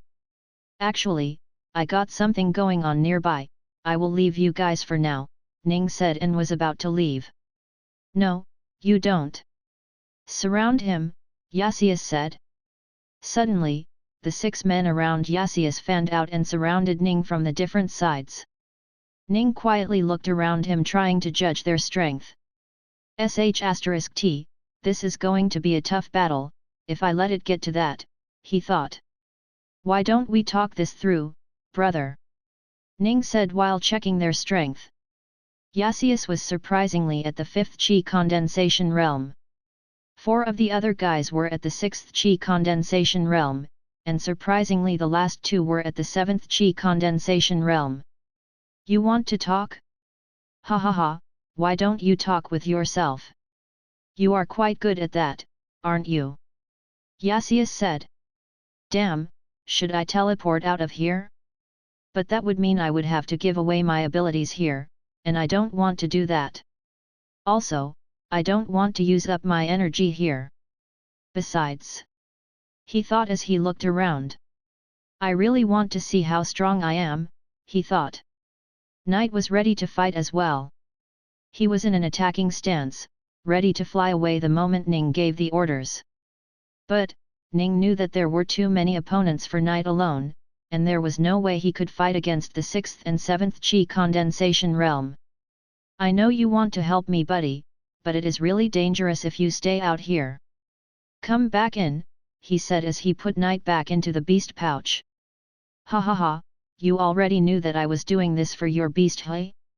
Alright, since you know it, hand it over." Yasius gestured towards the beast pouch. Chapter 91, Ganged Up. "Haha, you are going to kill me? And what about the punishment from the sect?" Ning asked. As per the sect rules, if physical harm was done to the other disciples, one would be heavily punished to pay for the disciples' healing costs and other fees. However, if one were to kill another disciple, he or she would have their cultivation base ruined and expelled from the sect. "What? You scared now, so you start looking for excuses to survive? Don't worry, nothing bad is going to happen to me. As long as the sect doesn't know that I killed you, I will be free from any punishment that would otherwise be sent upon me, Yasius said. Ning sighed. It seemed fighting was the only option left here. He just hoped that a combination of nearly 6th level of body cultivation realm and 4th realm of chi condensation realm was enough to handle the 7 people here. Just as he thought that 10 more opponents appeared out of nowhere, shocking Ning to his core. *T he thought as he looked towards the 10 different beasts that the 7 different people had taken out. FK, I didn't expect them all to have beasts. They aren't even from the Mist Origin sect, Ning thought. Attack, Yasius said, not even giving Ning time to prepare. Hearing the shout, all the 6 different people ran towards Ning. Ning immediately took out his blood-red spear and started revolving it around him. Using the twin-step movement technique, he launched out of the encirclement and landed somewhere away from the people. He immediately started using hypnotizing dance to mess with the different people. However, their cultivation base was high enough to not get confused by such techniques. Only Yasius fell victim to the technique. Ning immediately rushed towards Yasius to attack him, but suddenly, a bird appeared out of nowhere, clawing at him. Ning had to move to the side to dodge the bird and missed Yasius. Yasius woke up from the lull and looked around as if he had just woken up from a sleep. What happened? He said in surprise. Young master, get back. That boy knows some sort of technique that affects the mind. You were asleep for a second there, one of his people told him. Yasius got a little scared and started hiding behind his people. Ning took the moment to try and run away, but there were already 2 beasts in front of him, blocking his way. He used one true thrust on the orange-colored winged deer and killed it in one shot. It was only at the 4th chi condensation realm, so it couldn't handle Ning's power. What? The people who were distracted due to their young master's predicament were a little surprised to see one of their beasts die like that. A hyena like a monster came from Ning's back and attacked him. However, Ning could see everywhere, so he simply turned his spear around and slashed the hyena. It wasn't enough to kill it, but it was enough to wound it at least. That boy's weapon. I think it's a spirit artifact, a man said amongst the group. No wonder he is killing our beasts so easily. His cultivation isn't high enough to do that sort of damage, they said. Their reasons for killing Ning increased by 1 more. 2 people had already made their way to Ning and one of them kicked him. Ning tried to dodge, but it was too late. Even with telekinesis used, he wasn't able to slow down the kick and all and thrown back. Thankfully, telekinesis has worked as a sort of buffer to waste most of the energy coming towards him. Another man came towards Ning, he even had a sword in his hand. A slash came towards Ning, and he barely managed to dodge it. Ning swung his spear towards the man, but a fire-red bird appeared right in front of him and caught the spear with its talons. Fire erupted from its wings and flew towards Ning. Ning let it hit him as the fires did nothing to his sturdy body. However, during that time more beasts and men had gathered around him. A zap of lightning appeared out of nowhere and attacked Ning. As soon as he was hit, Ning tried to move away, but he realized that his body had been numbed and he could no longer move.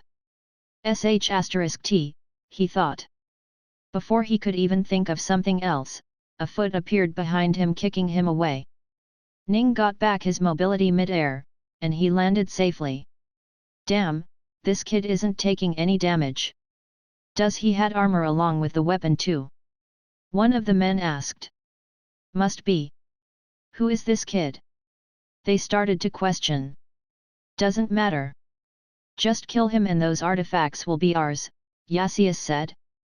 Yes, the men said, and they all immediately went to attack Ning. 6 people, 8 monsters, he couldn't stop them at all. A kick from the left, a ball of fire to the right, a punch to the chest, a bite to the leg, multiple attacks landed on him, nearly forcing him to use his energy. No, I need that to increase my cap, he thought, stubbornly. His body was now full of cuts and bruises all over. Suddenly, they all stopped attacking. What's going on? Ning thought through the pain of his body. Suddenly, he saw one of the men standing far away with his sword. He was holding the sword as if it were a javelin. Before Ning realized what was happening, the man let go of the sword with a massive sonic book. It hit Ning square in the right chest and dragged him along with it until it struck a tree and was stuck in it. Ah! Ning shouted in pain, and through the pain, he heard 3 different notifications. Chapter 92, Unrestrained. Something he had wanted to hear for so long, he finally heard it.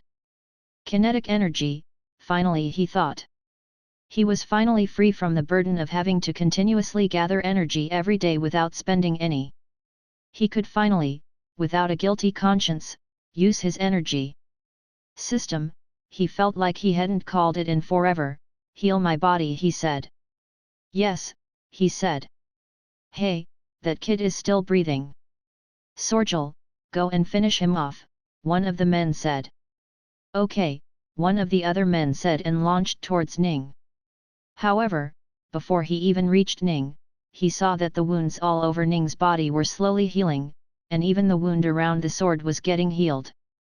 What the? The man got shocked, but he still didn't stop. He stretched his hand backward and sent out a terrifying punch towards Ning. Ning was done healing except for the sword on his shoulder. Seeing the man coming towards him, he grabbed the sword with his left hand and pulled it out. Both he and the sword fell to the ground as he barely escaped the man's punch. Ning was still holding onto his spear with his right arm, and so, he used this chance to send out a one true spear strike towards the man. Bang! A giant gaping hole appeared in the man's torso, and he fell to the ground. He was dead. Suddenly, a green mark appeared on the body of one of the beasts in the group and it disappeared in a flash of light. With that, the beast ran away from the group, as if it was finally freed. Ning stood there near the corpse, surprised at himself that he killed someone without hesitation. He felt nothing towards the man's death. The system had told him that his emotions were amplified, and yet he felt nothing towards the man that laid at his foot dead. Is that because I care not for this man's life? He wondered. The world of cultivation was one where the strongest lived and the weak ones died. I am stronger than him. So I get to live. He looked towards the remaining group and wondered, am I stronger than all of them as well? Brother Sorgel. That man, he. The men were shocked. Yasius looked at Ning with wide eyes. Ning looked at his left hand and the sword he was grabbing. It was a normal sword that one could find anywhere, but, this will do, Ning thought. Ning had never used a sword before, but he didn't need to. System, give me a sword technique around 500 million energy, he said. All right, Ning said. Suddenly, a wave of information appeared in his brain as he knew what he could do with a sword and how to use the technique. Compared to the staff, this one was much more suitable for the current situation. So, he put the spear into his interdimensional storage and held the sword in both of his hands. That bastard! He killed Brother Sorgel. Everyone attack, one of the men said. Ning breathed slowly and opened his eyes.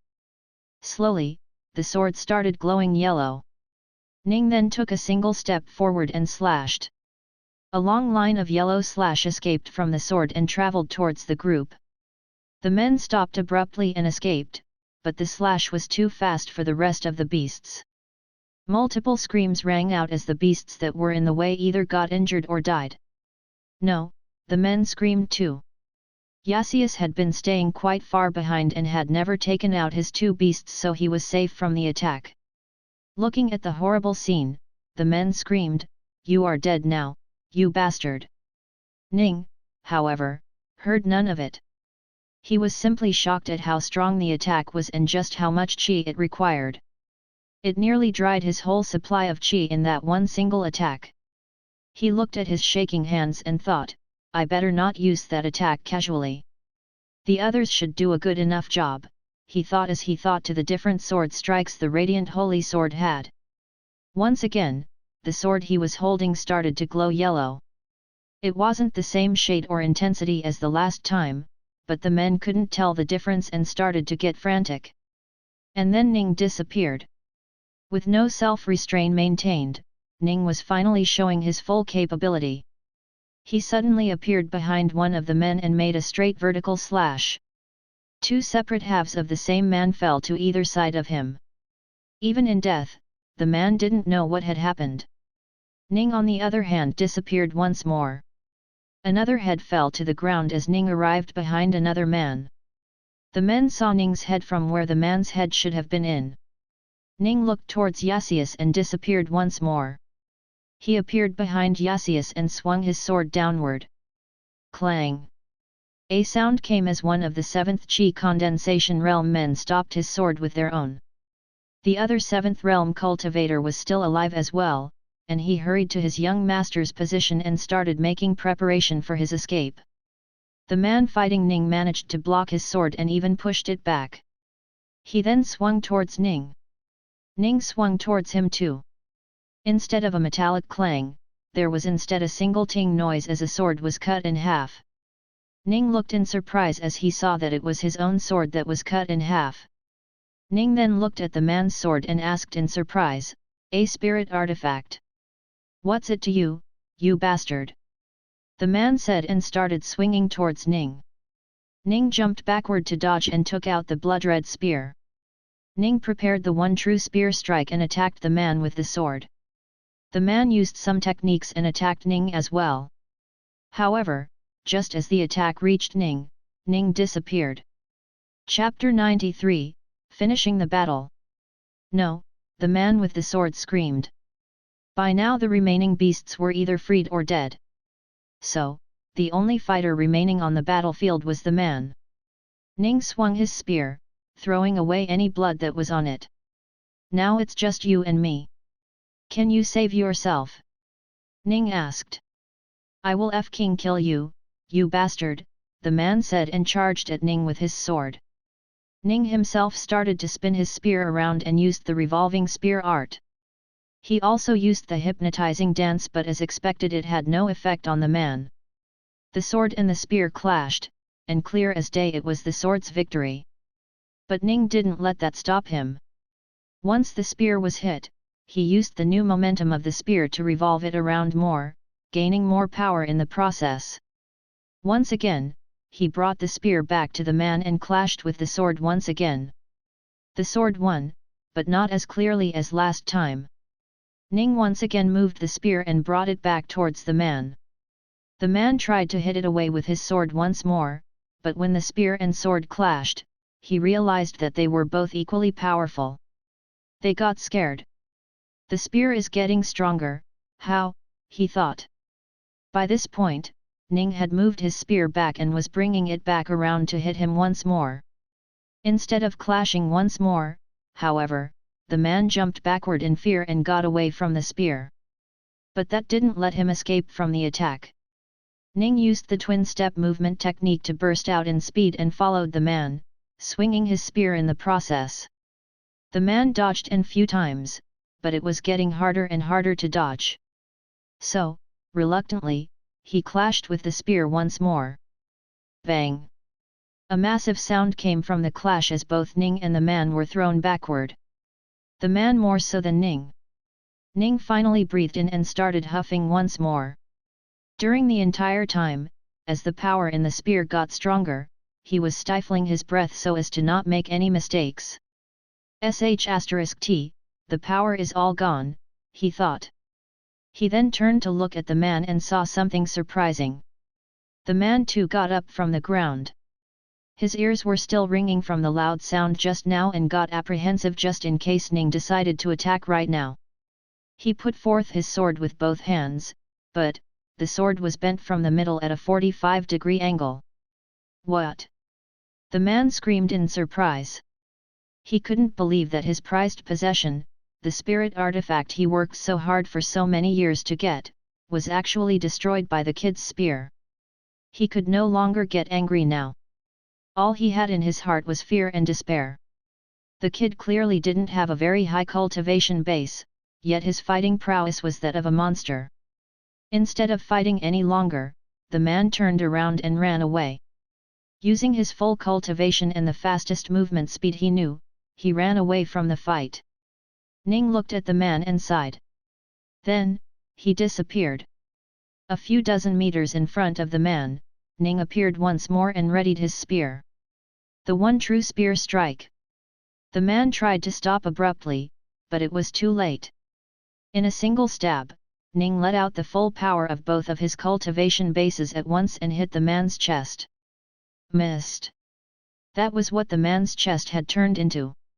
The power was so strong that it obliterated everything in 10 centimeters around the place where Ning had struck the man and created a gaping hole in it.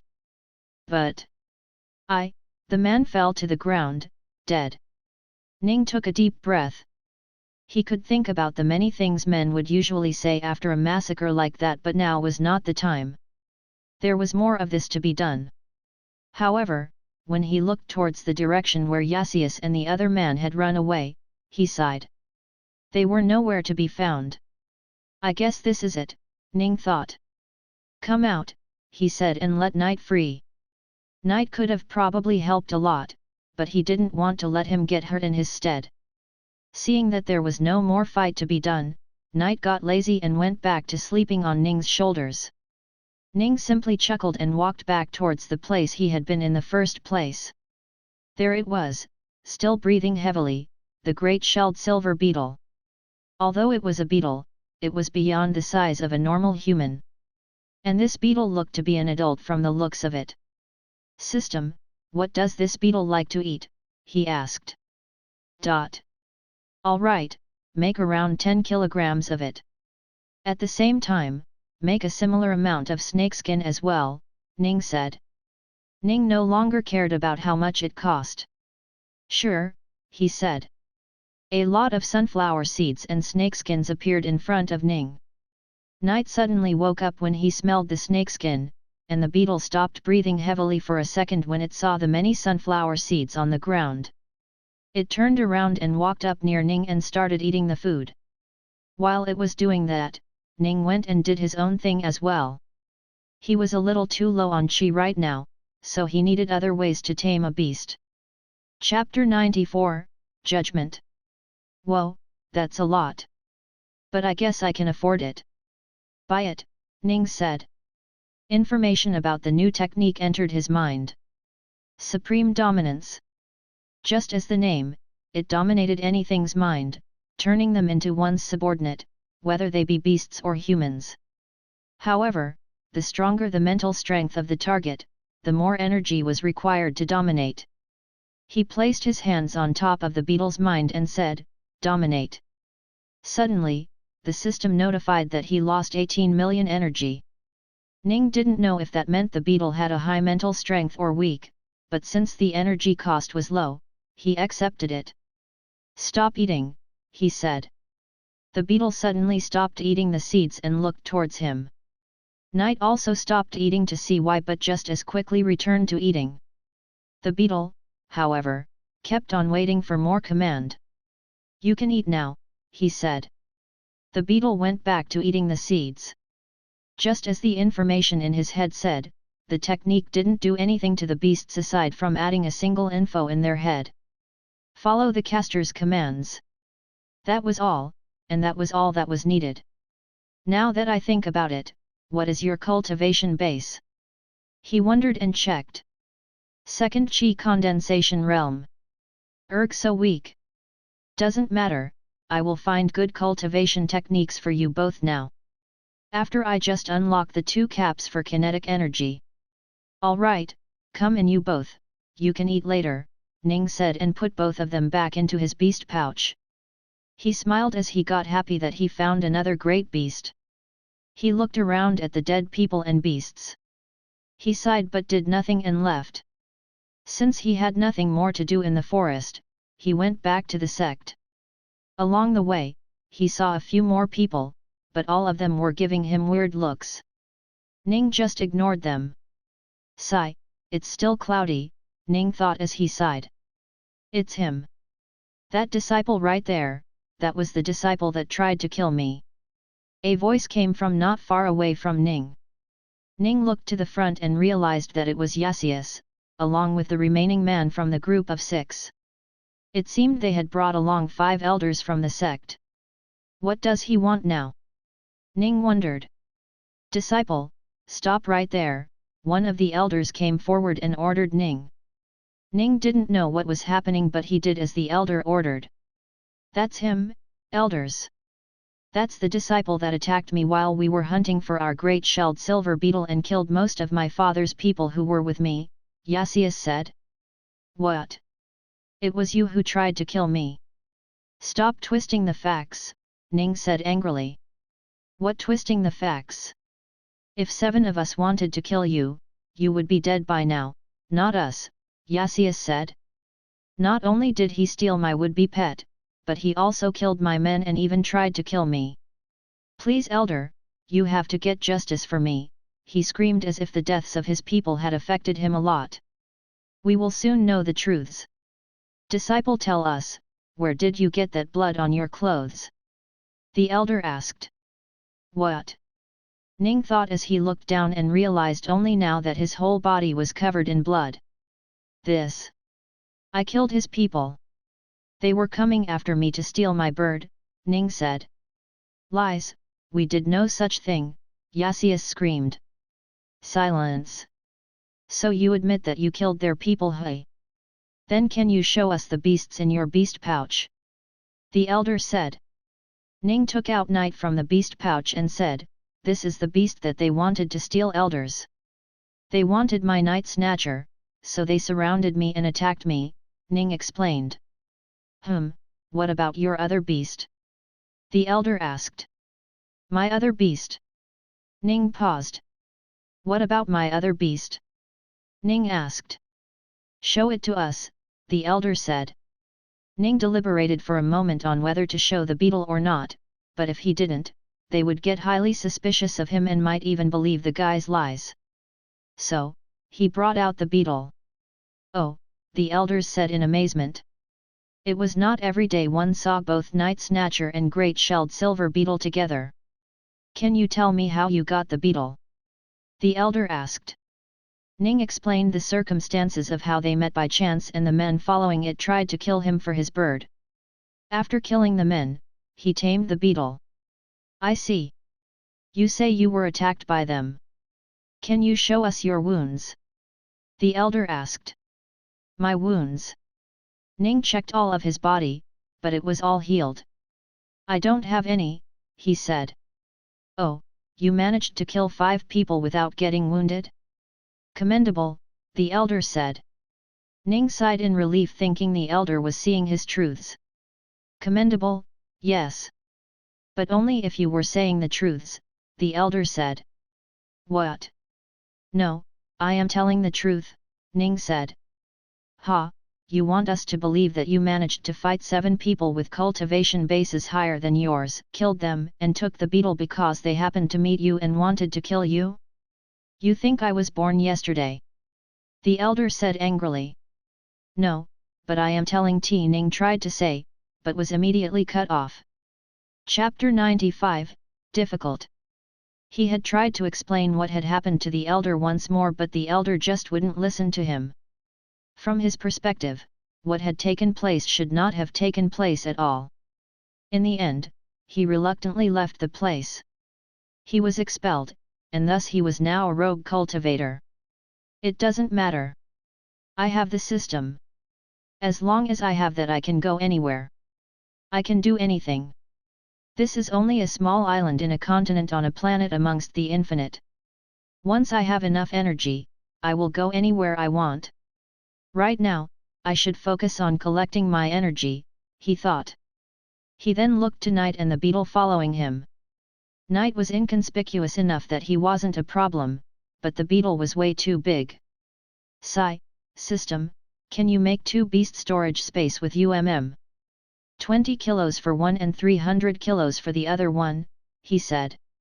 Yeah, buy it, he said. He now had a space inside of him where the beasts could freely stay and cultivate both their cultivation and techniques at an ascended rate and also be healed if they were ever injured. Also, perhaps the best feature of all, it was linked to his interdimensional space, so as long as it had food in it, the beasts in beast space would always get their food when they were hungry. Once the bird and the bug were in, he went to the city gate.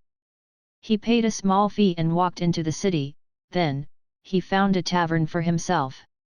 He paid exactly 10 gold coins to take the tavern for 100 days so he could safely work on his energy cap increment. Very soon, energy was going to be something he didn't have to care about.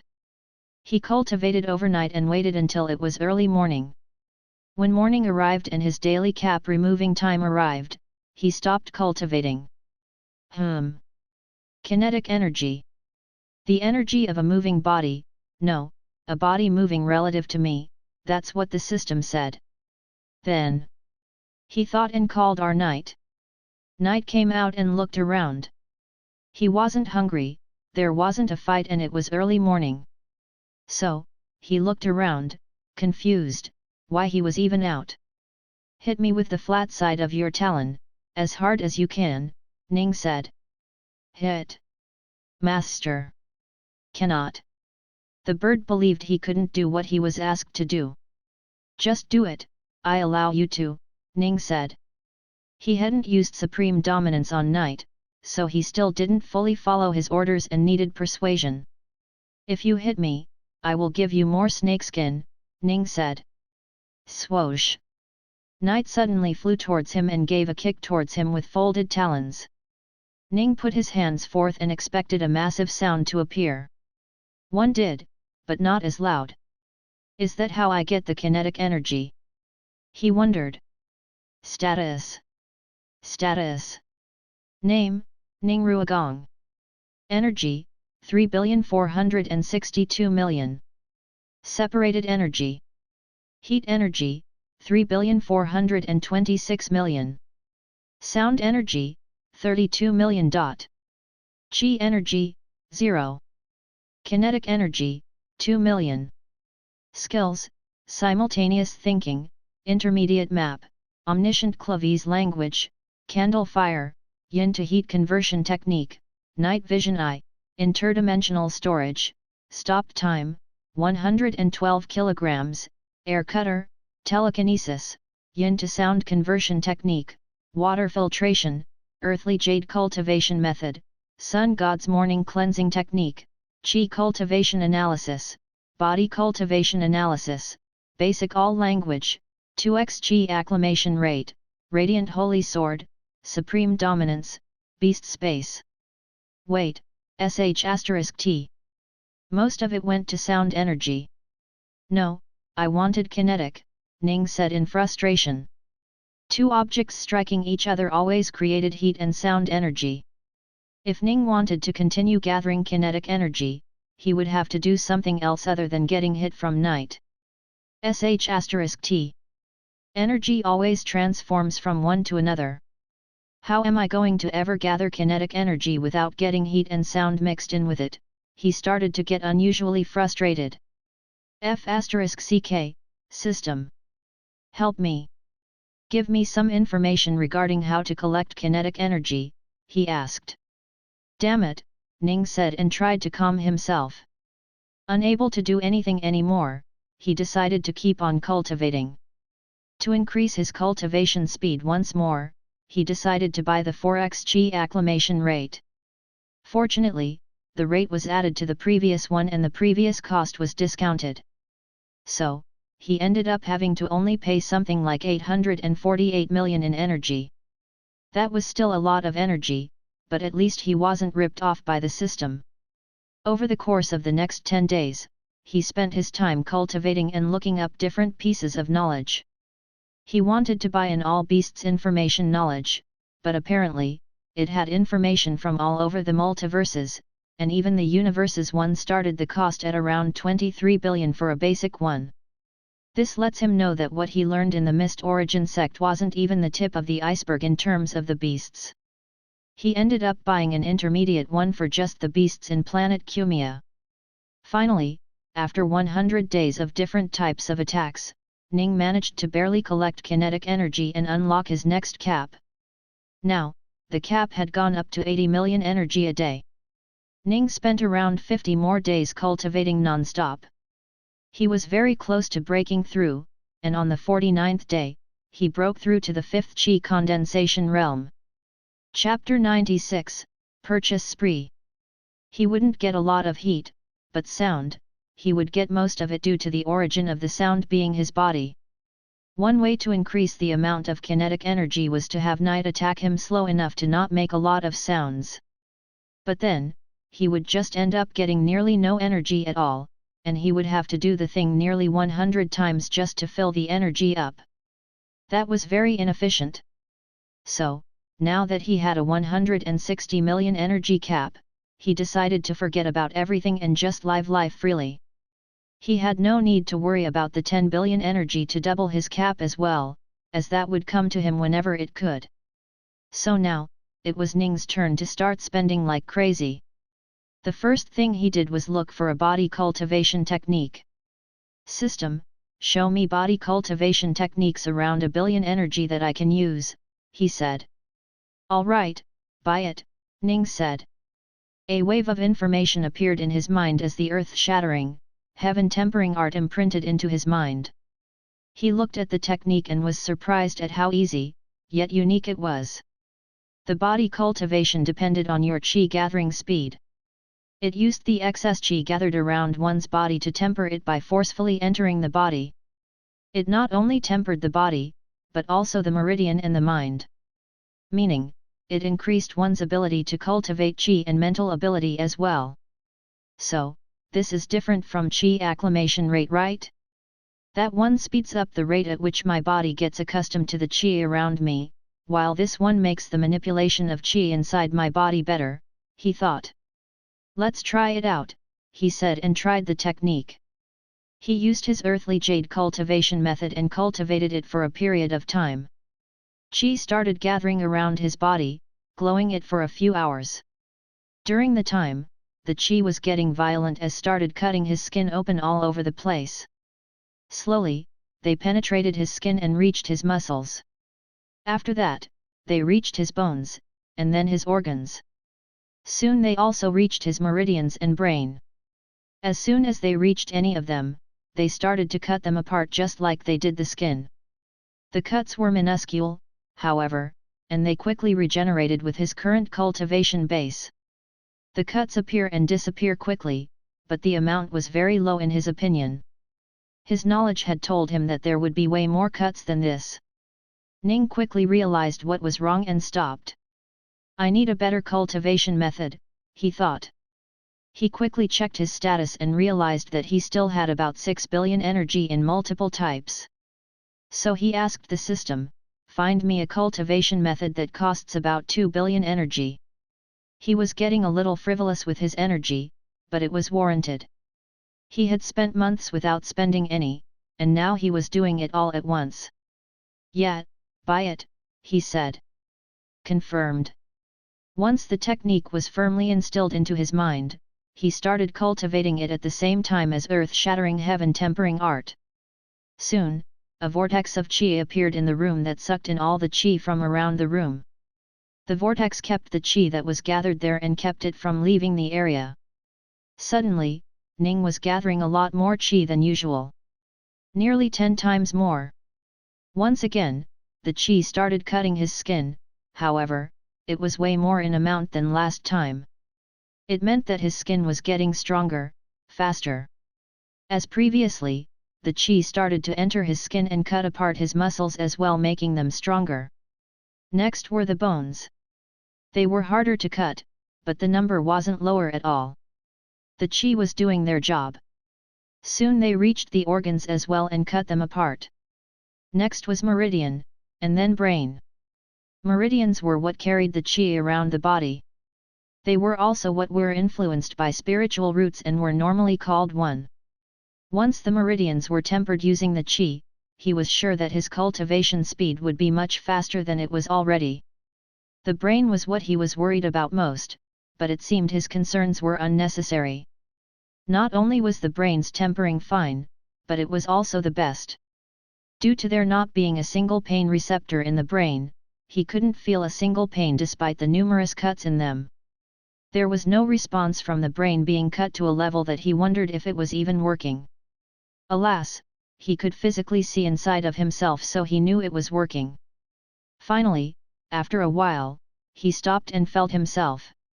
It was working for sure. In fact, just this little training alone had increased his body cultivation from level 5 to 6. The earth-shattering, heaven-tempering art together with the divine devouring vortex technique was just what he needed to give that push to increase his body cultivation by a level.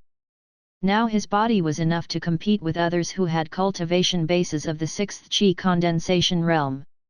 In combination with his own 5th Qi condensation realm cultivation base, he would be much stronger than others.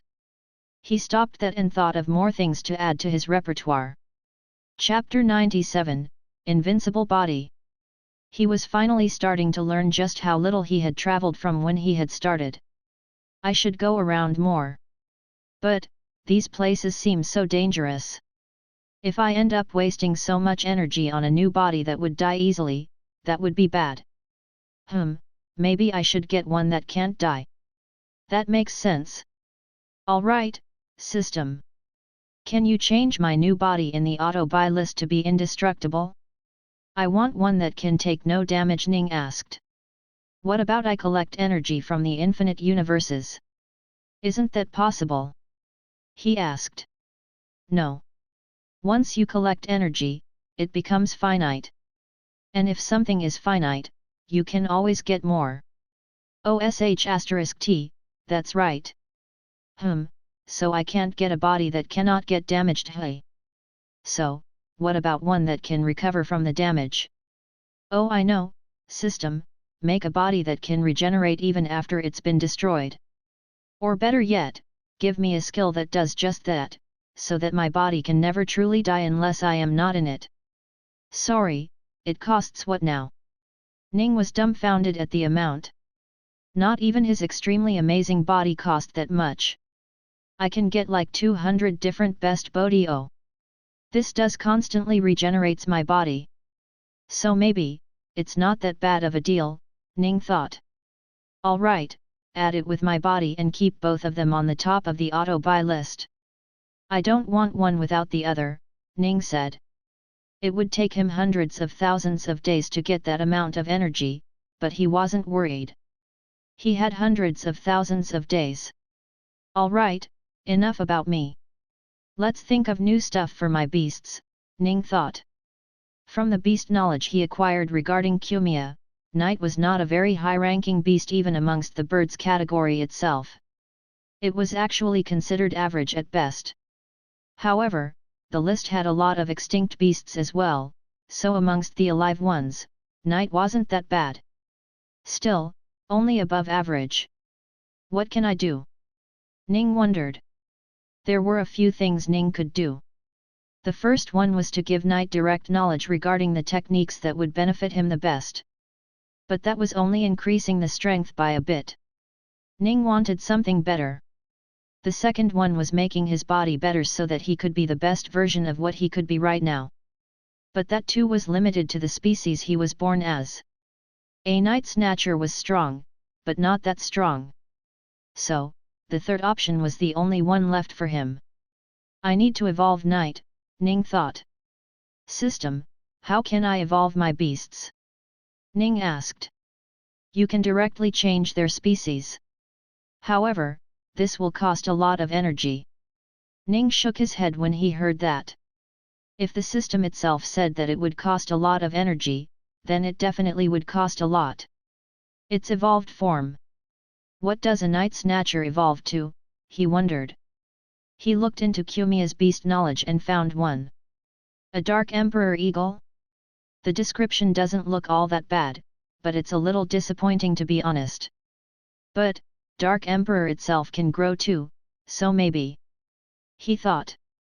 Knight, come out, he said and called Knight out.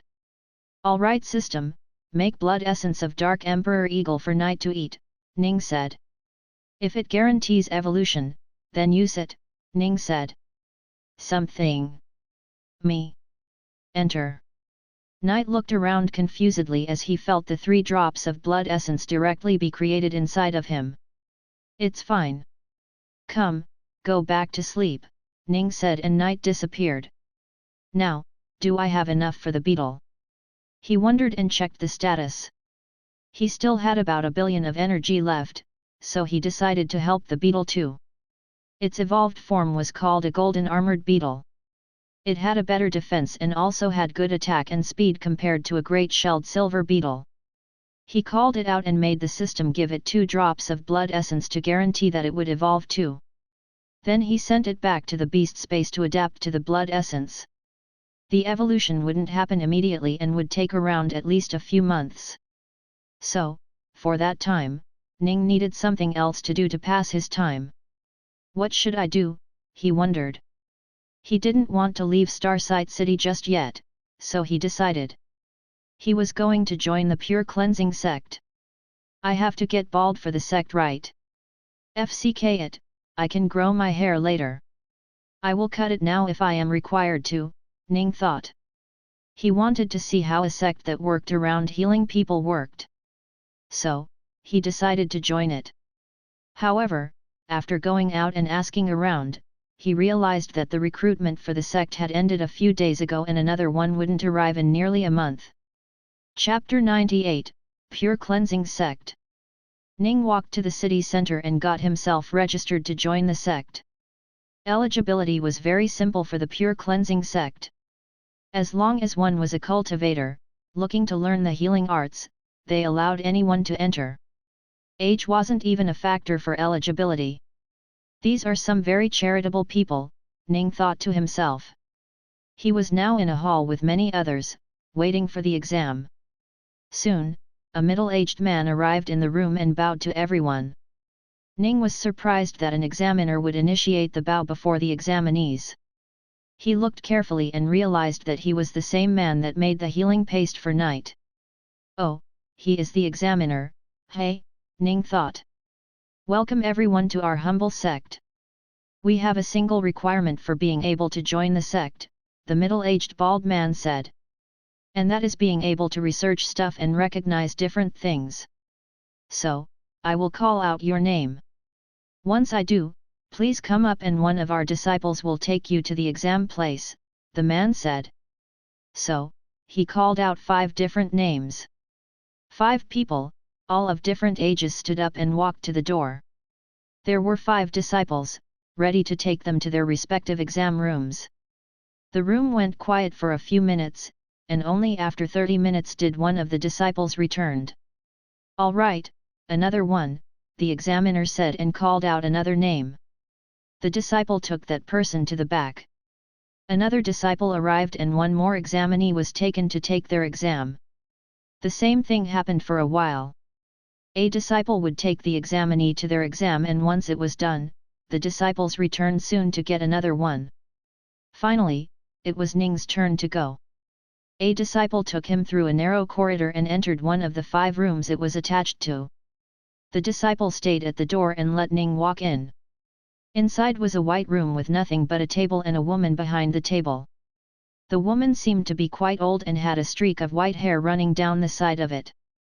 Ah, please enter, she said after seeing Ning.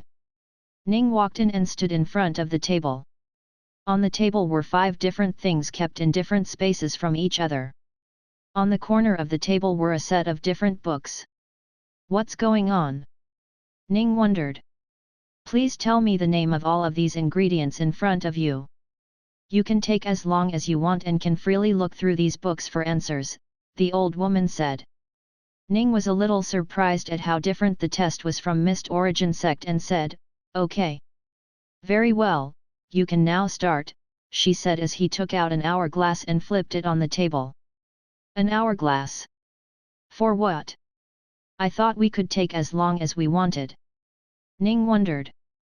Wait for a second, if we can take as long as we wanted, how are they even going to select the ones that can enter? Could it be that us having all the time we need is a lie? Ning wondered. All right, I got no time to waste, he thought and looked at the 5 different items on the table. Starting from the left to the right was a root, a berry, a leaf, a bone, and a flower. Ning immediately picked up the first book and started flipping it around. He wanted to find images that matched the items that were in front of him, but there were just too many in the book. Still, he didn't give up. Once the first book was over, he looked at the second book and found one item. It was the flower called Spring Dew Orchid. "This one is Spring Dew Orchid," he said. "Yes," the woman said and put out a badge in front of the flower that had its name on it. "All right, off to the other ones," he thought. He flipped through the rest of the books, but there were just too many to just read them while still finding images that matched the ones in front of him. God, I don't know how many times I might have missed them already, Ning wondered. His mind was way faster than normal humans thanks to the tempering art and the process of reducing mental energy to the lowest and bringing it all back up. Even then, it was impossible to look through the whole book to search for these ingredients. So, Ning decided to take a shortcut. "System, give these books information straight into my mind," he said. "Yes, do it," he said. Webnovel. Suddenly, all of the book's knowledge was readily available for him to know.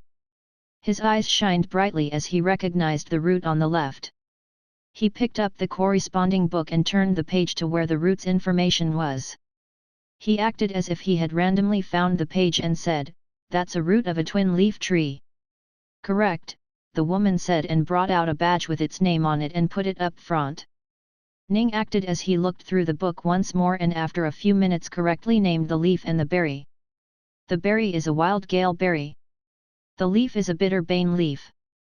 He was obviously right on both accounts. The woman brought out the badges for them too and kept them in front of the item. Now, only the bone was left, but that was where the problem lied. Chapter 99, I'm done. He pointed to the ingredients and asked, "Can I touch the ingredients?" The woman smiled and said, "If you are sure they are not poisonous then go ahead." Ning stopped in his tracks. "Poisonous? Can't be, right? Whatever, I will heal it if I really do get poisoned," he thought. Then, he walked forward to the bone and picked it up with both of his hands. He tried to squeeze the bone to check that it really was a bone and not some weird plant in the shape of a bone. Unfortunately, it was as hard as a bone and as white as a bone. So, it was a bone. This doesn't look like anything in the book though. Was there a mistake regarding the ingredient, he wondered. But that shouldn't have been the case. From his understanding, the people here knew enough to not make a single such mistake. Even if they did, by now it would have been fixed. So I can assume that it's not a mistake and that this bone really is meant to be here, he thought and looked through the information once more in his head and recalled every single ingredient in the book. There was not a single one in there that matched the bone. So is the bone not an ingredient? Is that why there is nothing about it? Ning wondered. But no, she told me to name all the 5 ingredients. His eyes shined brightly as he came to a realization. Ning decided to take a gamble on what he had just learned. "I am done," he said. The woman was a little surprised and asked, "Aren't you going to name the bone?" "No. I have done what you asked and named all the ingredients on the table." "The bone is not one of them," Ning said. "Interesting, very interesting," the woman said. "Good job. We put the bone in the mix to either get people to give up early and know that it's not a good thing to get stuck on something while researching. Or, get brave enough to ask us what the ingredient is themselves. We were only looking for people who could either understand there is a limit to what one could learn or could think outside the box. You somehow managed to do neither and found out that the bone was not one of the ingredients. Congratulations, you have passed the test." The woman turned to the disciple at the door and said, "He has passed." The disciple nodded and took Ning to another room. He walked in to see that there were quite a few people there already. Most of them were actually older folks and a very small number of them were young people like Ning. Ning nodded to the people and went to a corner to wait. The room was quiet and stayed that way for a while. Some people even started to sit down and cultivate. Ning just stayed there and waited. People kept coming in one after another and after a few hours of waiting, the examiner entered as well. The test had lasted for around 8 hours and of the original examinee, only 40 people had passed. Congratulations everyone for passing the entrance exam. We are happy to see that so many of you didn't get stuck on not being able to answer the ingredients and instead understood your limitations. So, starting now you will all be new members of the Pure Cleansing sect. Welcome everyone, the examiner said with a clap, and the people behind him started to clap as well. Our sect does not have a distinction between outer or inner sect. Everyone is equal and there to help others. You will get books to read for free and learn the different techniques. Our only requirement is that you cut your hair to show that you are one of Pure Cleansing sect's disciples and that you work in the Physicians Guild after the first month and help us earn some money so that we can keep the sect running. Haha, the examiner laughed. Ah, I forgot to introduce myself once again. Sigh, my name is Saband Fjord, and I am the first elder of the sect. You guys can just call me First Elder. There is nothing else that you should learn really. You can get to know the rules from the handbook. Don't worry, we are not very strict. The first elder spoke a few more words and left the hall. Ning and the rest were taken to have their identification card made and got their own robes as well as a guidebook. After that, they were taken to a different room and had their hair cut. They put a special paste on their bald head to stop the hairs from growing back anymore. Ning felt his own bald head and thought, this feels so weird. However, he had already come to terms with the fact that he would be bald today, so it wasn't all that bad. They were then let into the sect. The sect was a simple place with the important buildings at the center and all the residential places around them. They were allowed to choose whichever house they wanted and could live in them. They were all small cottages, so Ning found himself a simple cottage towards the back of the sect and stayed there. It was already evening by the time he got to the cottage, so he decided to cultivate for now. For the past 30 days, his cultivation speed had exploded and his growth had become very apparent. He could already feel the next breakthrough approaching and it was just a matter of time. Chapter 100, 30 Days. So, the first thing Ning did in the morning was going to the library to read. According to the guidebook, you were not allowed to bring back the books, however, you were allowed to stay there reading as long as you liked. Ning had a month of free time before he would have to go work in the Physicians Guild. He had no idea what he was supposed to do in the Physicians Guild, he doubted it was anything like what the first elder did, he wanted to read everything in the library. He didn't really need to learn from the book directly, but he wanted to keep his energy if he could. If it gets too annoying, I will just get the system to teach me stuff. Just like with the beast's information and missed origin sect's lack of it, the system might have way more than what these guys have, he thought. Walking out of his room, he felt cold air pass past his bald head. He felt really weird trying to comb his fingers through his hair, yet there being nothing there. Sigh, just a few months or a few years at best. If I don't like living here, I will leave, he thought. He made his way to the library only to find more than a few dozen disciples and elders to be already present here. Oh, I thought I was coming early morning, but it seems these people are quite diligent, Ning thought. Alright, where should I start, he thought and randomly picked up a book and started reading it. It was a book about medicine. The book gave information about the various ways a medicine could be made and the various ways a medicine could be used.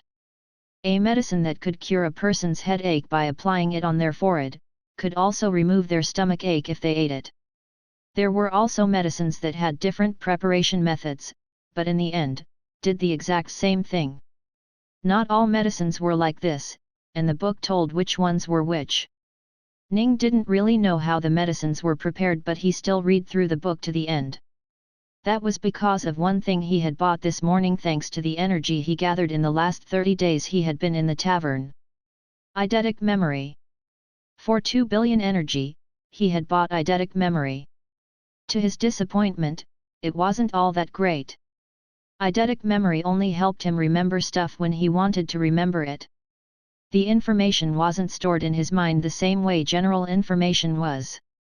Reading a book and remembering back to page 32 at sentence 16 didn't help one immediately know stuff like the information the system directly put into his brain. With eidetic memory, you had to comb through the different memories to get to the point where you learned or experienced that stuff. That, Ning felt, was very annoying. Thanks to system's help, he could learn everything at once and remember it all the same.